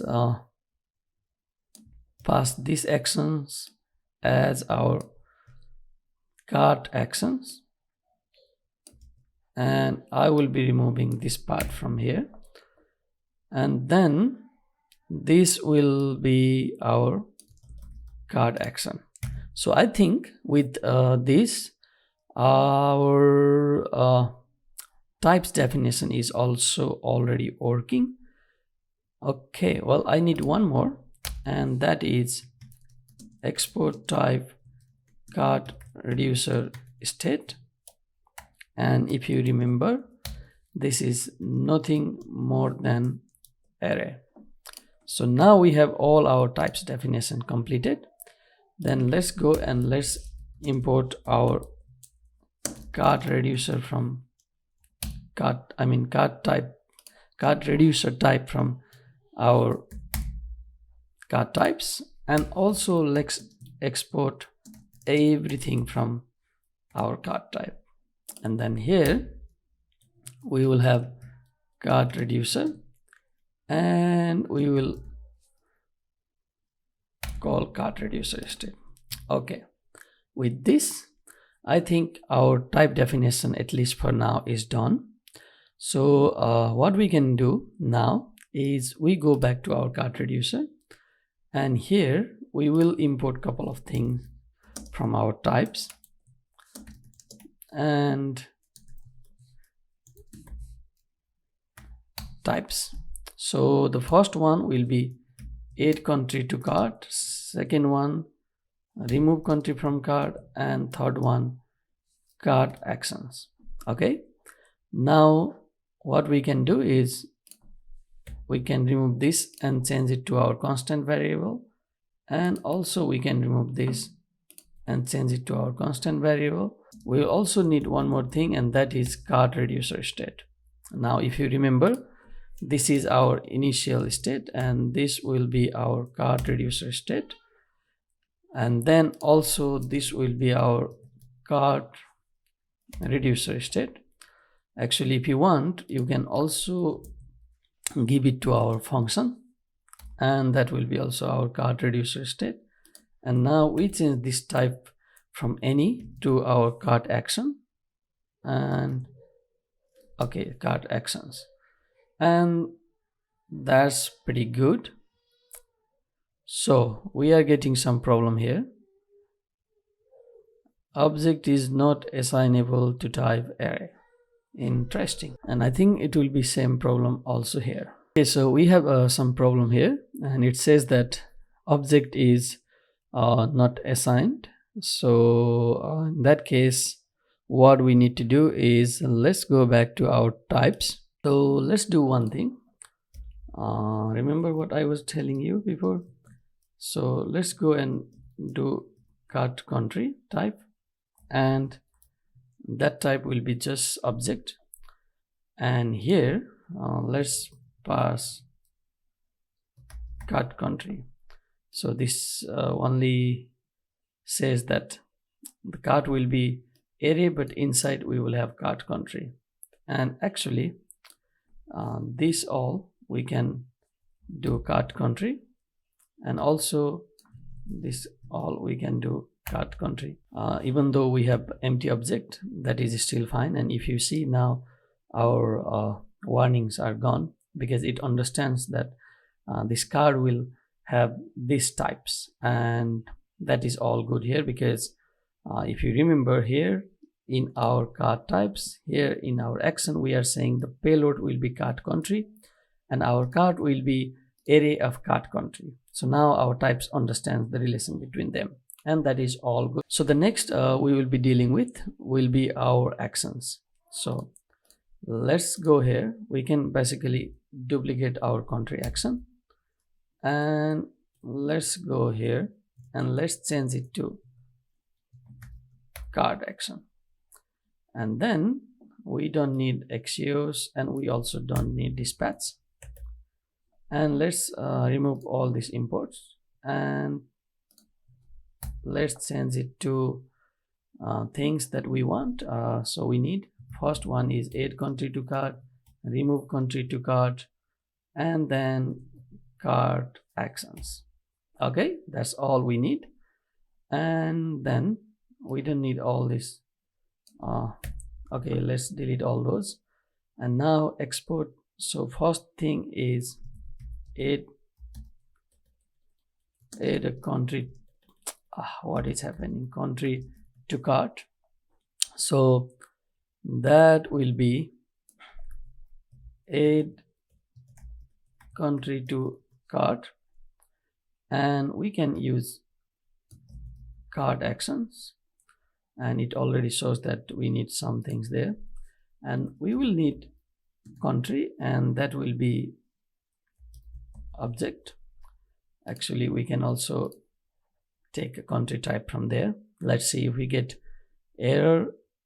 Then it's better that export type. Okay, it's exported. So let's bring that cart country, and that way here we can pass cart country type.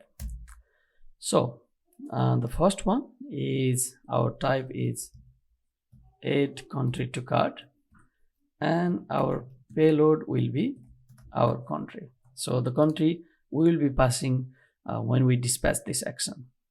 and then the next one, so remove a country from the card. So basically we can copy the same function, and let's just change name here, remove country from card. It will still take country object, and the only thing we need to change here is remove country from card. And with that, our action is also ready. So now we need to dispatch these actions to add country to cart or to remove country from cart.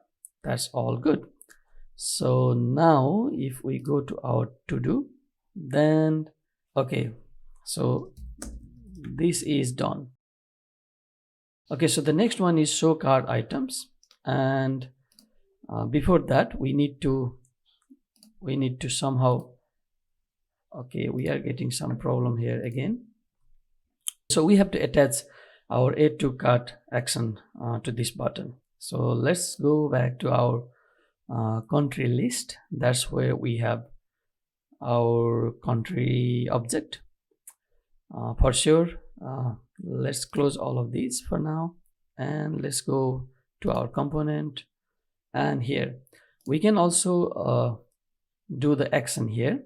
Let's attach on click, and that will be our function, and we will be getting on click from here, and that's all. We don't need to do anything else.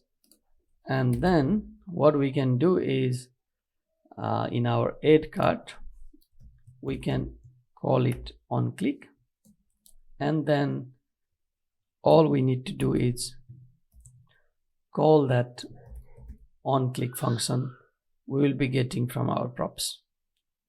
Okay, so that's all good. However, we don't have our on click function yet, so we need to go to our country list, and if you remember here we need to pass some on click function, and what that does, okay, that's the interesting part. So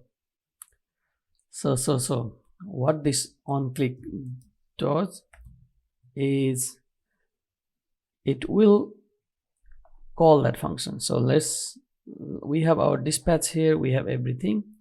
So we need to go here, and then here we need to bring our add. Okay, what happened? All right, I just remember that inside our Redux action we need to also export everything from card action. So let's save that, and then let's go back here.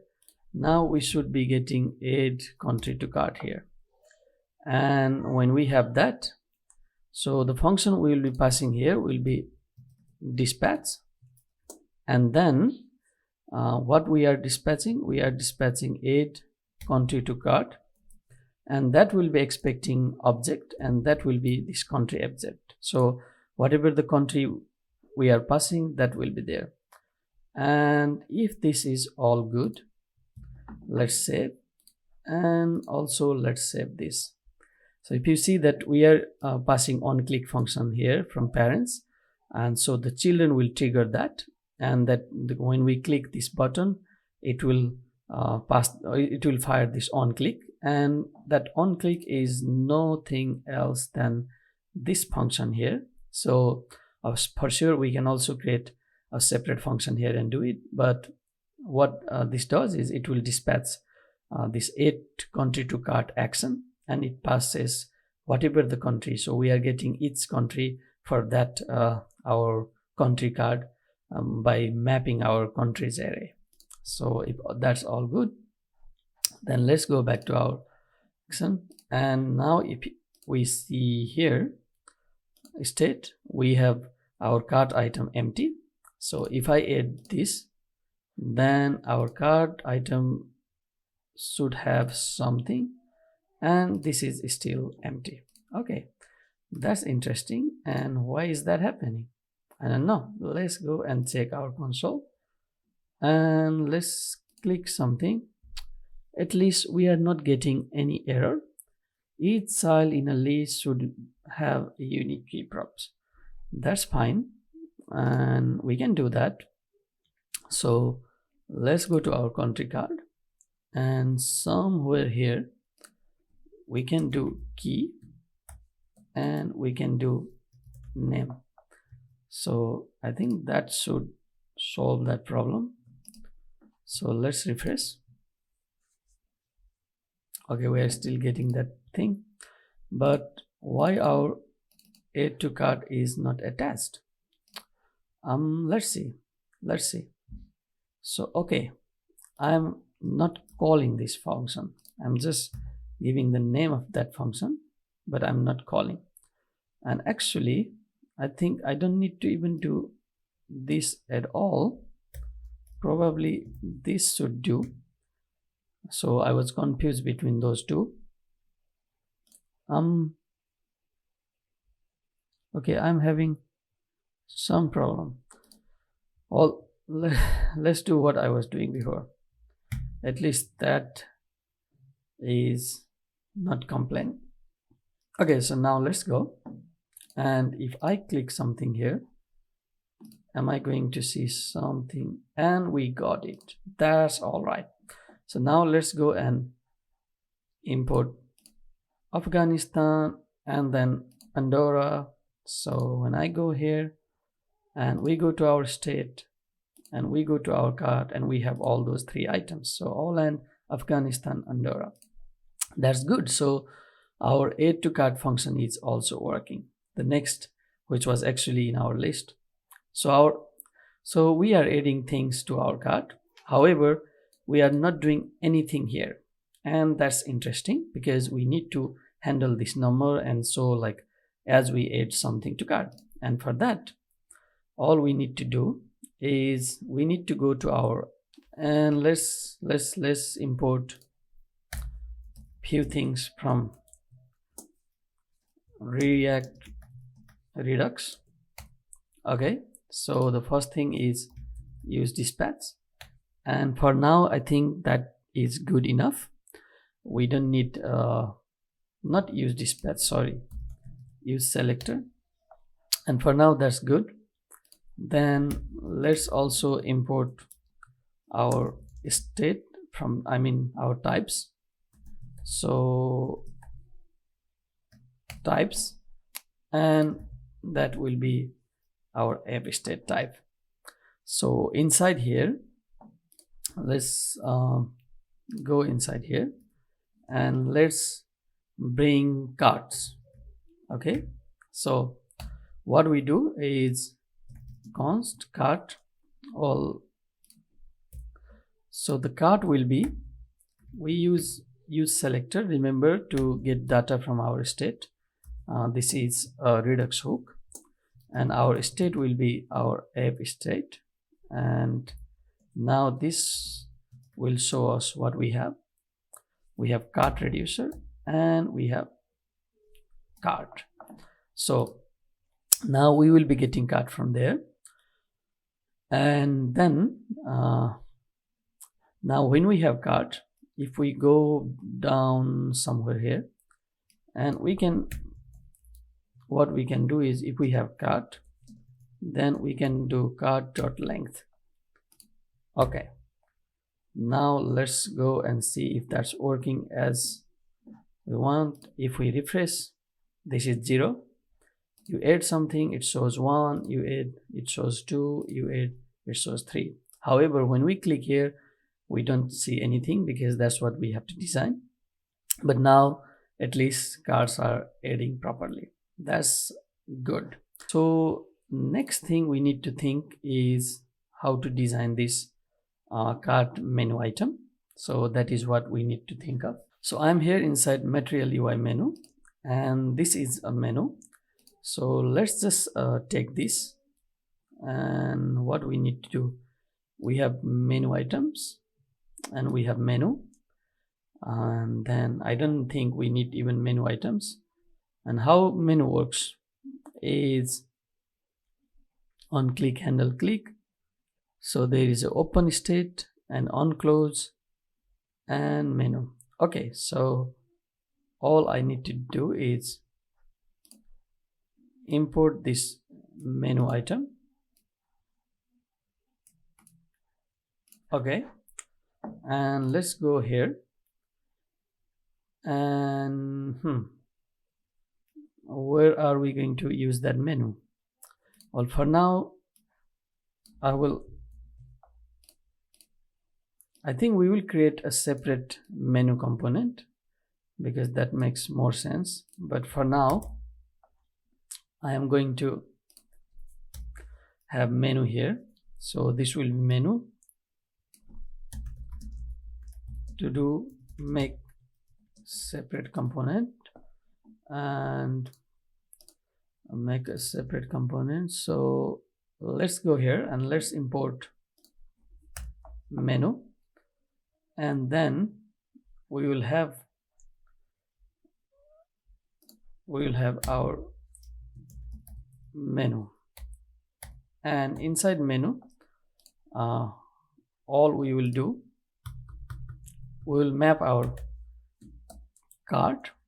If we have cart, we will map cart dot map, and that will give us country, and that country we will, okay, let's actually use this, and all we need to do here for now is we just print the name of that country. So that is country.name, and that's all we need to think about.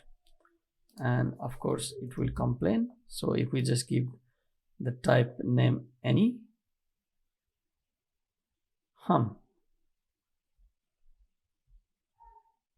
cannot find country. Okay, let's see. Okay, so that solves, and we need to pass a couple of things in our menu. We need open, so let's go here and we have open. For now let's do true, and we also need a couple of other steps. Okay, open is missing, so we have open, and this is all good. Let's do here that if cart.length. So if we have something in our cart, our menu will automatically open, and cart.length is greater than 0, then so now I just did a quick fix here. So if we have our cart and the length is more than 0, so at least 1, and then this menu should open automatically and print our country name. That's all we are doing. So let's see what we will have it. So let's go and let's refresh our page. So in the beginning we have 0. So if I add something, we have 1. So looks like our menu is not working the way we would like to.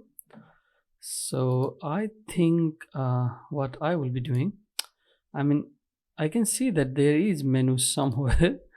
It's just, so for example, if I add something, you see that it's somewhere here, but that's not how we want it. So I think the best approach for now will be to create another component, and that will be okay, so let's call it cart menu and cart menu tsx. All right, so let's copy this and let's create a SASS file called cart menu.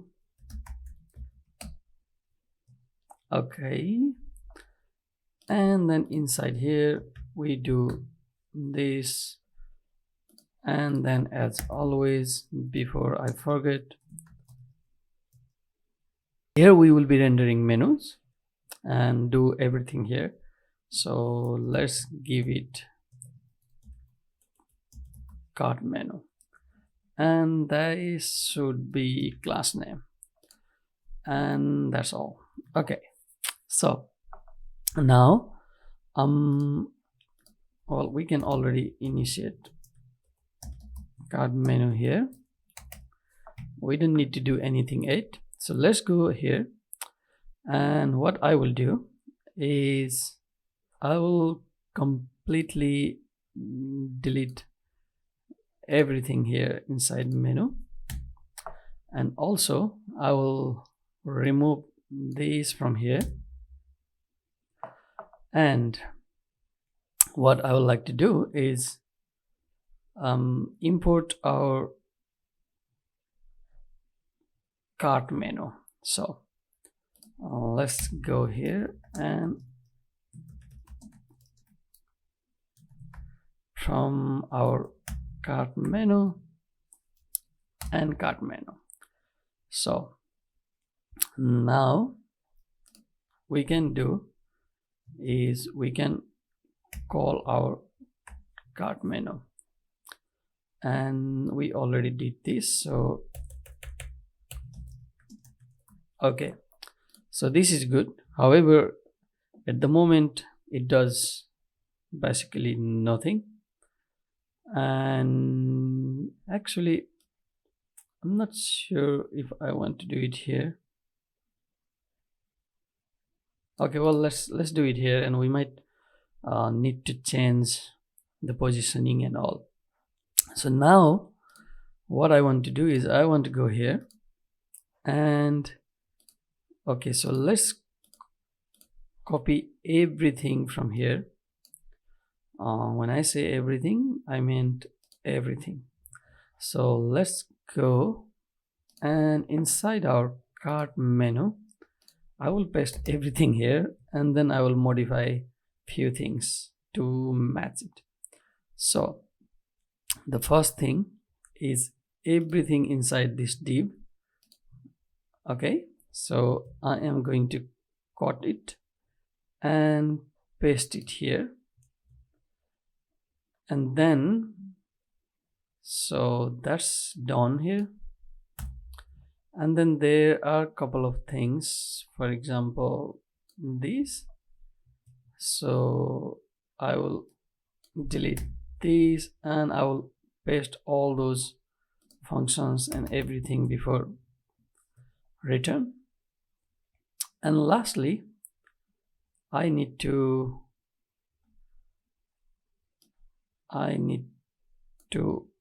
take these. We already have our React, so let's go here and let's paste it.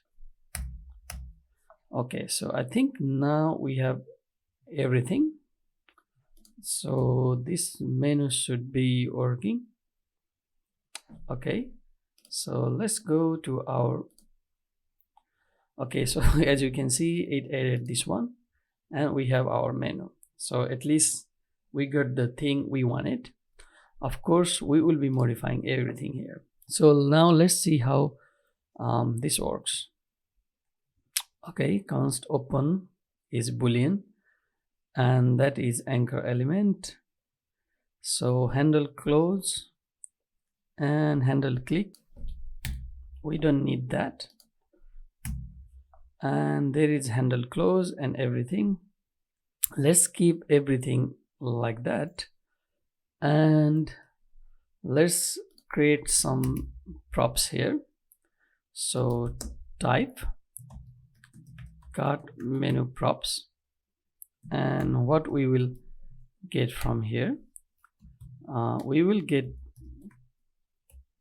countries. No, we will get everything from cart.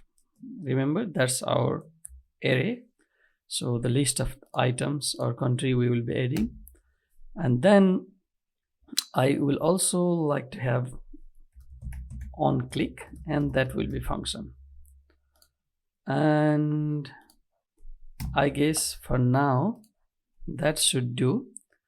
So what I want to do is this will be cart menu props, and from here I will have cart and on. And let's also get menu open, that will be boolean state.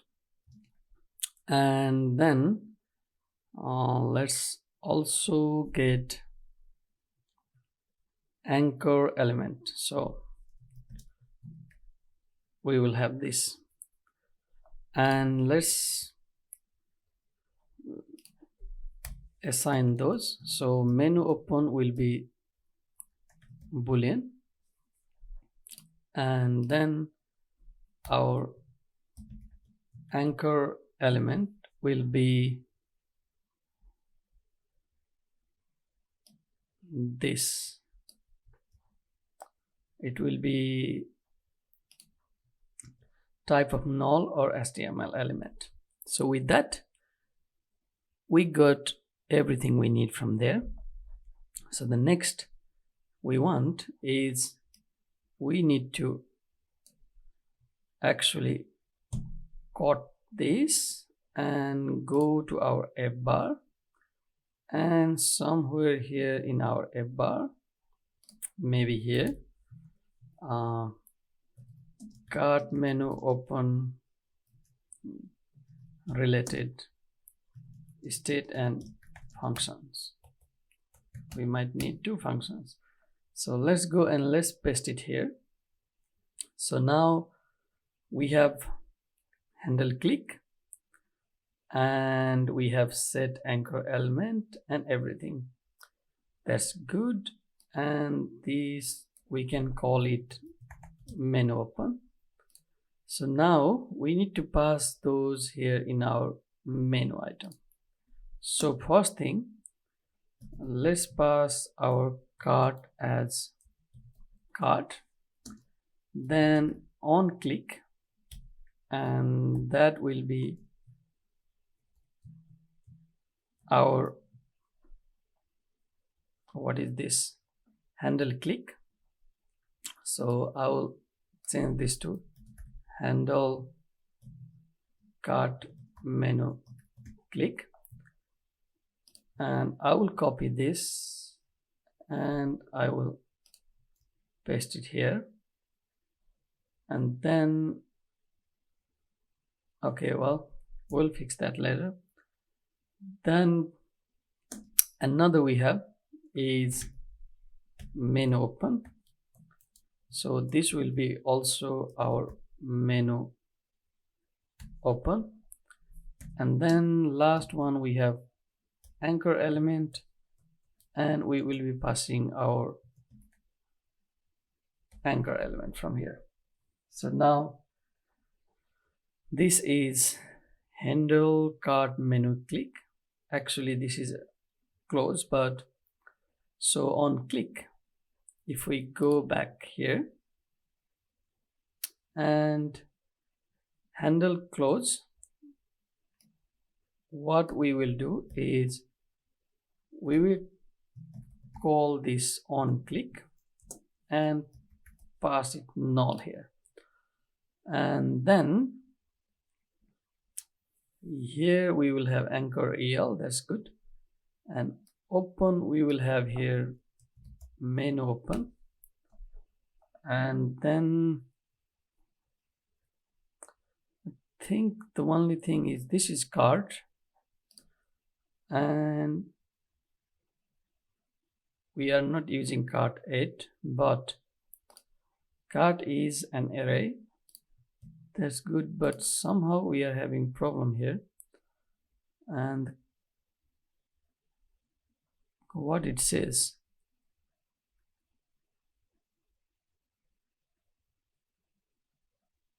okay, so the reason for that is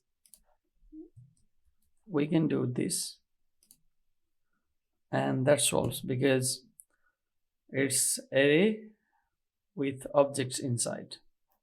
And let's go and let's save it here, and I think we are all good. Okay, we have something in our cart menu. It says there is button defined and it's not used. So Okay, so looks like this is all kind of sorted out. So the only thing we need to do here is we have to call, let's go back and let's see how it was here. So there was this button, and on click it was handle click, and what handle click was doing, it was taking event target. And so okay, so let's just go here and we need to attach that to our shopping cart item. So that will be our handle click here, and the same thing we also want to see when someone clicks our counter. Okay, so we are getting some problem here, and what is that problem? Okay, for now let's remove it from here, we will fix that later. I know I keep on saying everything later, because if I get stuck to that I cannot move on. So now let's refresh, and when we add something and when we click something, you can see that okay, our on close is not working. We need to see how it was here. Okay, so handle close, it was set anchor null. So okay, that it was. And what is here with us? So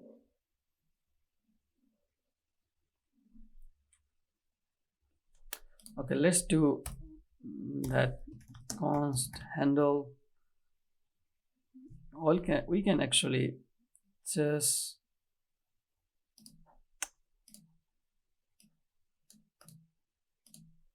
copy from there, and we can just go and handle cart menu close,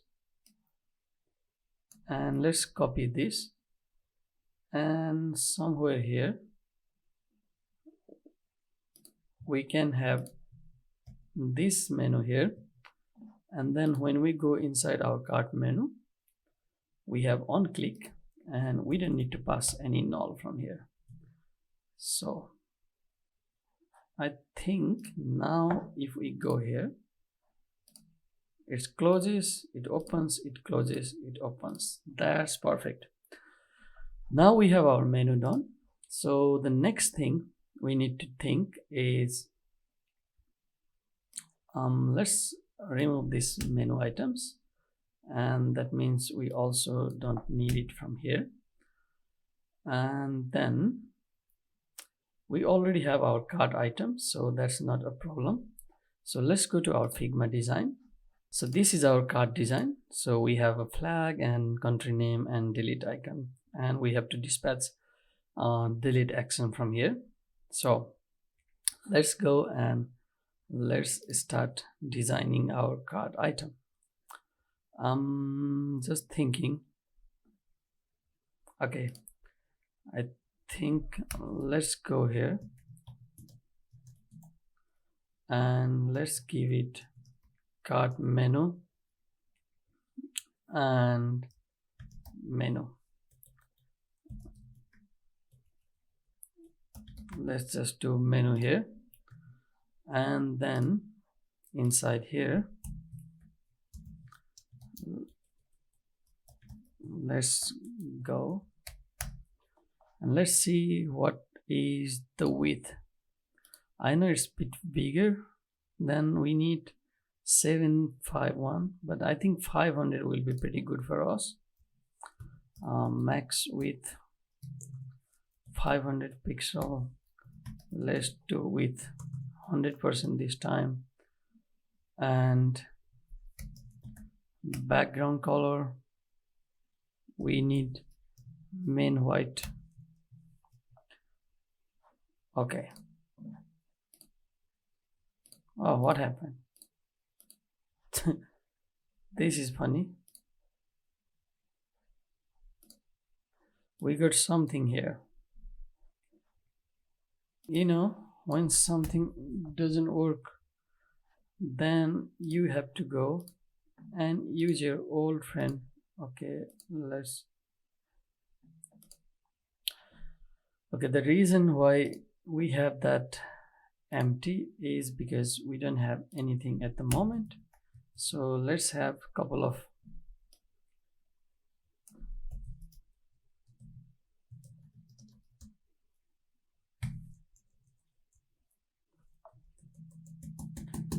this is just a placeholder for now. Okay, so at least we can see something. That's good. Now let's go and I have no idea what's happening here. We have pretty big one, but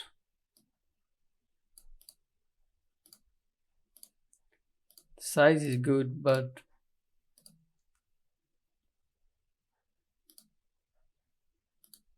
I have been trying to fix this somehow, also giving some position absolute, and somehow nothing seems to work.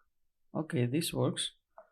So let's give it 60. I think we have 80 there, and right, we don't want anything, so that's fine. Let's copy this. We go back to our cart menu, and I think I can paste it here. Let's see if I refresh, it will be still there or not. And it is still there. That's pretty good. Now we have everything in order. So all we need to do is just give it our design. So first thing is our cart item. So let's go here in our cart menu, and inside here let's remove all these things, and first one will be our cart items. So cart items, and we can, we don't need this. And then we will have our items. So, and let's, okay, so our item will be cart menu and menu items. So inside here we will have each item, so that will be its country, each item country, and that will be cart menu item. All right, so this will later go in the loop. And then here what we have, this will have image, and then alt. So, and then what else we have, image, and then the name of the country. So here, so the name of the country, how is it? This is also as to, so let's just do as to, and let's have country name, and we have a remove icon. So for that, let's go here, let's search material UI icons, and here we will have delete. And which one looks similar to our design? Well, none of them. Okay, well, let's just use solid because we are using solid icons also in our cart. So let's just go here and here, and then this sorry, delete icon. Okay, so now we need to go to our cart menu items, and let's go here. Okay, and what we need to do there, let's see. First thing, let's have margin top,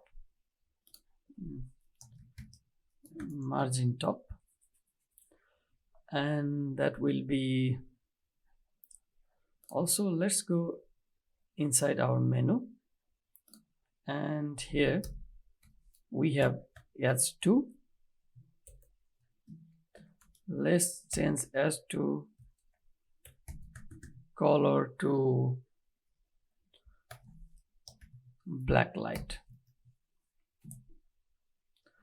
and then so here we give 6 RAM, and then so this is now cart item, so menu item, and inside, okay, we also have, as you can see, we also have single items, so that is menu and only item, and this will be display flex align item center. And well, let's not do justify content space between, and let's see what we can see with these. Okay, we don't have our image 8, so you can see we have something called cart items and country name and no flag.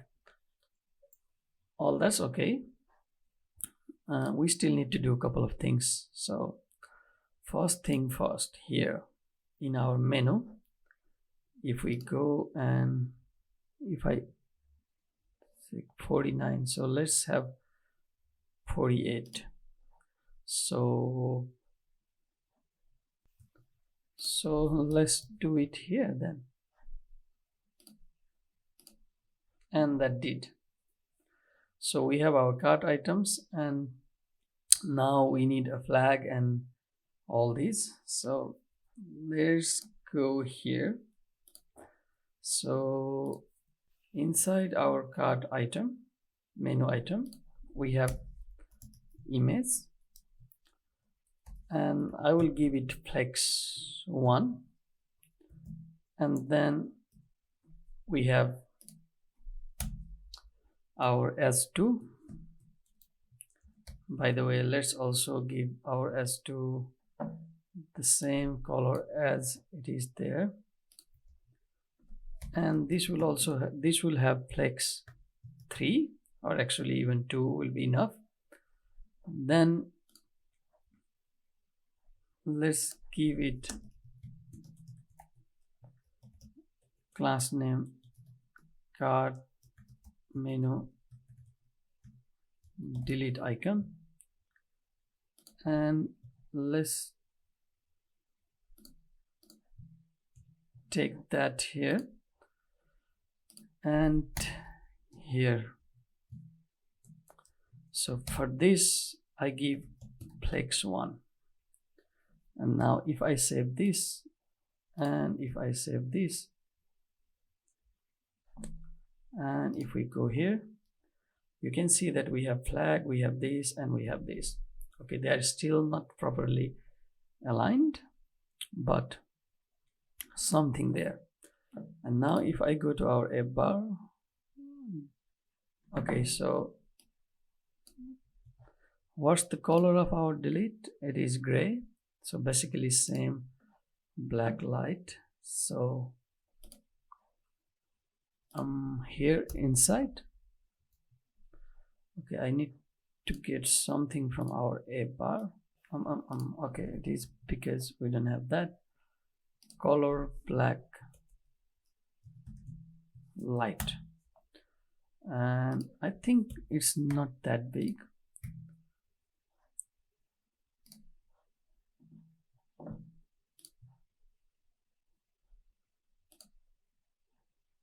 Okay, it's not still taking everything properly. Okay, so something is not working there, and it can be that we have super messy things here. So an item center flex s2 is s2. Let's go back here and let's see. Okay, this is s3 first of all. It should be our, no, actually, okay, s2. Let's see what's the size. It's 24. Okay, that's s2, and that one thing is fixed. Okay, so we have pretty big country name, and then next one, and then the next one is delete icon. It's also pretty big, I guess. No, it's not. Okay, so let's go here and let's target this one, and menu icon delete. So it's here, and that has flex, but font size,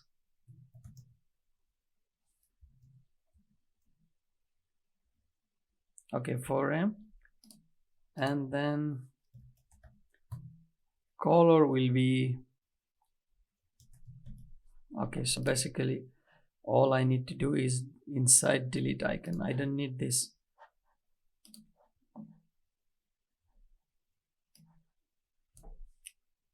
I don't need this, and I don't need this, and that should do.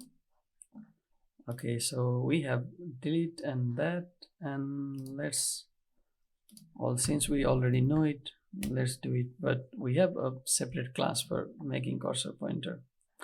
Okay, so the next is we need a flag, and also we need a divider.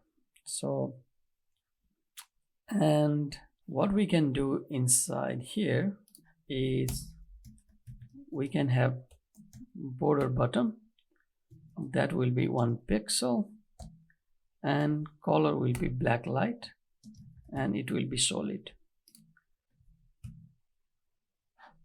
and we have that.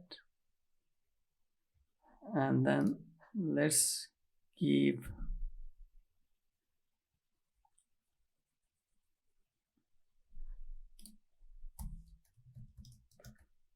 padding bottom of 2 rem. Okay, so almost similar, not exactly. We need a bit more of padding. Let's give it 3. Okay, so looks pretty good. The only thing is, now for now let's do a space between, and that will probably take something. Okay, so the next thing we want is actually from here to here we have quite a lot of distance, so let's put margin here 8, and that's pretty good. Card items, country name. So now we can already start getting the actual data there. So how are we going to do that? Well, here if we have card and we do card.map, and that will be country,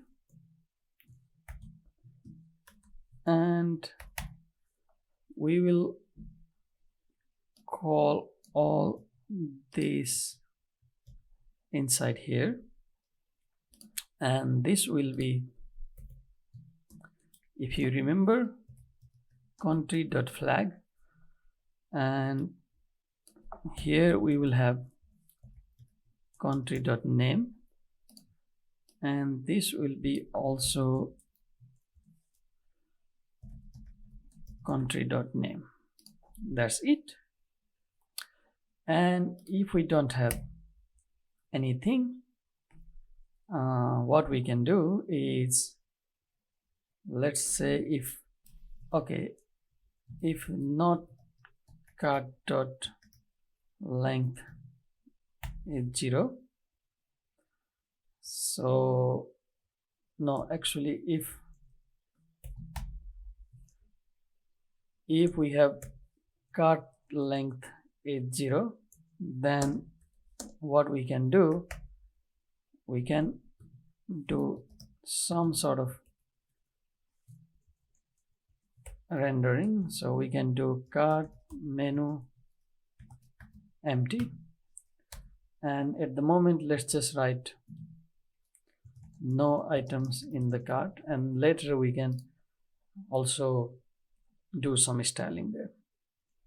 And if this is all good, then okay, it is expecting this. Okay, now let's go back here. You can see it says currently no items in the cart, and if we add something, then you can see we have a big flag. Okay, we need to do something with that flag size.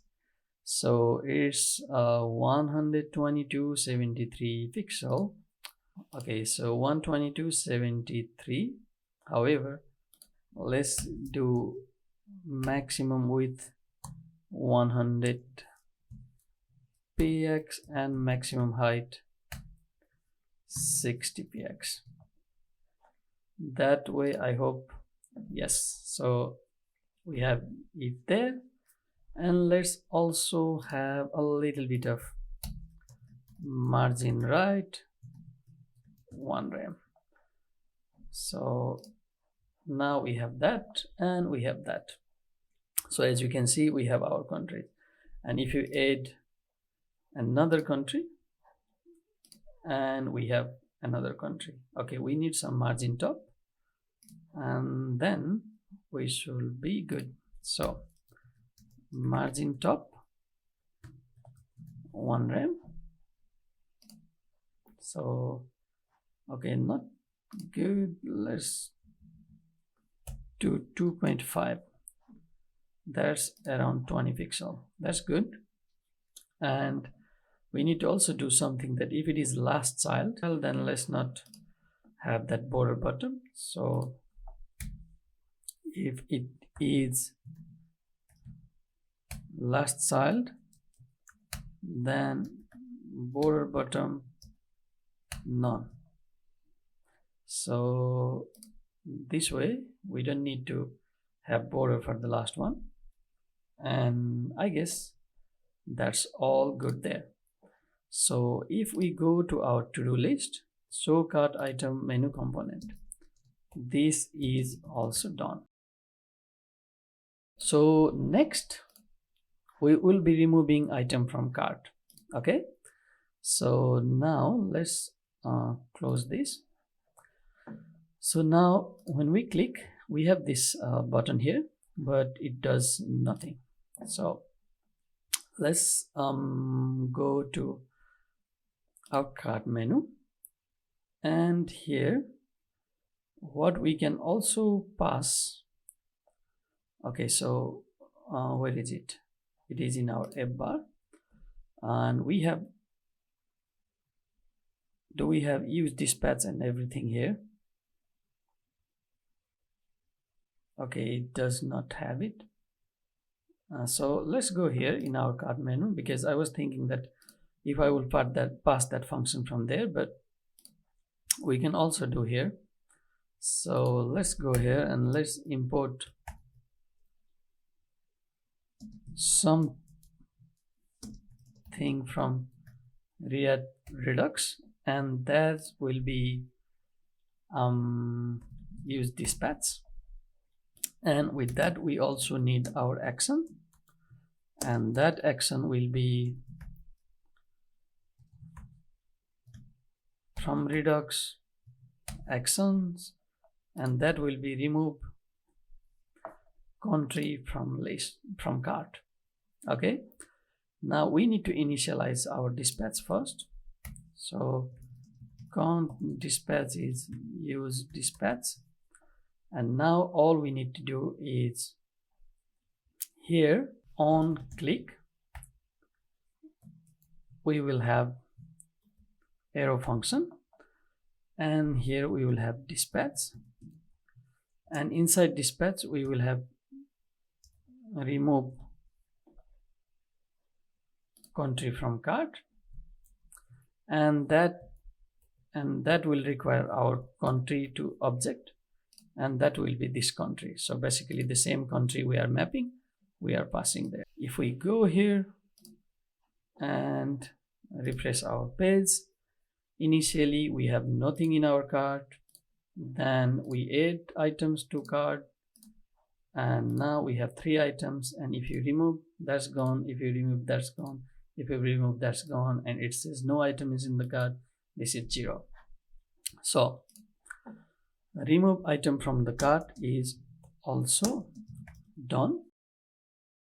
All right, so remove item from cart is also done.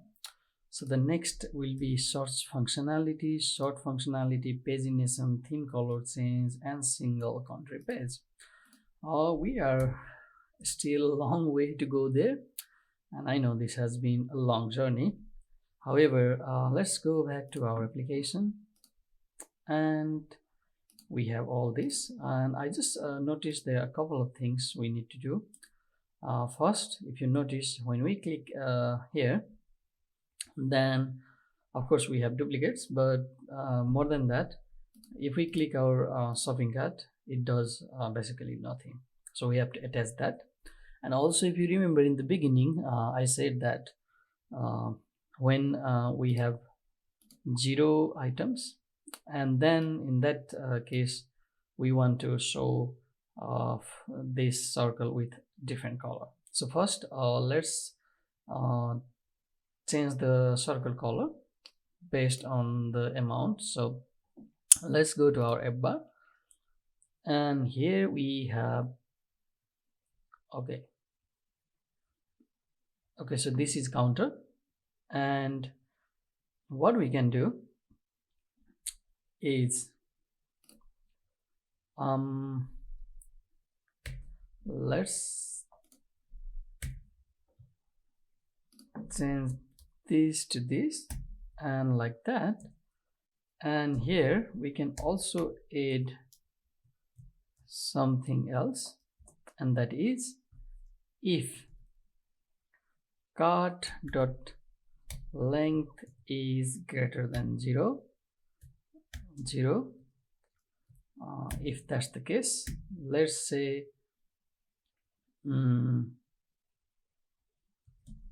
active, else we don't do anything. Okay, so this is how we are dynamically adding class. And now let's take this active, and let's go to our Appbar, and here in our counter, so initially let's change this color to black light. I'm not sure how it will come, but still. And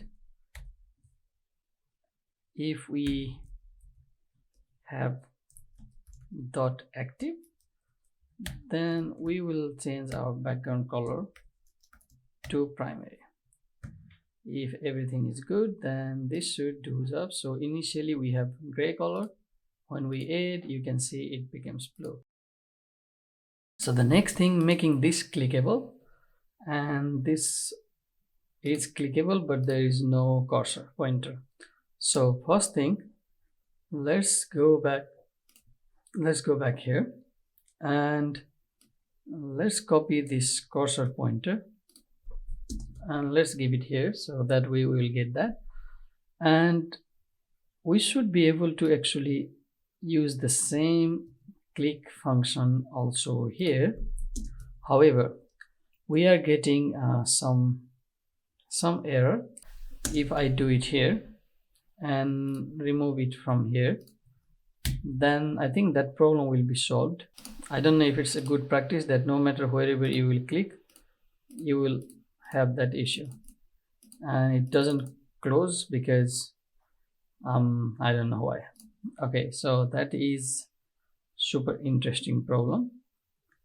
And what if I remove these from here? Let's make sure that we caught this, and let's put it somewhere here,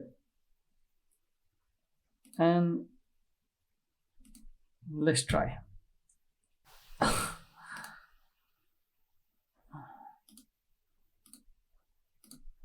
This works good, and this works good as well. So I think that is good there. So we solved that problem as well. One more time checking, that's good, that's good. We can add things and we are good here.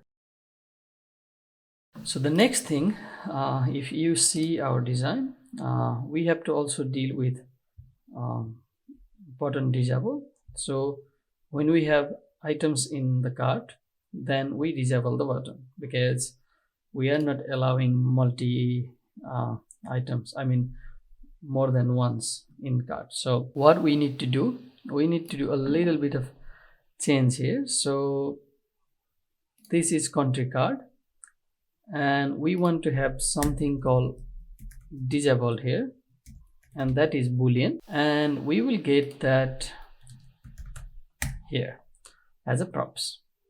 And then this is our button, so we do disabled and we pass that disabled. So this is a material UI disabled. If we put disabled is true, then it will disable the button.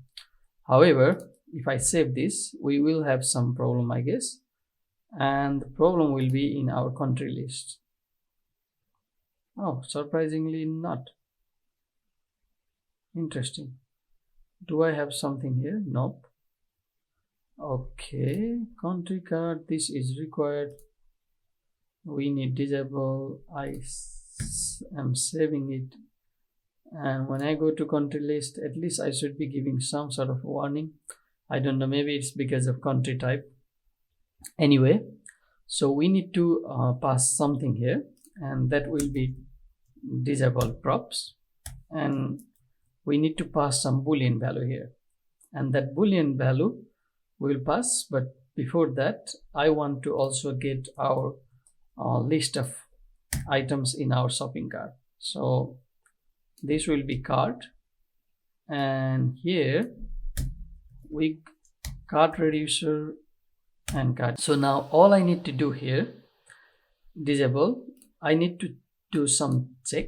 So what I need to do is if cart dot includes this country. So you see, like, we are passing this country in country card and we are looping it. So the disable will be true if cart, whatever cart item includes this country. So if that country is already added to cart, then this will be true. That means our disable will be true, and this will be passed to country card props, and country card will get this, and then that will disable our button here. So if everything is good, this should work. So let's go, let's refresh, and now let's add this to cart. Well, this is disabled. As you can see, I added once, and when I do it, I just cannot. But I think the reason why we can't see them is because of, yeah, this is disabled, but it's just because of this. So for example, if I go and do disable background color red, if I do important, then you see everything that is disabled will get this color. So when I add this will also get that. So what we can do is, let's just copy this and go back to our country card. Actually we can go inside our buttons, so that will be here, and here we have buttons. So inside our buttons,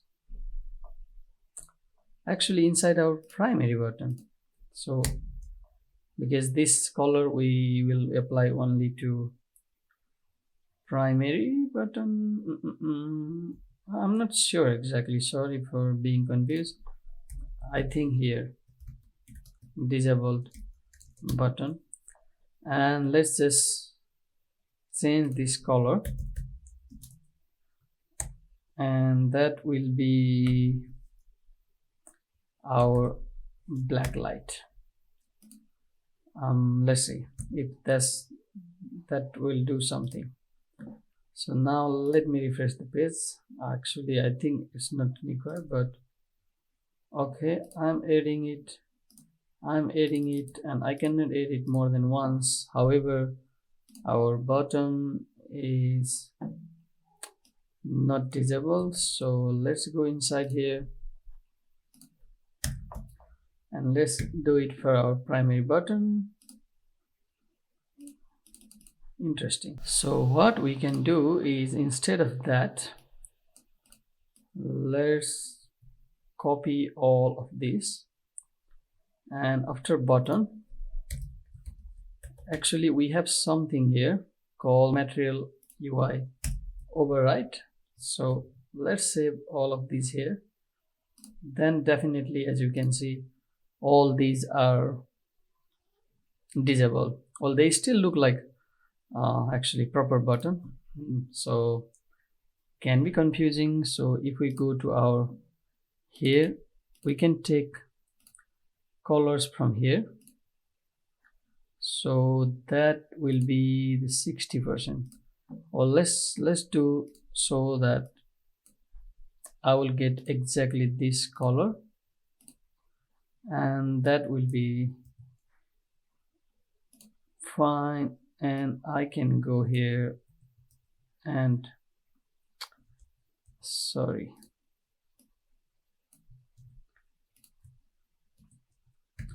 okay, now we will have it exactly as we have it in our design. As you can see, there is also a little bit of design problem. For example, some buttons are a little bit up, and that is because of our flag height, and sometimes also the name of country will change it.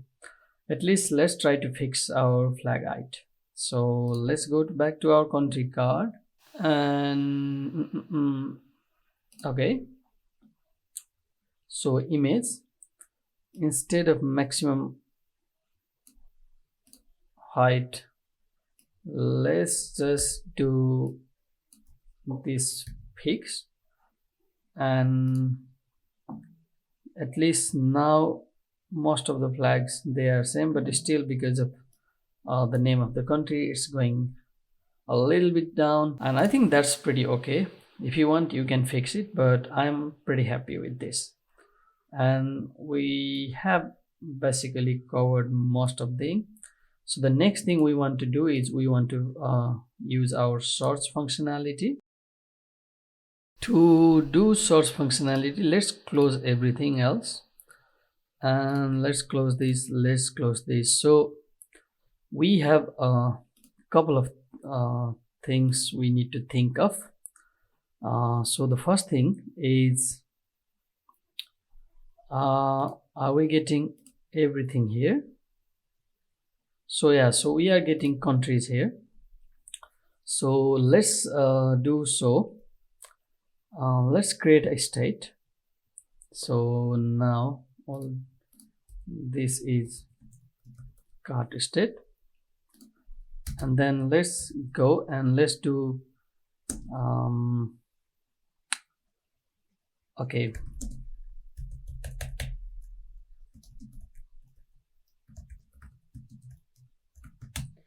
So we will have something called filtered countries, and that will be set filtered countries, and we use React use state, and here we will pass countries.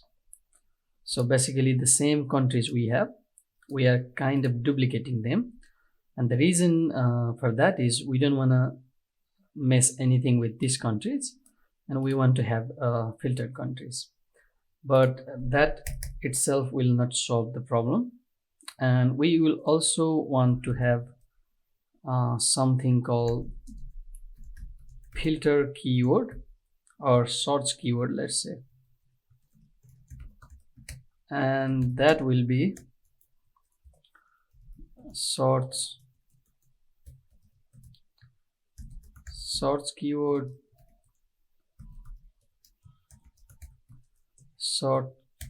and same, we will have empty in the beginning. Okay, with these two, now I need to also do React use effect, and we will have something here and also something here. So this dependency will be whatever we have countries, and all I'm going to do is set filter countries to countries. So what I'm doing, okay, so initially you see this filter countries will have whatever the value of countries, but usually in the first load or first render it might be empty. So we want to make sure that whenever the country's value change, we want to run this use effect, and all it does is it will update this set filter countries with the updated value of countries. So that's all we are doing here. Us using countries here, let's do filter countries, and if I save it, and that's okay, we will use them later. You see it's still the same, nothing has changed. You can add, and you can go here, you can remove, and nothing has changed. So now let's filter country by keyword, and here we will use React use effect, and we will do it inside here. Okay, so what we will do, so we have already search keyword defined. So here we will do every time search keyword changes, we want to filter our country. So what we want to do is const, let's say temp countries, and that will be our countries dot filter, and what do we want to filter with? So we will have its country,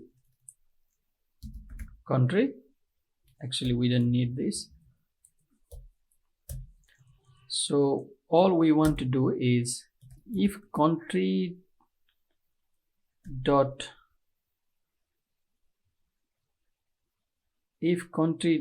name to lowercase, okay, I think I need to do any. If country dot name to lowercase, we are changing it just in case if we have capital later. Dot includes our, what is this, search keyword dot to lowercase, Okay, so let's I don't know if these exist or not.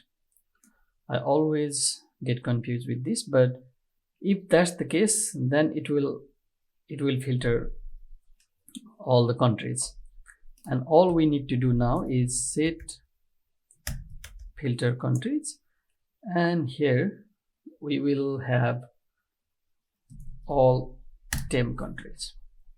Okay, it's interesting how I can do countries, but I cannot do.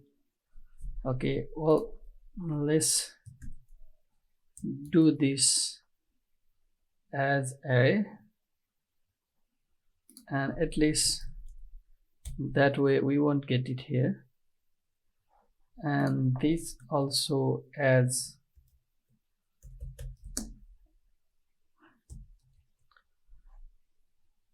okay. I'm not so sure if this will.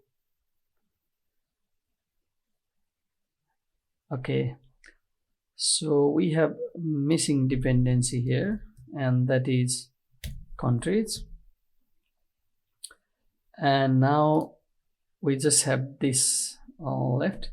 Let's go and let's see we have everything rendered properly. So now, just for testing purpose, I want to write here in, and let's see if we will get countries that have in it, and we have only country that has in. So now the only thing remaining is we need to have a function update source keyword function. So const handle source keyword, and this will have value that will be string, and all we need to do is set source keyword, and it will be this value. And now this function we need to pass to our Appbar, because that's where source happens, and I don't know where am I doing. Okay, so I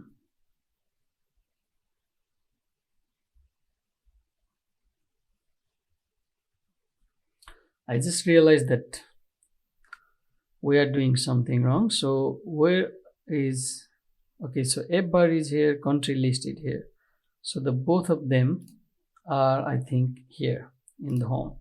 So somehow I need to change this thing from here, and source keyword I will take this from here, and also I will take this function from here, and I will do it here somewhere in our home. And why I'm doing that I will show you in a minute, because of course we can also use Redux and get the source keyword, and every time something is or every time keyword changes we can do the filtration, but I don't want to use Redux just for that small thing. So this is why I'm doing a little bit of prop here and there. And the first thing is, in our country list I want to pass source keyword, and that source keyword will be source keyword. I know we don't have this 8 in our country, and that's why I want to go to our country list, and here in our country list I want to call something called type country list props, and at the moment all I need is this as a string, and that's it. So now we can do this, and it will be country list props. So now we have our source keyword, and with that we don't need this, and also we don't need this here, and that is okay because we will still be getting source keyword from our home. And now since we have source keyword here and we have this function here, all we can do is we can pass this function in our handle, what was it, source keyword. So let's pass this function here,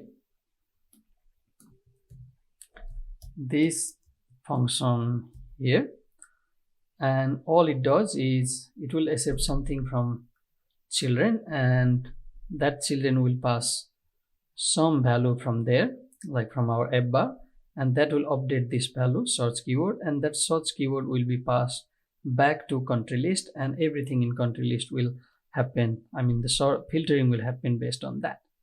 That's all good. So now I need to go back to our Appbar, and here in our Appbar props, I will also have this, and this will be also function, and I will import this function here. We have our source component here. So what we can do is actually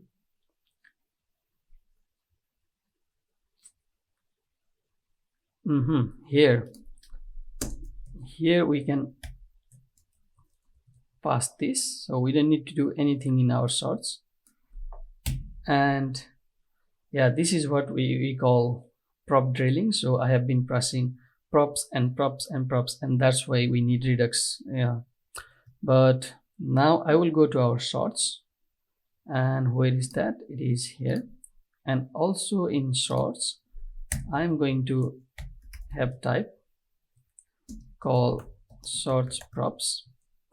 Actually I could directly take it here, but you know, it's a good practice.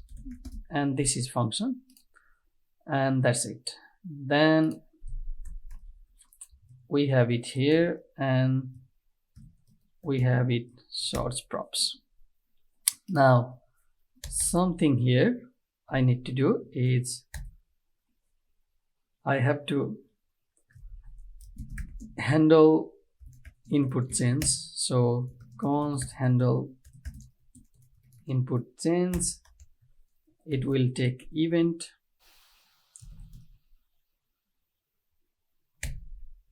and so let's do console, and we can actually call this function and pass e.target.value, but before that let's just console log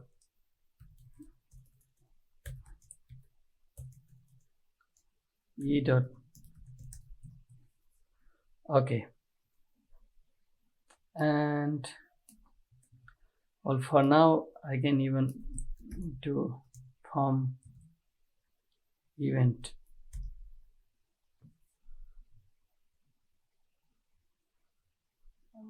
or let's just do any for now. We'll fix that later. So now this function I need to have it here somewhere. I'm not sure if there will be handle change here. Okay, not handle change, sorry, it should be on change, my bad. Okay, so when we do some on change, it will call handle input change, and we should be getting something in console log. So let's go and let's try. We have a lot of warning here. Missing handle source keyword is missing. Where is it missing? Okay, handle source keyword. Okay,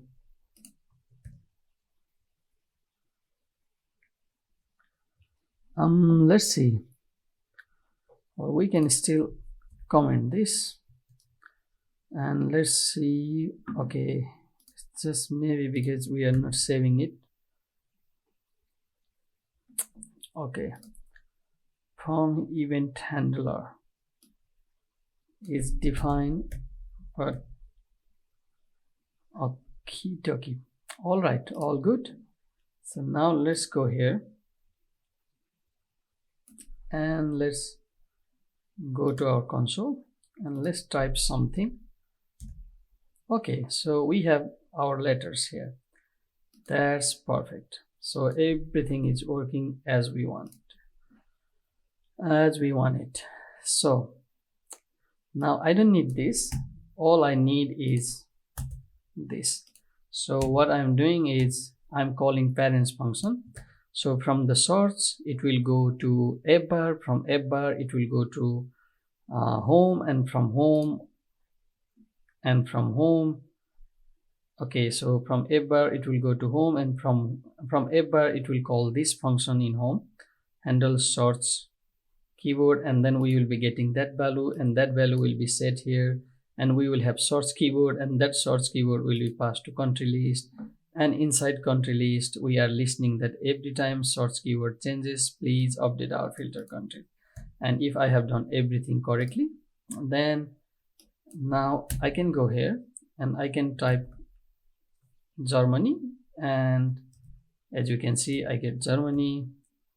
If I type, let's say, you can get all these countries. Let's type Monaco. Okay, we got Monaco. Let's type Spain. We got Spain. So you got the idea. So our sorts functionality also works correctly. So we can call it as done. So the next is our sort functionality. So let's go here. I'm getting this warning here that each child in a list should be, and it is in country list. So let's go and see what's happening there. So we are here in country list, and let's give some unique key.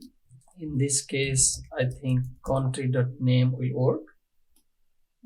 It's giving complaint saying that we don't have that, and if we put any, so if I do this and if I go back and if I refresh the page, and voila, the warning about unique key is gone. All right, so the next, let's go and let's do some sorting. Okay, so for that I would like to go with material UI select component.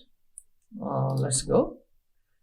We can do our own manual selection, that's totally fine, but let's just take this. So couple of things, I need select, and I need also menu items. I don't need that from control, but and where are we going to do that sorting? Well, we have some place for sorting here, so I think that's pretty good place. And let's delete this, and then let's go back here,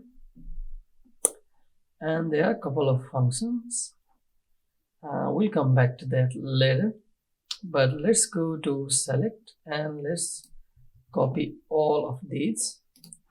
Let's go back here in our sorting here, and let's paste it here, and definitely we'll get some warning, and that's totally okay because we don't have a lot of these props, and also we don't have this. So, and now let's go and let's do this name, because we will be sorting by name and we will be sorting by reason, and we will be also sorting by population.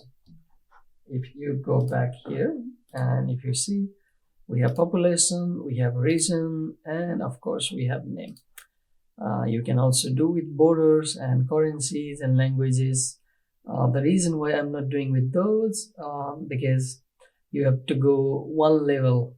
I mean, this is a nested array inside this object, and so it will require a little bit more steps, but feel free to do it because the logic will be same. Having said that, I am going to change this value to name and this value to, I want to do it exactly how it is here, so reason, and then the next one I will do exactly how it is here. Population. Okay, let's find population. Okay, so population is here. All right, so we have also population. Now we have all our values, and none is none, and I guess we will delete this for now, and then I don't think we need anything else from here. Let's take all those away, and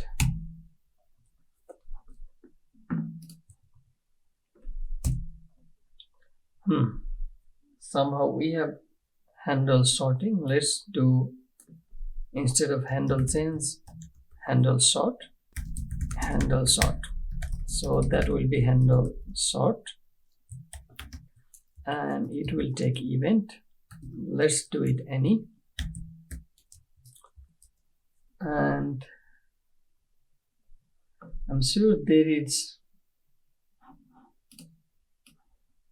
So what I will be doing here, I will just do console log, and let's see sort by and event dot target dot value, and then that's it. Okay, let's go back to our file here. Let's go to console. We are getting a lot of issues here, and I don't know why. We'll come back there, but if I go here, if I do name, okay, I'm getting sort by name, a component is changing, an on-call input. Okay, we are getting population, we are getting name and everything. Also, if I go back to our sorts, there is this thing called disable, and I guess if I put this here in sorts, and can I do default value? Yes. So let's do default by name always, and let's see, and let's refresh it, and as you can see we have name by default. That's good. Then here we can have something called sort by. So how is it in our design? Well, there is a little bit. Okay, so we have blue color and it's here, and this is font size 16. So do we have font size 16?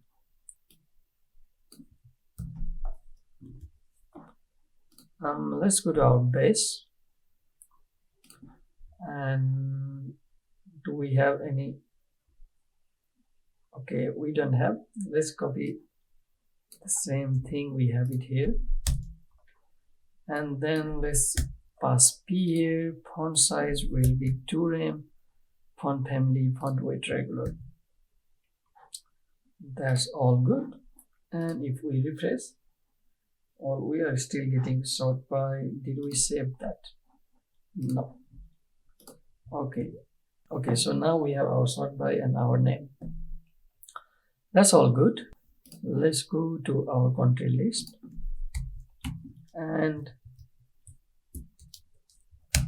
So I will do display flex, and let's check it here.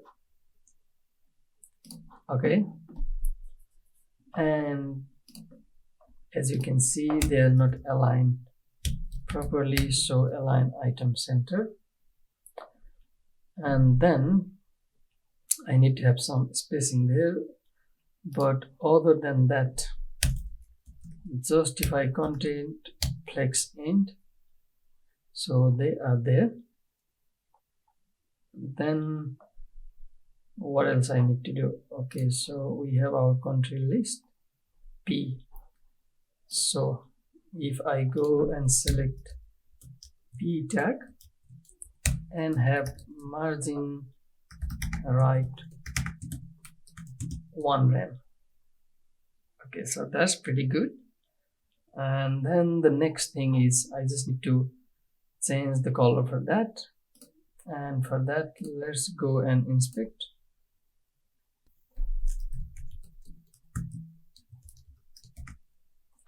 Okay, so let's copy that. Let's give it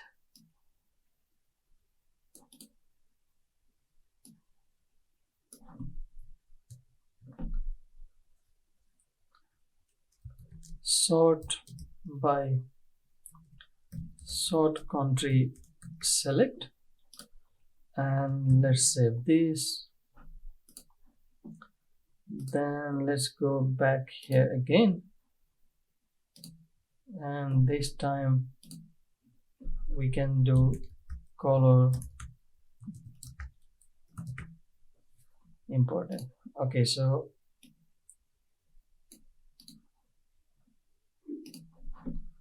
we can go here inside our country list, and inside our sort, what we can do is, and this is not blue but primary, and then we also need to go and SPZ.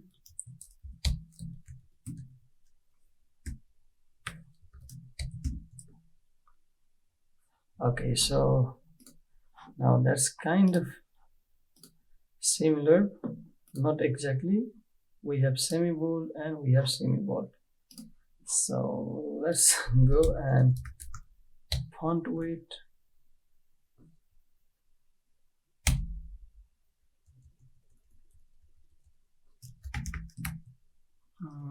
Okay, so medium. And if I copy this, if I do this, okay, and then let's see. Okay, so we have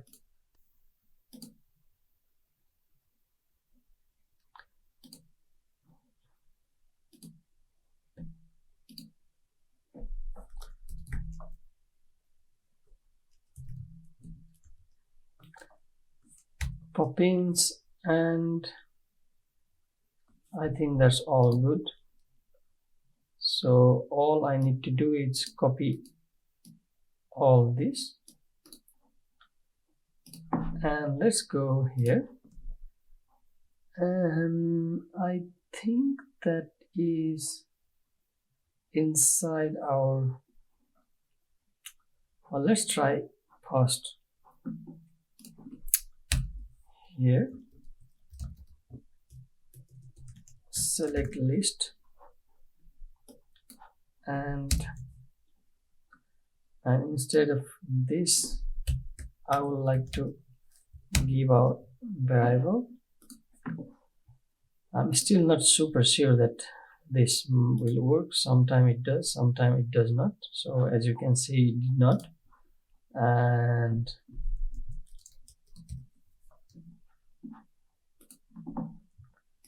even when I do important, that still did not. And I think it is because we need to have it. Is it inside here?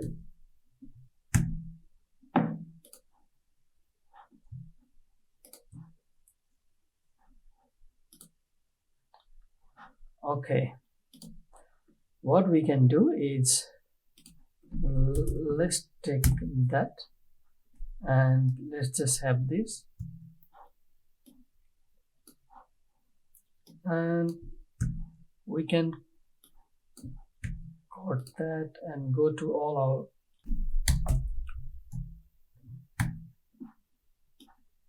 Okay, now when we did it in our overriding and we paste it in our material overriding, so that way this is pretty good now. So our sorting is pretty okay. Okay, that's good. Okay, so now let's do the actual logic. Sorry, it took quite a while. So now let's go to our application.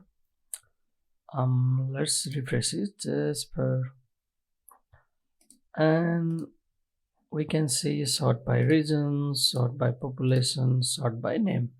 So at least our function and select function is working. So now next, let's go and write actual sorting.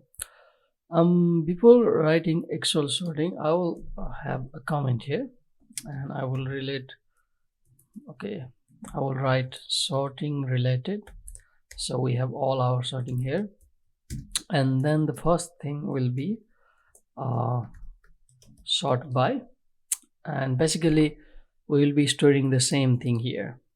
Whatever we will get it, we'll pass it there and we'll set that state. So let's also have a setter, and that will be React use state, and initially I would like to sort by name. Okay, and then so what we can do is actually I can delete this and I will take this setter function, and that's it. So with that, so every time we click something, that will be that will be saved, or that value will be updated to sort by. And then what we can do is, now let's use React use effect.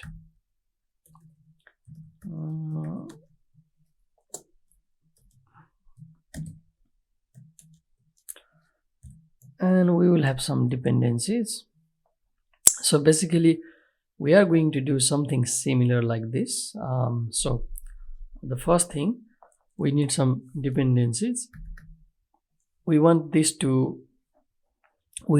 React use effect to load or run every time we change the value of our sort by, and that is from handle sort. So we can try console logging here. I know I do a lot of console log, but let's try sort by use effect, and here we use sort by. So let's go and save it, and you see it ran first, and now when we change, it also ran, and it also ran. So that means it's pretty good.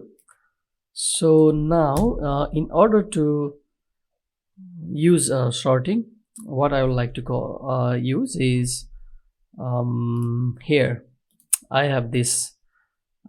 Okay, so we are going to use load as.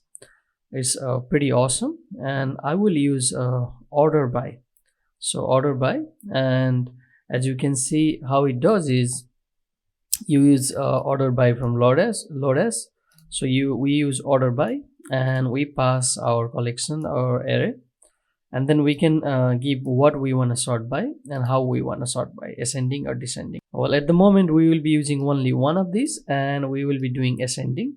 We won't do descending. For sure we can do it. For that we need to have if it is by ascending, make it descending, and vice versa.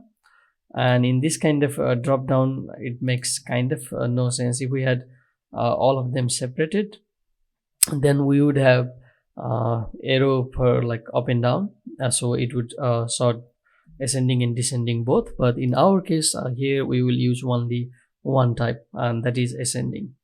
So but the logic is same. We just need to have one more thing probably here, to have a boolean value called is ascending, and depending on that we would switch the place. Anyway, the first thing is we need to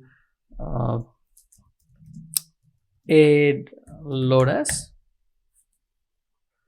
and I think we also need to, and let's also have a type per load as.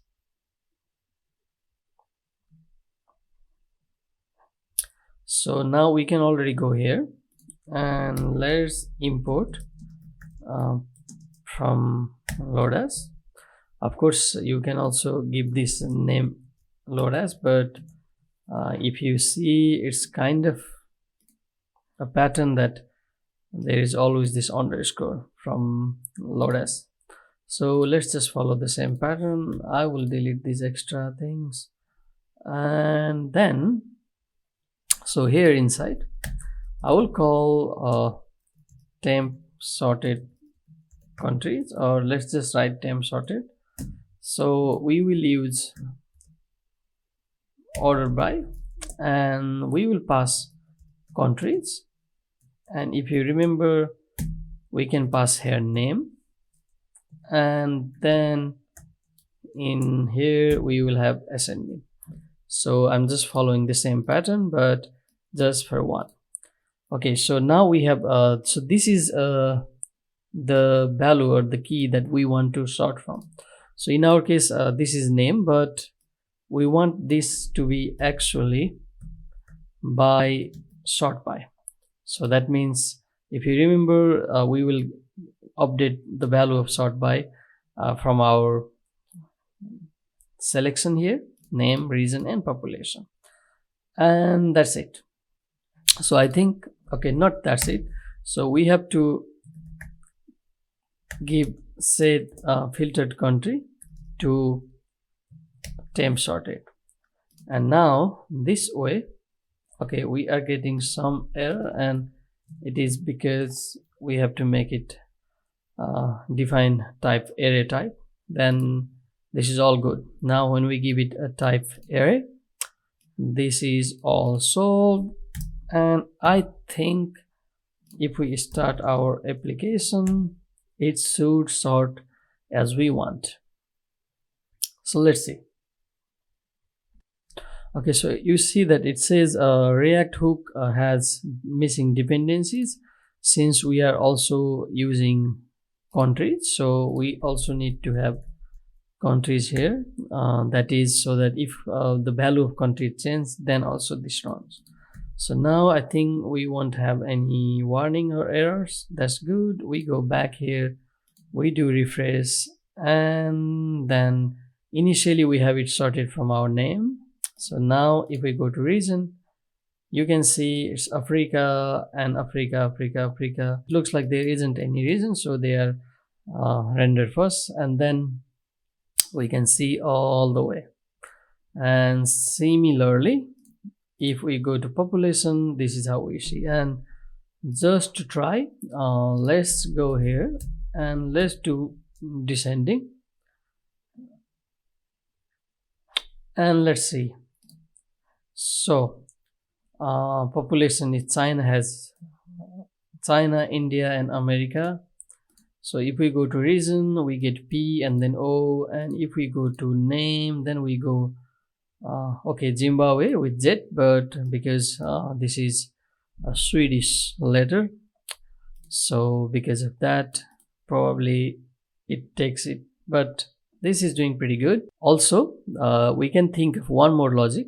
So for example, if I am searching, let's say jump, let's just put jump. Now if I do region, it takes everything away, and if I do population, it takes everything away. So it is up to us to decide how we would like to do it. Okay, so for table pagination, we will be using this table pagination from Material UI, and we can also pass action component. Let's go and let's copy the same code, although this is for table, but I think this will work for us. So we don't need table body, table thing, but what we need is we need this last page icon button. I think we need, and we already have. So let's see, and I think we will also, okay, this has pretty much everything what I want. So I think I will copy all this, not everything, at least for now. I will copy from here until here. Okay, so I will copy it, and this will be our, what is it, table pagination action component. I will paste it.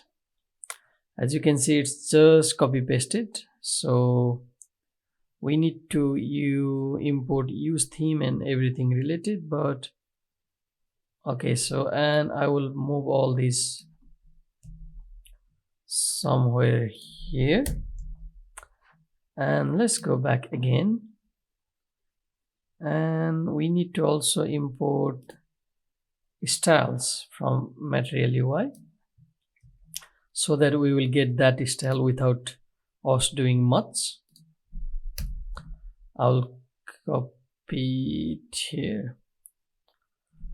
I guess that's all about it. Let's see if we still have something missing, and definitely we can move this component to a separate component, and we can do it. Let's see, but first let's fix it everything here, and then if we want we can move it. So everything looks good here. Then let's go down here, and table pagination actions. There is also props, everything. And where are they using this? So okay, so if you see here, there is page, so, and then there is rows per page, and there is also empty rows, and handle change page, and handle change rows per page. So okay, this looks all good for me. So I think first I will copy this. I'm not sure if I need to do everything, but let's just copy only this first. If needed, we will also copy table row and everything, I don't know. And then here I will paste this. Definitely we'll have something missing. For example, all these functions and values, they are missing. So let's go back here, and let's basically copy everything from here until here, and let's go back to our code. As I said, okay, so what I can do is pagination related, so that way we have everything here. And okay, so now everything looks good for me. Handle change page, and there is also empty rows and everything. Okay, that's good. Let's save it and see if we get, I'm still getting rows, cannot find rows. Okay, instead of rows, let's put it here, filter countries, so that way we get the total number of filtered country, so that even if we have already used searching and everything, then we will get that. And says table pagination has, I think there is still some warning here. Okay, rows length, I think we have to also use here filter countries. And what else? Let's see, I don't know.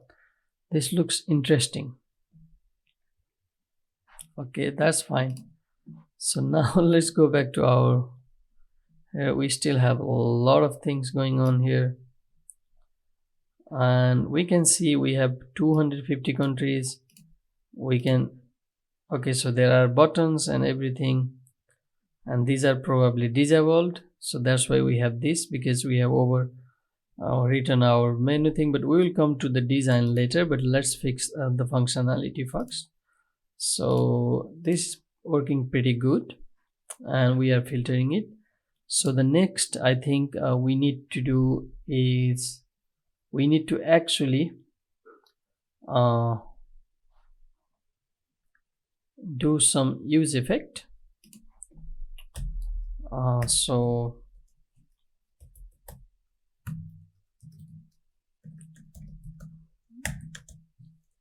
and here,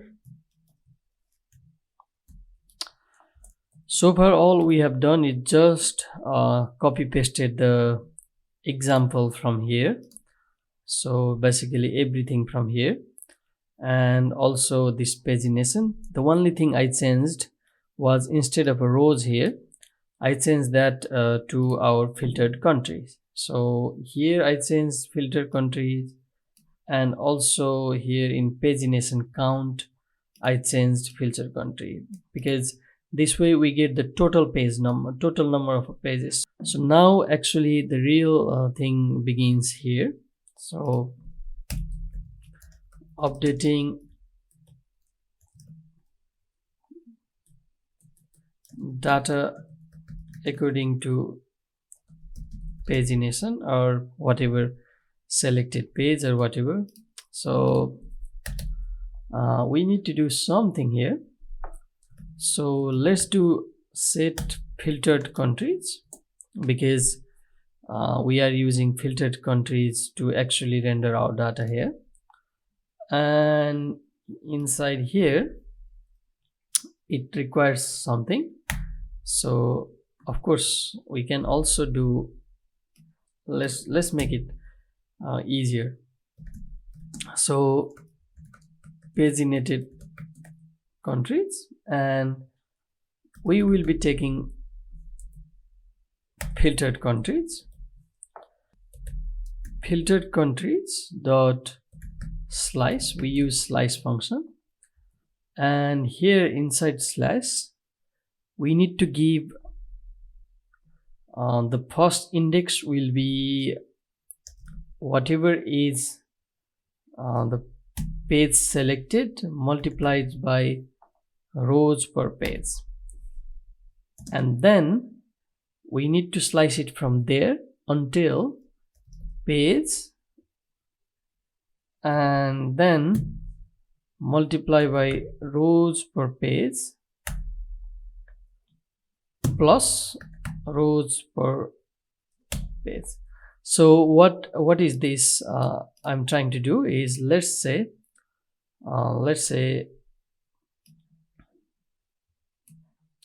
we are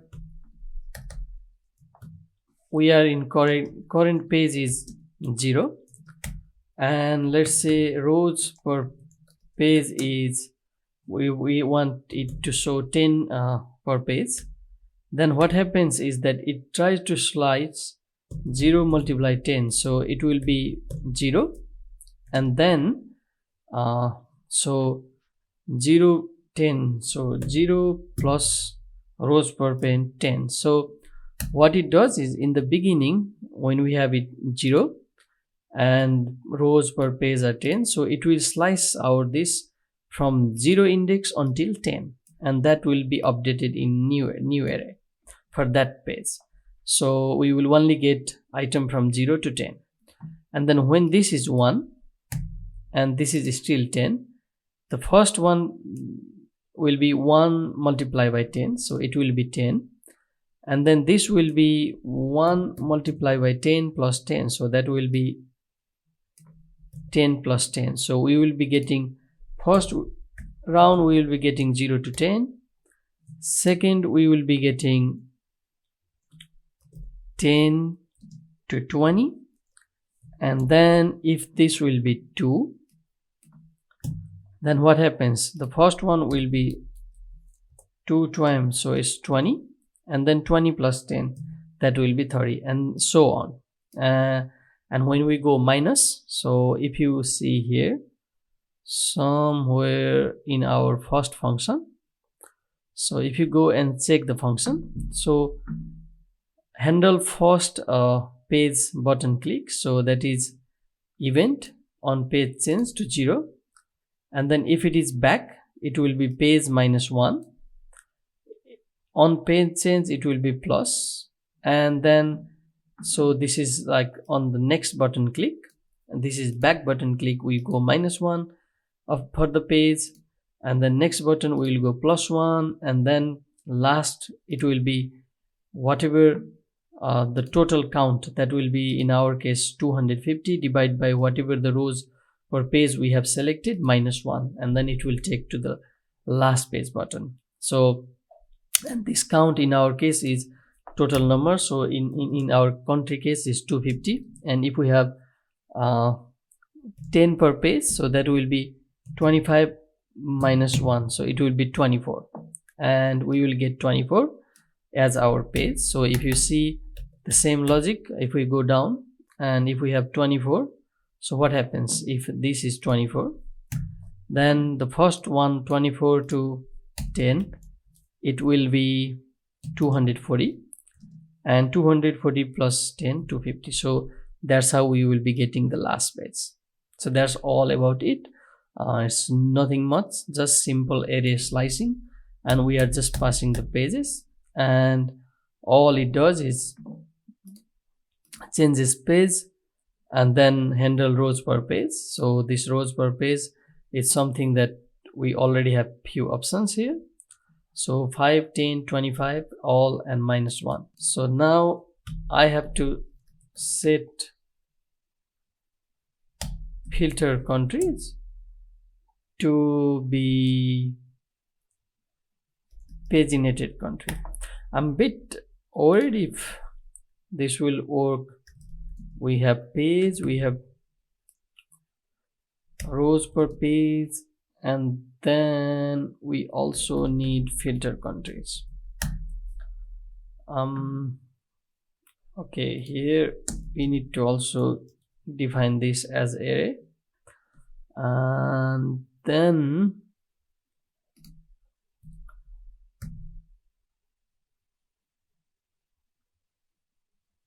okay, so we have something called empty row. We don't need it for now, so let's just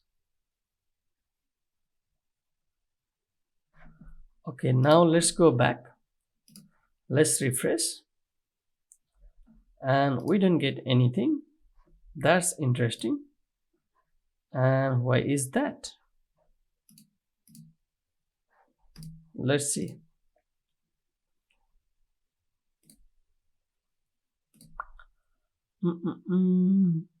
Okay, I was exactly expecting, let's close this before something dangerous happens.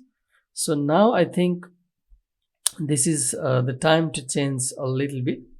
So I will also go here and for paginated, so let's go, and what we can do here is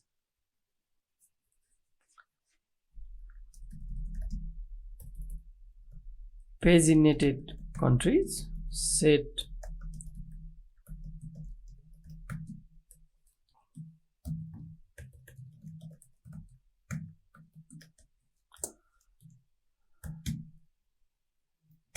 we will have countries. Basically we are doing exact same.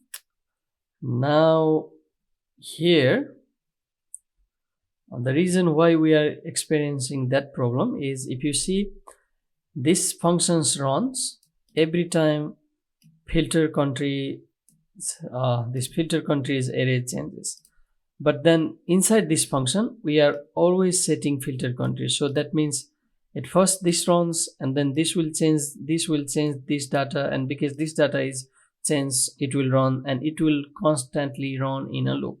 So that's why this logic might not work. So we need something else, and that is set paginated countries.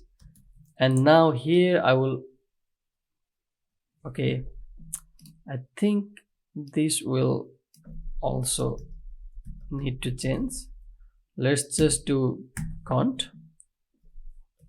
Let's just do paginated C, so that we don't have same variable twice.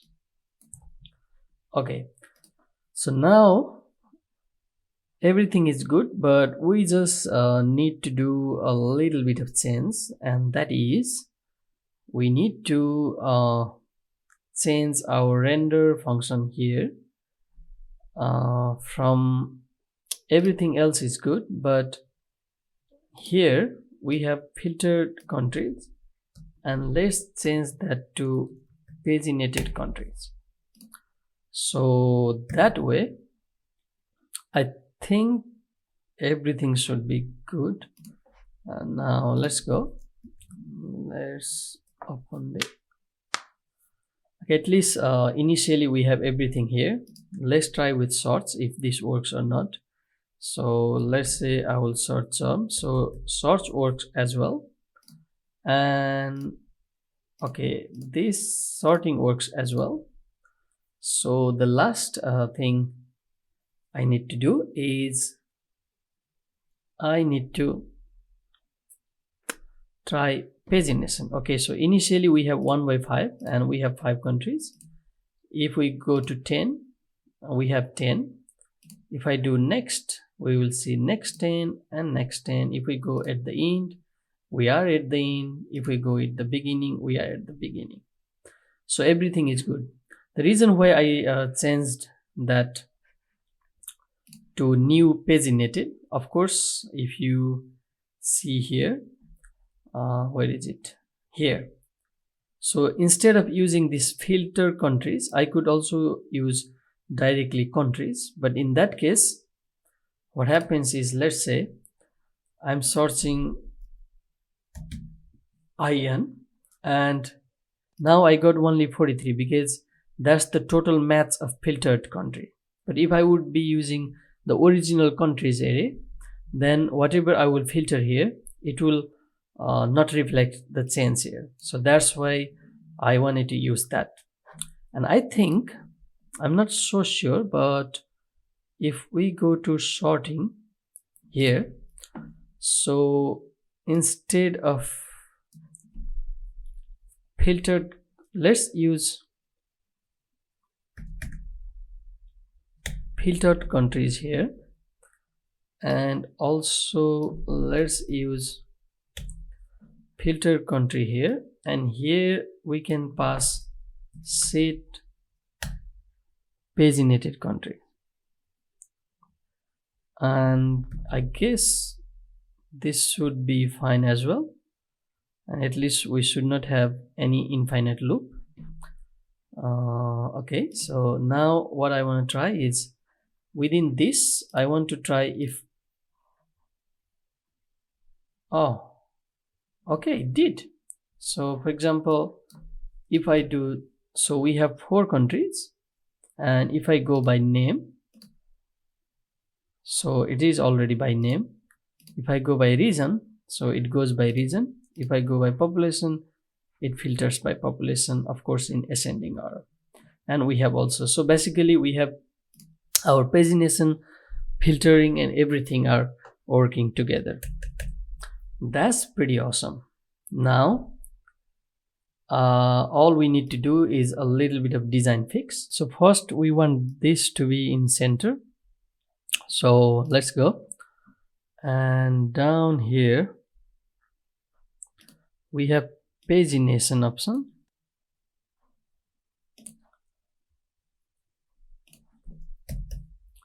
So pagination, display flex, justify content center, and I hope we have it in center. That's good. Let's go here and let's have font family Poppins. Actually, we can do that somewhere. I'm not so sure. Is it in our application here? So there should be something called, yeah. So if I change Poppins, at least, yeah, we have our fonts fixed. The next one is all about this disabled color.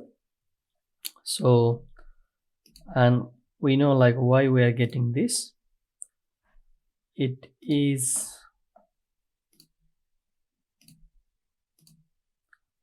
okay. So here we have to do background transparent.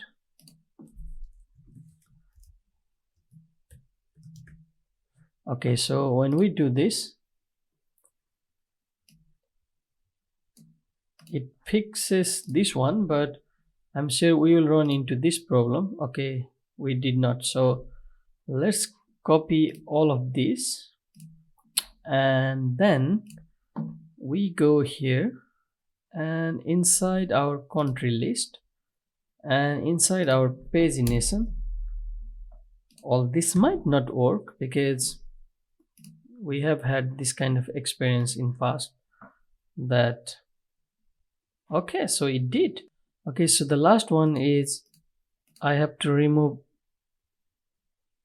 something from here. Okay, so I found it. It's actually table root, and this table has border button. So if I copy this and I go back to our country list, and here's somewhere here, if I do this, I guess I don't need to think about anything else. I don't need to think anything else. All I need to do is none, and maybe I need to do important, and let's go and let's refresh our page, and just like that it's gone. So now we have our pagination working and everything fine, and we can even do all, and we should be seeing all. All right, so we need to change our theme color. For that we need to do a little bit modification in our SASS file. For example, if we were using only material UI, so if we had only this, all we need to do is just take a dynamic value, and here in primary we could just have, let's say, primary color value, and that would solve all the problem. But in our case we are not using this properly. We just have it here. We have some material UI used, but mostly we have overwritten everything, and also all our variables and color comes from here. So what we need to do is here we need to do a little bit of modification, and I think so I think we already have our root. So let's see, where do we have our root? Okay, we have our root here.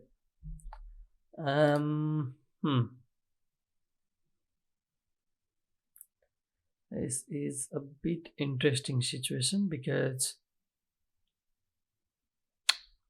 okay, so let's do a little bit. Let's copy this and let's move it on top.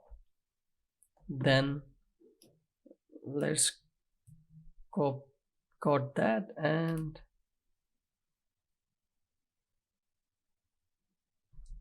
okay, let's cut all of these, and then let's paste it here. So inside root, what we can do is we can also give colors. So for example, primary color, I can copy this and paste it, because the thing is, like, all our SASS variable, we cannot change them dynamically, because when we build it, SASS will compile as CSS. So that's why we cannot change them dynamically, but these we can change dynamically. So that's why I'm trying to modify it to there. And also we need hover, and then let's do that. So here I will do hover. Okay, so and then what we need to do is, instead of using hard-coded value here, we use bar, and we use primary color, and here we use variable, and then hover. Now if we save this and go back to our application, and you see we have everything here, we have hover, everything else is primary. And if we add this, this will also change to primary. So nothing much has happened now. So when you change primary color, it might also trigger other color to change. So that's why this approach may not work in all cases. So that's why in those situations, it's better to have a reducer state and dispatch an action, and then maybe somewhere here in our application use those color, basically something similar, but update our this root color variable depending on the theme. That's the better approach. But in our case, I think I will only do directly in our sidebar. So what I will do is, inside our sidebar here, I will do switch primary color, and that will be a function called switch primary color, and that function will have two colors. One will be primary, that will be string, and another will be primary hover, that will be string as well. And if that's all good, we will be doing something document element, and here we will have style, and then we will have set property. And now we need to do something. So our color is primary color, and then the value will be whatever we will have for primary, and for hover we will have whatever primary hover. So this function, we can also create a folder somewhere called helper and have it there, so that we can use this function in different components. But in our case, doing it here is just fine for now. So what I need to do is, I need to call this function in our here somewhere. So let's do on click function here, and then here I can call this, and I need two colors here. Let's give it also our class name of cursor pointer. If you remember, this is our custom made class name that takes everything there. And what is happening? Okay, so it is because we need to do something like this. That's good. So I have all our colors value and hovers somewhere else listed, so I'll just be copy pasting those values. So for primary I have this. Okay, now let's save this and let's see if this will work or not. I will refresh just in case, and I'll go here. Okay, so as you can see, this is green, this is green. If I add, this is also green. That's good. Let's go to red, and we have red. This is also red. And if I go back to blue, this is blue. And if I click red, okay, everything else is good, but somehow if you see, our primary color is changing, and I know why exactly. It is changing because we need to give this value in our sidebar here. Where is it? Okay, inside our components. So if you see, if you remember, here in our blue we are passing primary, and because primary keeps on changing, so that changes this value. So now if I give it here hard-coded value, then this is blue, this is red, this is red, this is green, this is blue, and we are okay. So our Swiss theme is also working. All this is not working, I know, because it's getting from our material UI, but that's fine, we don't need to deal with that. So our theme color change is also done, and then the last one is our single country page. Okay, so we are here. So good to be here. Finally, single country page left, and let's see our design. So if you see in our design, we have a few details: population, region, and native name. Well, don't go with this dummy data. I just copy pasted the same thing, but anyway, border countries, languages. So I think this is a pretty good time actually to do a little bit of modification in our types. So let's go to country types. And remember, I have been telling all the time that we can do something per country. So let's go and okay, so this is a country object. We'll have name, that will be string, and then we will have region, that will be string too. Then what else we have? Let's go here, and then we will use population, that will be number. Okay, and then we will also, let's see in our design, so we have native name and capital city.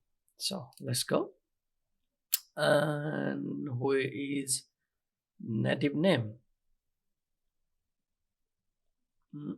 Okay, for this country I think native name, okay, so native name is also a string, but it looks like this. So let's go here and let's give it a string. So another thing we need is capital city. So let's go and see. Why am I opening Postman? So capital city, I think it's okay, it's just capital. So let's go and also here add capital, and then what else do we need? We need languages and border countries. So okay, so languages, it's an array with objects. So let's go and there is name. Okay, so all we need is only name. We don't need ISO codes and anything, so let's just use name. So it will be languages, that will be array, and we can also have it here inside, and that will be string. So that way we also get the types per languages inside, and then we will have some border countries. Okay, so I'm not sure if I really want it. We have it in our design here, but that doesn't give that good idea, because these are just border country code. So let's remove that. Let's see if we can take anything else that makes more sense. So okay, so here we have capital, we have name, population. We can also print sub-region if we want, and currency also inside an area. So let's just take this sub-region, and let's go here and just here string. Now since we have this, what we can do is here we can do country, so that way these countries will be area of country, so that's good. And then payload, so we don't need to think that much here. This is good. Let's go and modify a little bit of our reducer. So if we go to country reducer, here we have also country type. Well, this is okay. Yeah, everything here looks pretty good. So then I think we can import it here. So let's go here and let's just have country. And do we have country somewhere? Okay, I think we don't even need this any, because now we will know that our country is type country, as you can see already. And we can, okay, that's good. And then let's see somewhere here. Okay, sort by. So here we don't need to give this any anymore, because it knows that we have country.name. For example, now when we go country dot, then you can see we will get languages, we will get name, we will get native name, everything, because now it is attached to our country reducer state. So we have this because of this thing here. When we are using this state, it automatically, so when we are using this state, it knows that this is a country type and we get it. And if we want to add something more, we can go on adding here. So with that, our everything looks good. And I think we need to do one more thing before we start our country, and that is because, for example, here when we go and we use country and let's say some name here, then we see it's country page, but we don't have any Appbar or navigation bar, drawer, anything. And that is because I think have done some mistake. Okay, let's go here. What happened?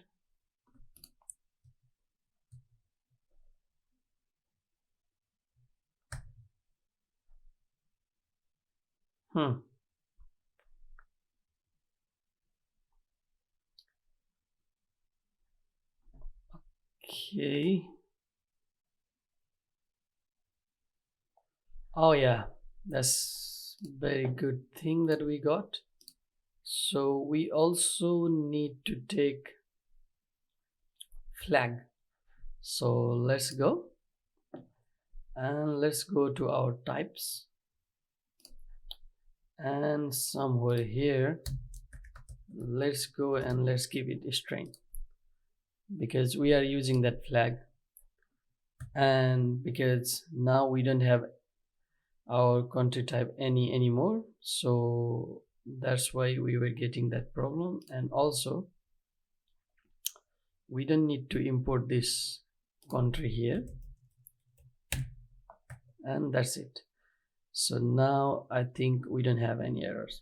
So the reason why, if you see, all our application Appbar and sidebar, they both are here, and also our country list is rendered here, whereas our country is separate and we have something here.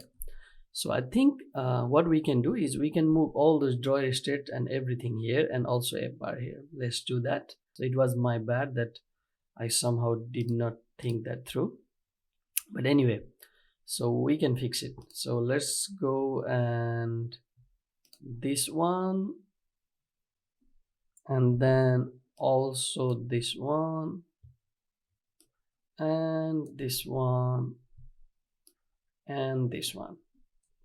I'm going to cut it from here, and I'm going to paste it here. Okay, and that will not solve everything, so then I need to also take this Appbar and sidebar from here, and I need to render them here before our route. So everything inside routes will share this Appbar and sidebar. Then I think, yeah, I need to also import this. Okay, so let's go here and let's import those components. So in our case we are here, yeah, so that's also good there, and this is also good, this is also good. Our sidebar and everything are there.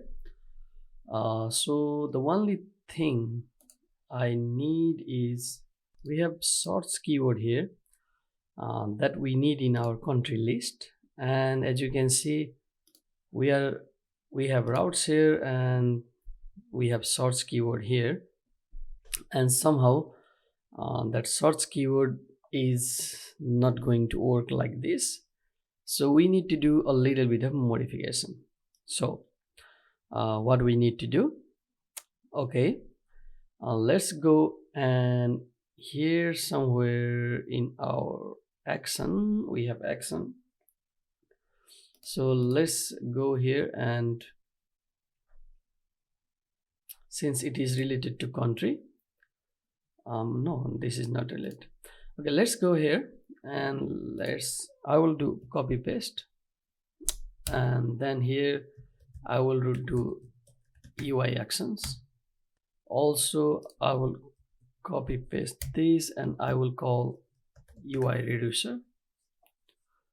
So then let's go to our UI action, and all I need to do is somewhere here set sorts keyword, and we don't need types for this, at least I hope not. So, and that will be keyword, and that will be type of string, and we don't need any of these actions for now. All we need to do is update sorts keyword, and it will be, payload will be whatever keyword we have. So we need this type.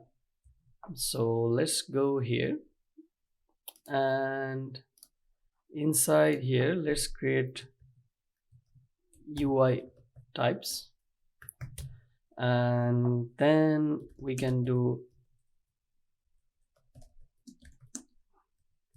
so we need this, and then we can also use some action. So okay, let's use our UI reducer state. I was sure that we were not using for this application, but seems like we will. And in reviewer we will have sorts keyword, and this will be string. And in future, if you need more other steps, like for example, as I was talking about theme color, we can have some objects here, and we can have primary, string, and like that. But for us now, this sorts keyword is okay. And then let's also create action. So something like this. Okay, so this action will be same as this. So set sorts keyword action.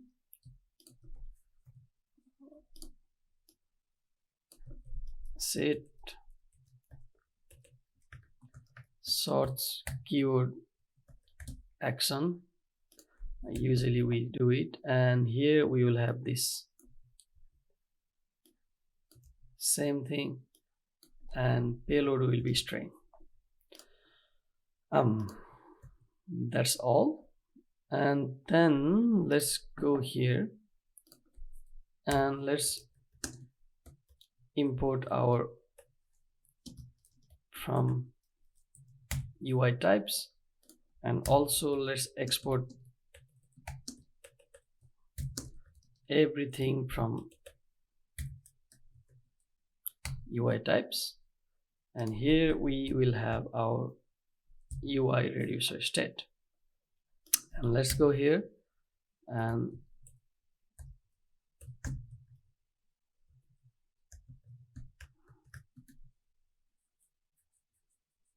so we have UI reducer, and that will be UI reducer state. Let's just make it a bit clean, and that's good. Then we have our actions here. I think this is enough, so we don't need to do anything. Let's go here, and somewhere here we will do a couple of things. So first one will be, we will import update search keyword, and we will have set keyword action. So see here, well, just like this, we will also give it action, and that will be set search keyword action. And that's all good. That's all good. Now let's go to our UI reducer. Actually, what we can do is we can copy the same thing here. We have a lot of things we don't need. So, and also I think we need UI reducer state. Okay, so our initial state will be UI reducer state, and at the moment all we have is sorts keyword, and initially it's empty. And then we have UI reducer. Actually, let's call it UI reducer. So the state is UI reducer state, initial state is initial state, and at the moment our action is, we should be let's go, instead of taking this action here, let's go to our types, and let's go and export UI actions. At the moment it is same as our set sorts. Okay, export const. So set sorts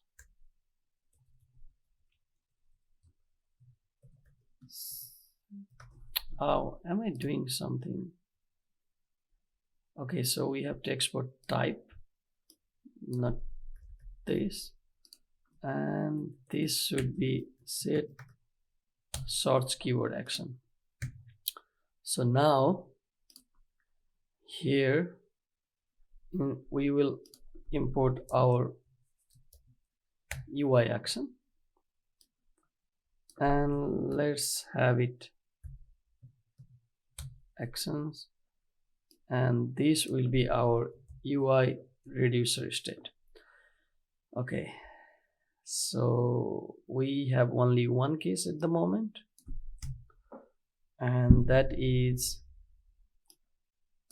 this one,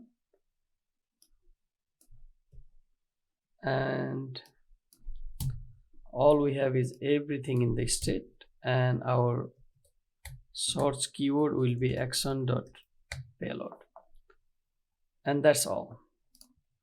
Now the next thing is we need to go here and import our UI reducer from,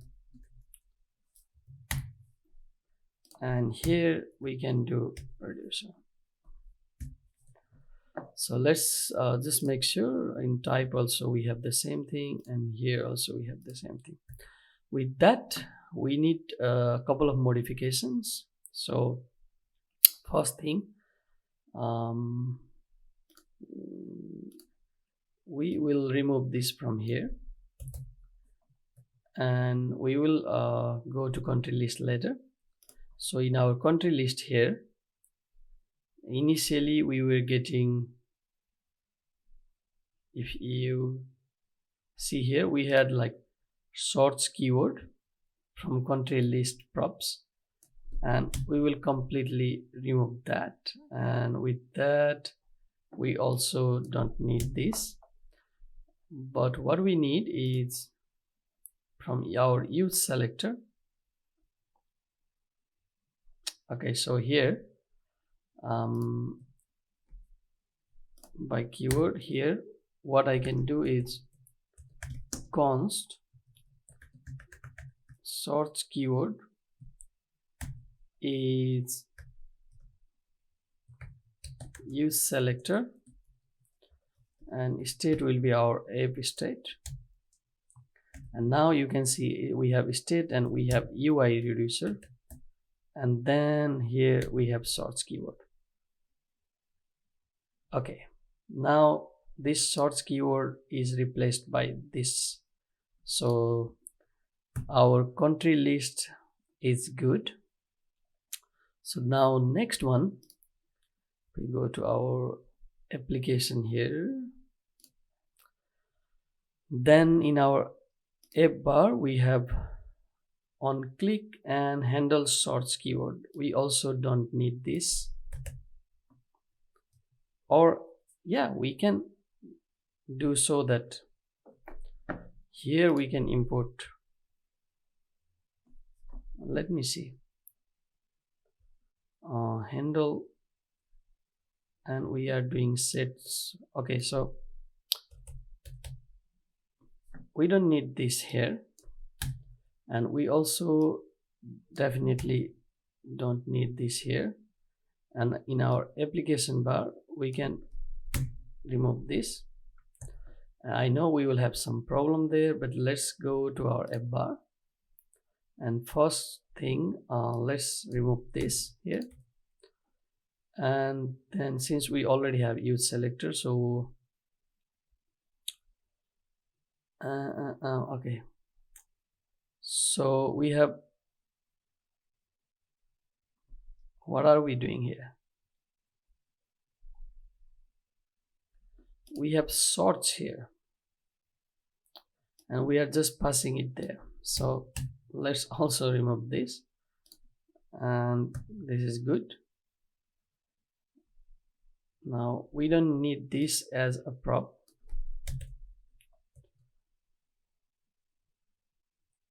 Okay, so yes, so now let's go to our sorts component, and here also let's take away the sorts, and let's take away this,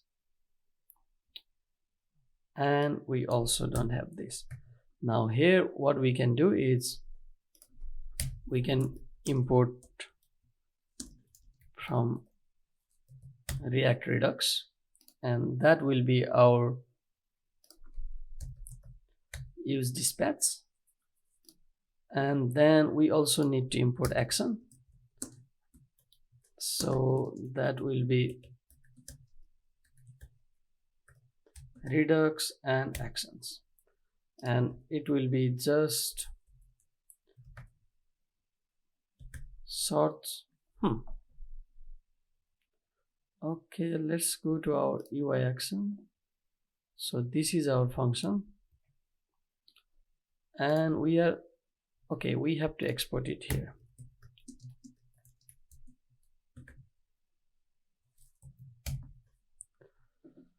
Okay, now I think it will show us.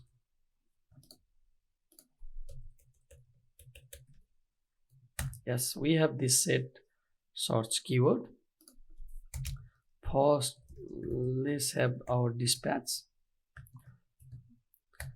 Can you imagine I am doing all this just because of a simple mistake about routing and ordering those items there. So now here we can do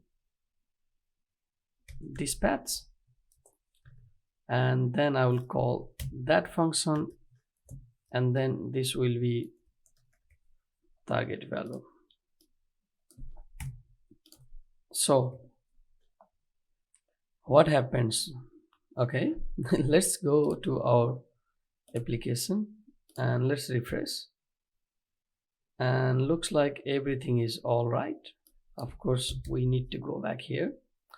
So if you see now, we go to our state here, and we have UI reducer, and we don't have anything here in sorts keyword. Now if I will type famous jar, then you see here we have been updating sorts keyword, so all these actions are fired, and we have, and if we go to state, now you see there is a keyword called jar, and based on that keyword what I did was in our country list component, where is it? Here.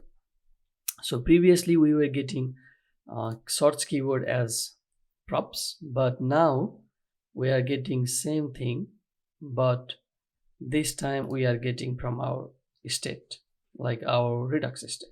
So that's all. So and then previously I was updating it by props function from source to Appbar and so on, but now I'm doing directly. And the good thing about that is, if later we want to put like some sort somewhere here or some in some other pages, then still I can do that. That's it. And this is pretty good. Everything is working. Now let's go back to our country. Sorry, it took some time. And I think I also did something here. Yeah, I think I already did it. I don't know if I recorded that or not. So however, I will tell you that I imported a link from React Router DOM, and I wrapped all our card wrapper inside link, and then in the link I pass this URL, so that will be country, and then whatever the name of the country. So now what happens is, when we click any country, you can see that that country name will be updated in our URL. That's good. So now after all this, what we can do is, now we go back to our application. So it's all good. We have now our drawers, we have everything here, and we still have our country page. That's good. So the next thing is I can close everything else for now, and all I need is just this country. So I need to do a couple of things. First, I need to import from React router DOM, and that will be, one will be its params, another will be use history. This we will be using for our button, and this per params, and I'm not sure if I need to do some other setup for this, but let's see. So the first thing, let's get something from here. So we can do params from use params, and then we will get everything in our params, and we can do parent.name. But instead of that, let's destructure directly here name as a string. No, I think if I do any, this should fix. So what I'm doing here is, if you remember, in our routes we are using this name, and our React router DOM will know that because we are using use params. So anything after that name, it will assign that value here, and that's it. We are just destructuring it. So if we console log use params, we will get a lot of other things, but out of that we will be only taking the name. And then now if I just go here and print this, you will see what I meant. So now we have Albania, and if I go back, if I click, we have Afghanistan, and if I go back and if I click, we have Algeria. That's good. Let's give it a class name, call country page, and then let's remove this for now. So first we have country page go back, and here we can have go back for now. Then okay, so if we are using go back, most probably we can use history. So let's also go here and let's use history, and then here to go back, what I can do is, well, of course I can also import button, but yeah, let's do that. Let's not be lazy. Okay, I have been lazy for a while, and that made me redo a lot of things. So now let's not be lazy, and let's just have a button here, and then it will be go back, and all we need is, let's have size small, and variant will be text, I guess. Yeah, we will do some CSS change, definitely, we always do that. Let's just have some space for class name here. But what we do is, on click we can call history, and that has something called go back. So all it does is it just goes back. I think we can also do push, and if I do push, then I need to provide something. Let's see which one works, because now if I press, okay, it goes back. I think this is better. The thing is that if I use go back, it only remembers from where we came, but if we refresh the page, sometimes it does not work. So this is pretty good for now, and definitely we will bring it close to our design later, but for now let's just keep it like that, and let's start designing this. So here I have two columns, and one is flag and another is details. So let's go here, and here country page details, and inside here I can do country page details left and right.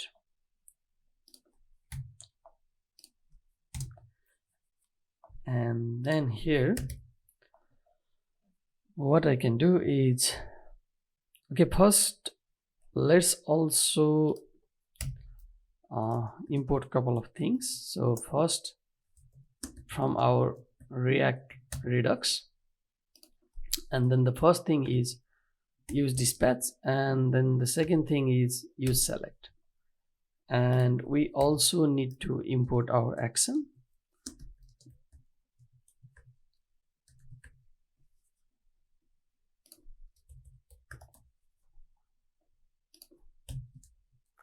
So Redux and actions, and from here we need page all countries. Why? Because when the page is refreshed, everything, all the data will go. For example, if we are inside this page and if we refresh the page, okay, now we are getting it from params. But if we have actual data, if you see here, all our state is clear, and we don't want that, because even when user refreshes this page, we want that data to be there. So that's why we want to activate this page all countries there. And that we can do is what we can do is go to our country list, and then okay, so we also need app state, import,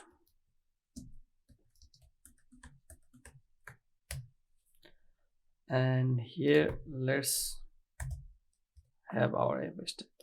And then now we can go and we can take all countries just like this from here. Somewhere here I will take all countries, and then we need to do a couple of things. So let's also have state, and that will be current country. So the current country is whatever the country we want to view this page for. So let's set current country, and that will be use state. And initially we can have it, let's also have our country state, and yeah, it's country. Actually, I don't know if this works. That will be country.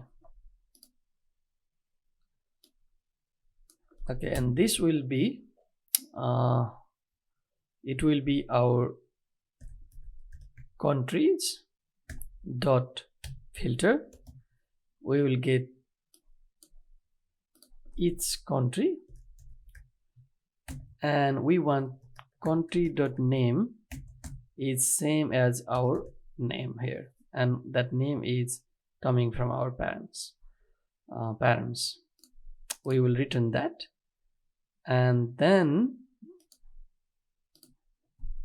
we will have 0 because we want the object from that area. And I think that's all we need. But if you remember, problem won't be solved just like that. We have to use a couple of use effects, and then the first use effect, if you remember, is we want to dispatch.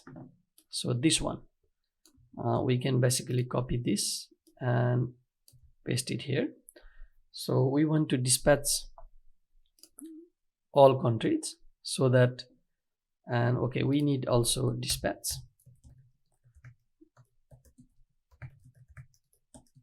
Okay, so this way we will get all countries, and we will get the list of countries here, because it will dispatch and it will set it. And we are getting some warning or some error here. Okay, let's see, did I do something wrong? Okay, so country has already been declared. All right, so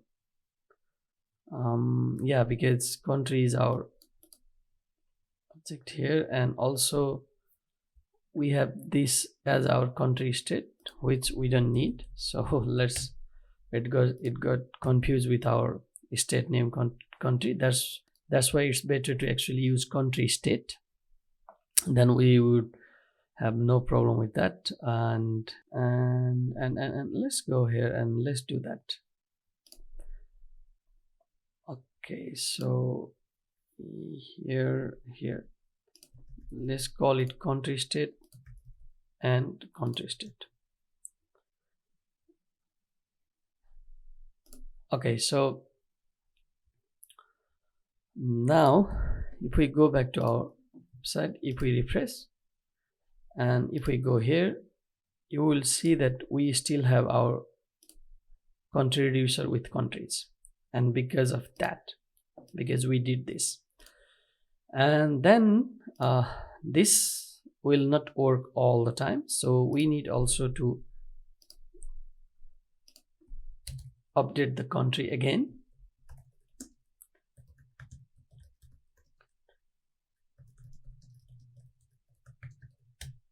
So what we need to do is we need to call React use effect again, and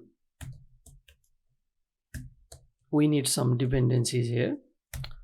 So so what happens is that we need to do basically set current country, and we need to copy this exactly same thing, and we can print it here. We will need countries here initially, even though we have the same logic here, but these countries will be empty. So we will have empty current country, and then we will be dispatching this, so it will fetch all countries, and then this state will be updated automatically because of Redux. And when we have this updated, since we are providing this as dependencies, so every time our countries will be updated, this will set the country, and then we will have the final data. So now here we are back to our design. We have all the data we need, so let's go and let's have our flag and it. And if I remember correctly, we can go to our country card here, and from country card we can exactly copy these two and go here and paste it. And it will not work just like that, because this will be our current country, and then we can have flag. Similarly, this name also will be current country, and then you can see we have a name here. It's all because of our country state type. And then we can copy the same thing and we can paste it here. And now I don't know how the design will be. Okay, it's a massive, but okay, cannot read property flag of undefined.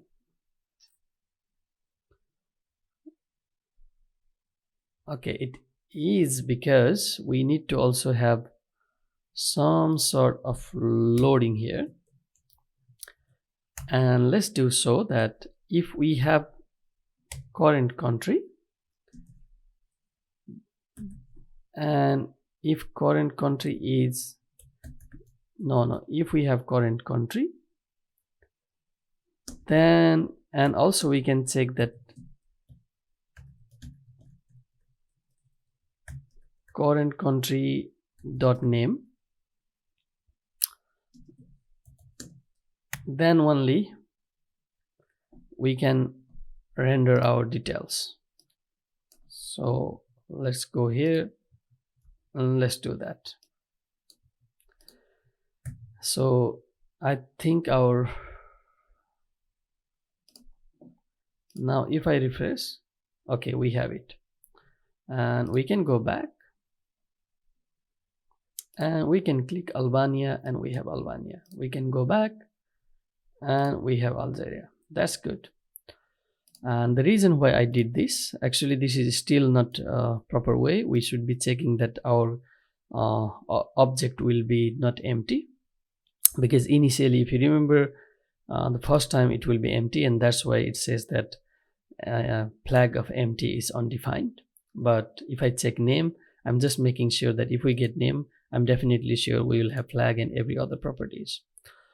And then we have left, so that will be, and then also here we can have actions, country page actions. So this actions is this add to cart. Okay, so what I need here, this is our add to. So let's go here and let's do add to. And inside add to, the first one is population. And then I can have span. And then here we will be printing our current country dot population. I think I need to also do it to string because it's initially in number. And then I will also use it here en. Then let's do it back. Here we don't need population. What else we need? So it will be region native name. So we can do region. We need to do a little bit trick here with languages. So we go here and languages. So we have current capital and we have languages, but languages will be our array. So what we need to do is we need to do language, and then we need to, okay, so we need this span away from here.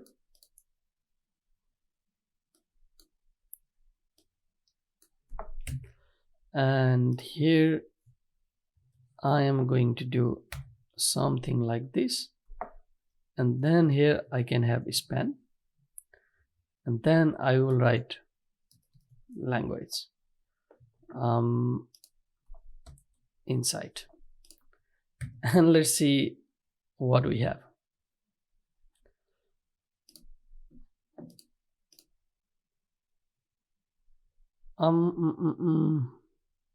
Definitely getting some problem here, and I don't know exactly what. So first thing here, let's give it language. Okay, so we have some errors here, and let's go and check here. Or let's just remove this for a while. Let's see. Okay, and now we have like everything else working, so it's just the problem of languages. And if we go and see languages, we have object, and then inside object we have name. Okay, so let's go back, and we need language.name, and here also language.name. Somehow I forgot that. Think this should do. Yes, we have also language here now. So basically we have all the data we need. And let's go to country card, and let's copy this and then inside our action, let's paste this. And at the moment we don't have anything on click, and we don't have button disabled for now. Okay, so, and we have add to cart button, so we have basically everything. So first let's go and let's fix our button color. Okay, so we need this arrow, and let's import this.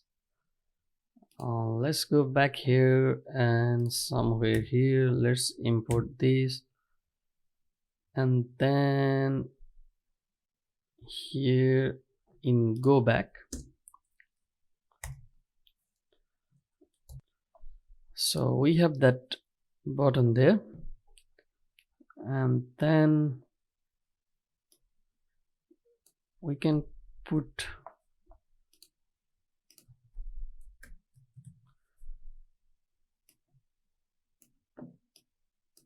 let's see what's the size. It's 24. That's our S2, and also let's have it here.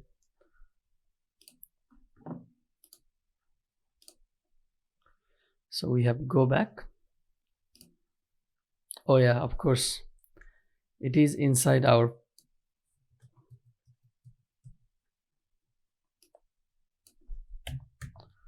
now we have our arrow and that there. So let's go and let's give this button of a class name, button text, and let's go and modify this button text in our base here somewhere where we have buttons. Okay, so we have primary, and just like that, let's go to our text. So we can give color. I guess that's good.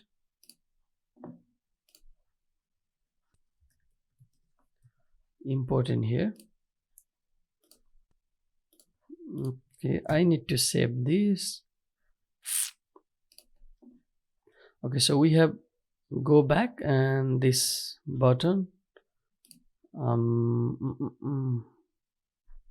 So let's go here and let's do display flex, align item center. So we have our button somehow working, but we still need to do some modification, but let's fix this before that. So okay, so the first one is flag size, and that's 607361. So let's close this. Let's copy some of these here and call it country SASS, and then we don't need anything here. And inside here, let's go and import our SASS file, and then let's use this country page here, and then the next thing we need is details.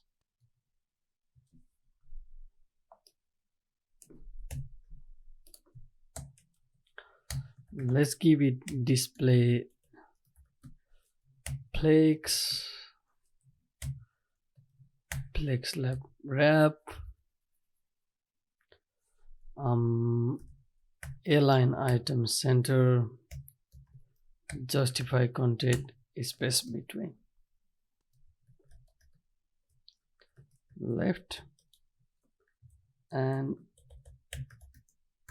right, plex 1 and plex 1.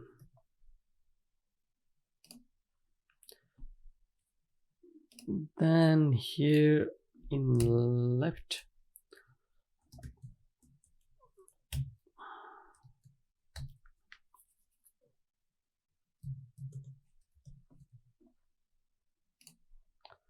so that's good. Let's go back and come up with some other country. and then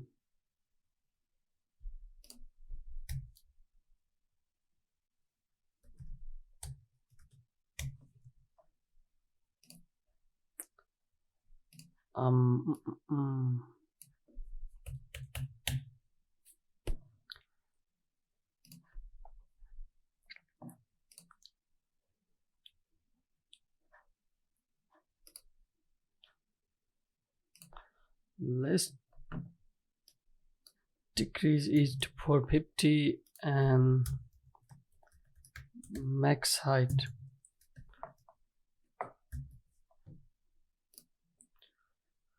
That looks good.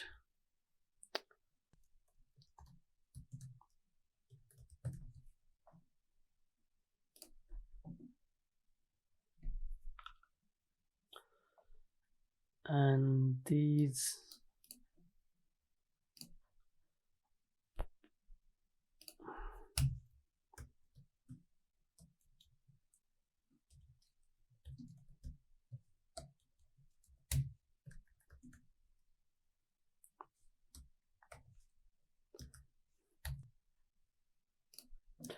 although we have some margins here, I need to break this. So again, let's not do lazy work here. So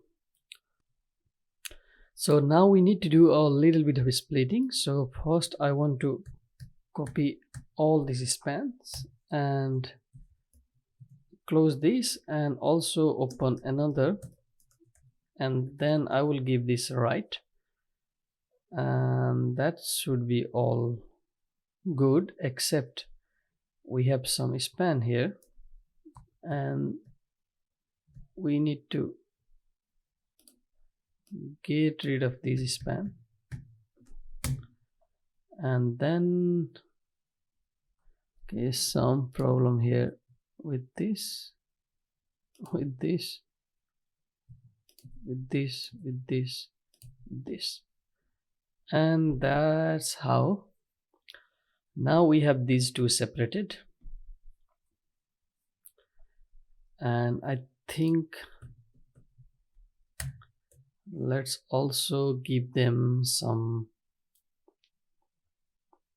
div. We need to wrap each of those items inside some div. So it's a pretty big job.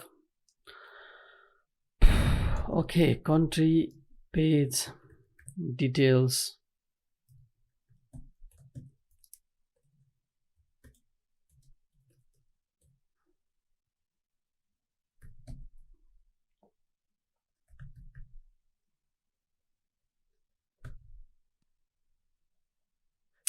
And for languages, we need to also apply the same logic. So let's copy this and let's close this div. So here inside we have S2, and there goes this languages, and then instead of span here we will have also S2, and there the class name will be right. And then we will take away this S2, and also we will take away this S2. So now I think we have pretty, no, actually this has to also go inside here. Now if everything is good, React hook is name line 34. Yes, we need name here. Do a little bit of design. So let's take this list, and now we don't need to do anything here, and we can go here and here. First of all, I can do display flex, and then for S2 we can do text align to right, and then we have s2 dot right, we have text align left, and then margin left will be 3 rem, and then color will be black light. Now let's go and see, and we refresh. All here, let's write just even content space between, and now we have nice spaces between them. Also here, let's have margin top 1 rem. All right, so we have pretty good, and actually although in our design we have it like this, but I kind of like it when it's taking it space properly, so that is good. And we have this name, that is also good. And now we have to fix this add to cart button, so let's go, and then we have to also fix this button. So first thing first, let's go to our actions, and then let's give a little bit style for our actions as well. So let's go here, and so display flex, and we have button, and let's give that button width of, not width, max width of 200 pixel, and let's do it important here, and let's refresh. Okay, we have it there, just like we have in our design. And if you notice, in our design we also have some drop shadow property, so that's our box shadow. And let's copy this, and I think it is inside our country page action, so I think here we can do this. And yes, we have our country shadow.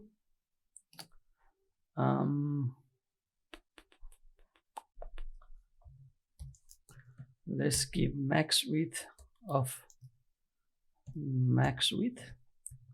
Let's go to our action, and let's have, and top to bottom, let's have it 2 rem, and in the side we can have also 2 rem. On bottom let's have 5 rem, and left let's have 0 rem,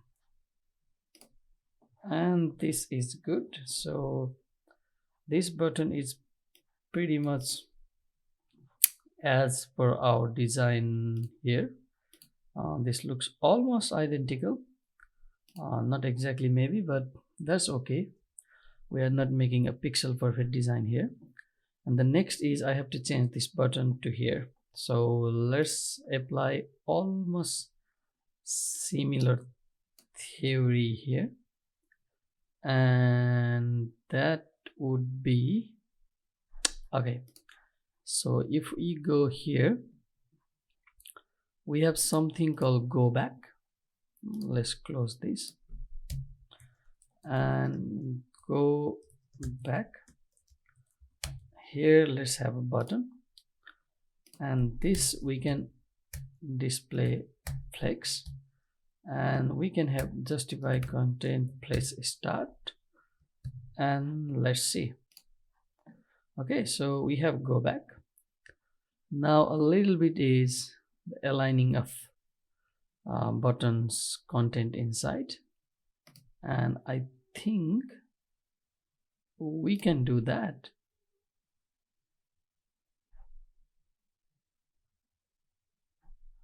How can we do that? Okay, so let's go here. Let's do it flex, and no, not justify content, align item center. It's almost done here, so let's copy it. Let's go here and think, let's see if this will do or not. I will refresh, and this does. We need a little bit of padding on top, so let's go here and let's just give padding and top to bottom to RAM. Let's go and check what is in our design. Well, in our design we don't have perfectly there, so let's give 2 RAM and 0 in the side.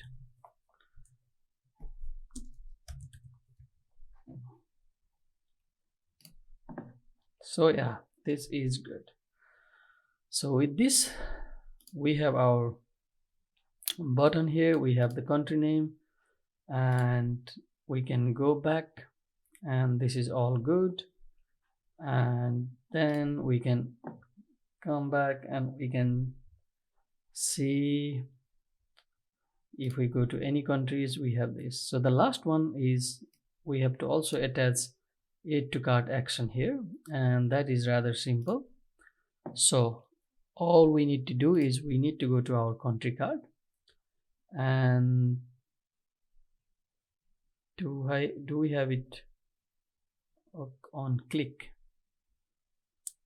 Okay, so we are taking on click, so that means let's go to country list, and then in country list, I hope, okay, so we have add to cart to country, and we also have disabled here. Okay, so we need a couple of things.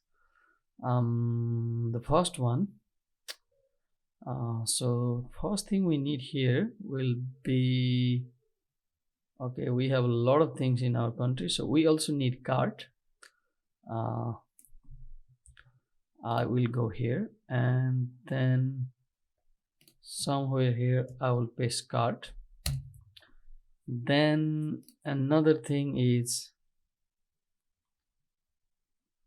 I will be taking, yes, action from here, and let's, okay, we already have action. So also, what was the name of the action? Add country to cart, add country to cart. Then we have everything else. So dispatch also, we have dispatch, that's pretty good. So now I can basically do something similar like here. So if we go to country card,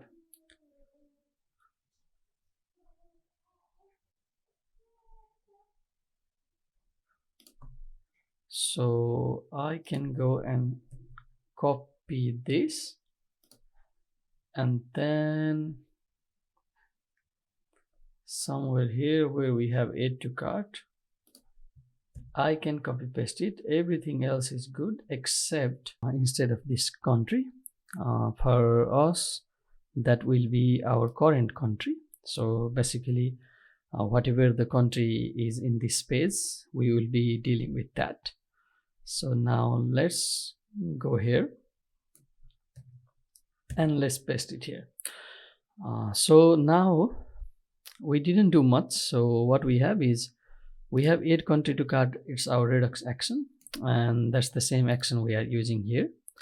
And we have all the dispatch and everything already because we were using for dispatch phase all countries. And we also had use selector here because we were using that to get countries. And from countries, so in this case we were using looping paginated country and getting country, and in this case we have countries, and from there we are getting current country, and that is from here that matches the name with our params, and we are also updating that when the country changes. So now in this button we are using basically the same thing. So we have current country and then also current country. So if the cart includes this, then this button will be disabled and this will be all good. So now let's go and let's see if we have any errors. At least we don't have any warnings. And now if I add this, you can see that this country is added and the button is disabled. If I remove, this is back. So if we want to also save some state, for example our cart state, so we can also save something in local storage. Let's try it. That will be probably the last thing for us, so it's not in our to-do list. So single country is done, and bonus is local storage cart. So let's go, and then in our country reducer, no cart reducer. So when we are adding a country to cart, before we this, what we can do is can do local storage dot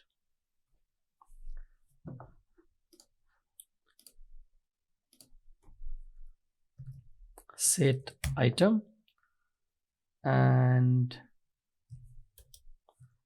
that will be save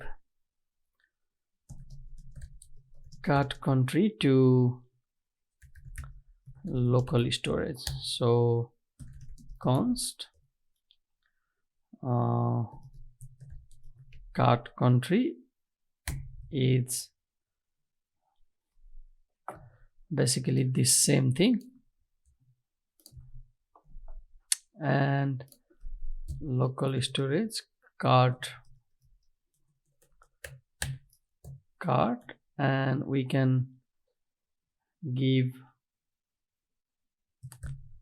json.stringify, and this will be cart country. So we save something here, and initially in our state here, what we can do is this is local storage dot get item. Now actually we have to do it here, const cart from local is local storage dot get item, and that will be our cart from here.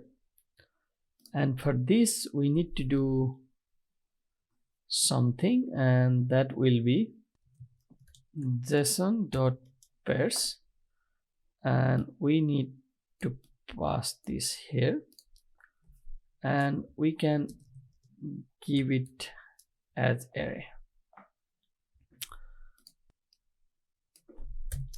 So we can take it from here, and then we need to do a little bit of change here. So if we have cart from local, then we can do, well, initially what we can do is let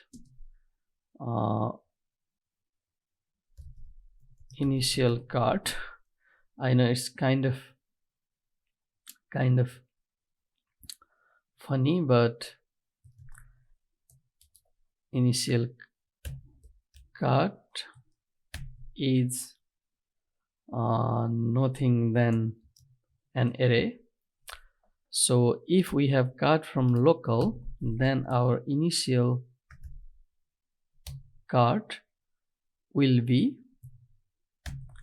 JSON dot pairs, and then we'll have initial cart.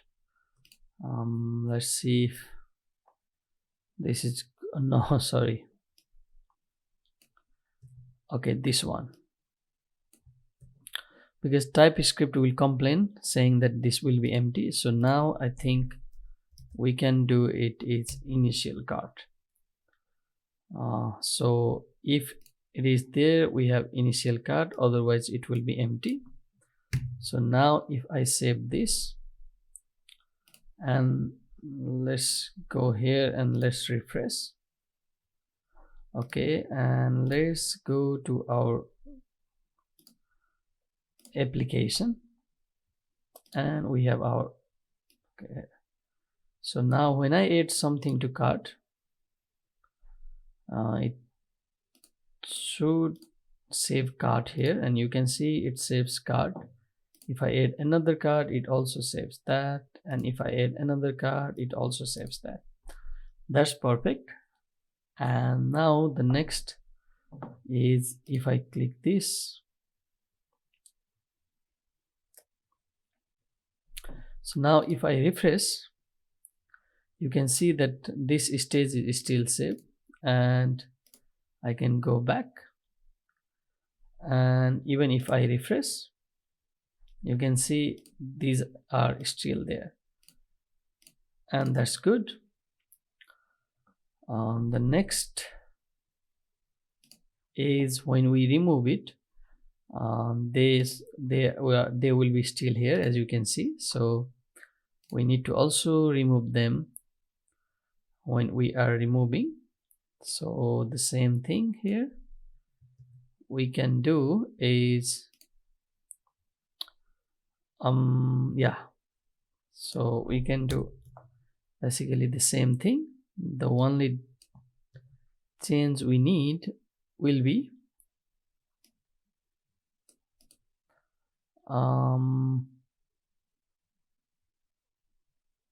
okay, so cart country will be this, and that's all.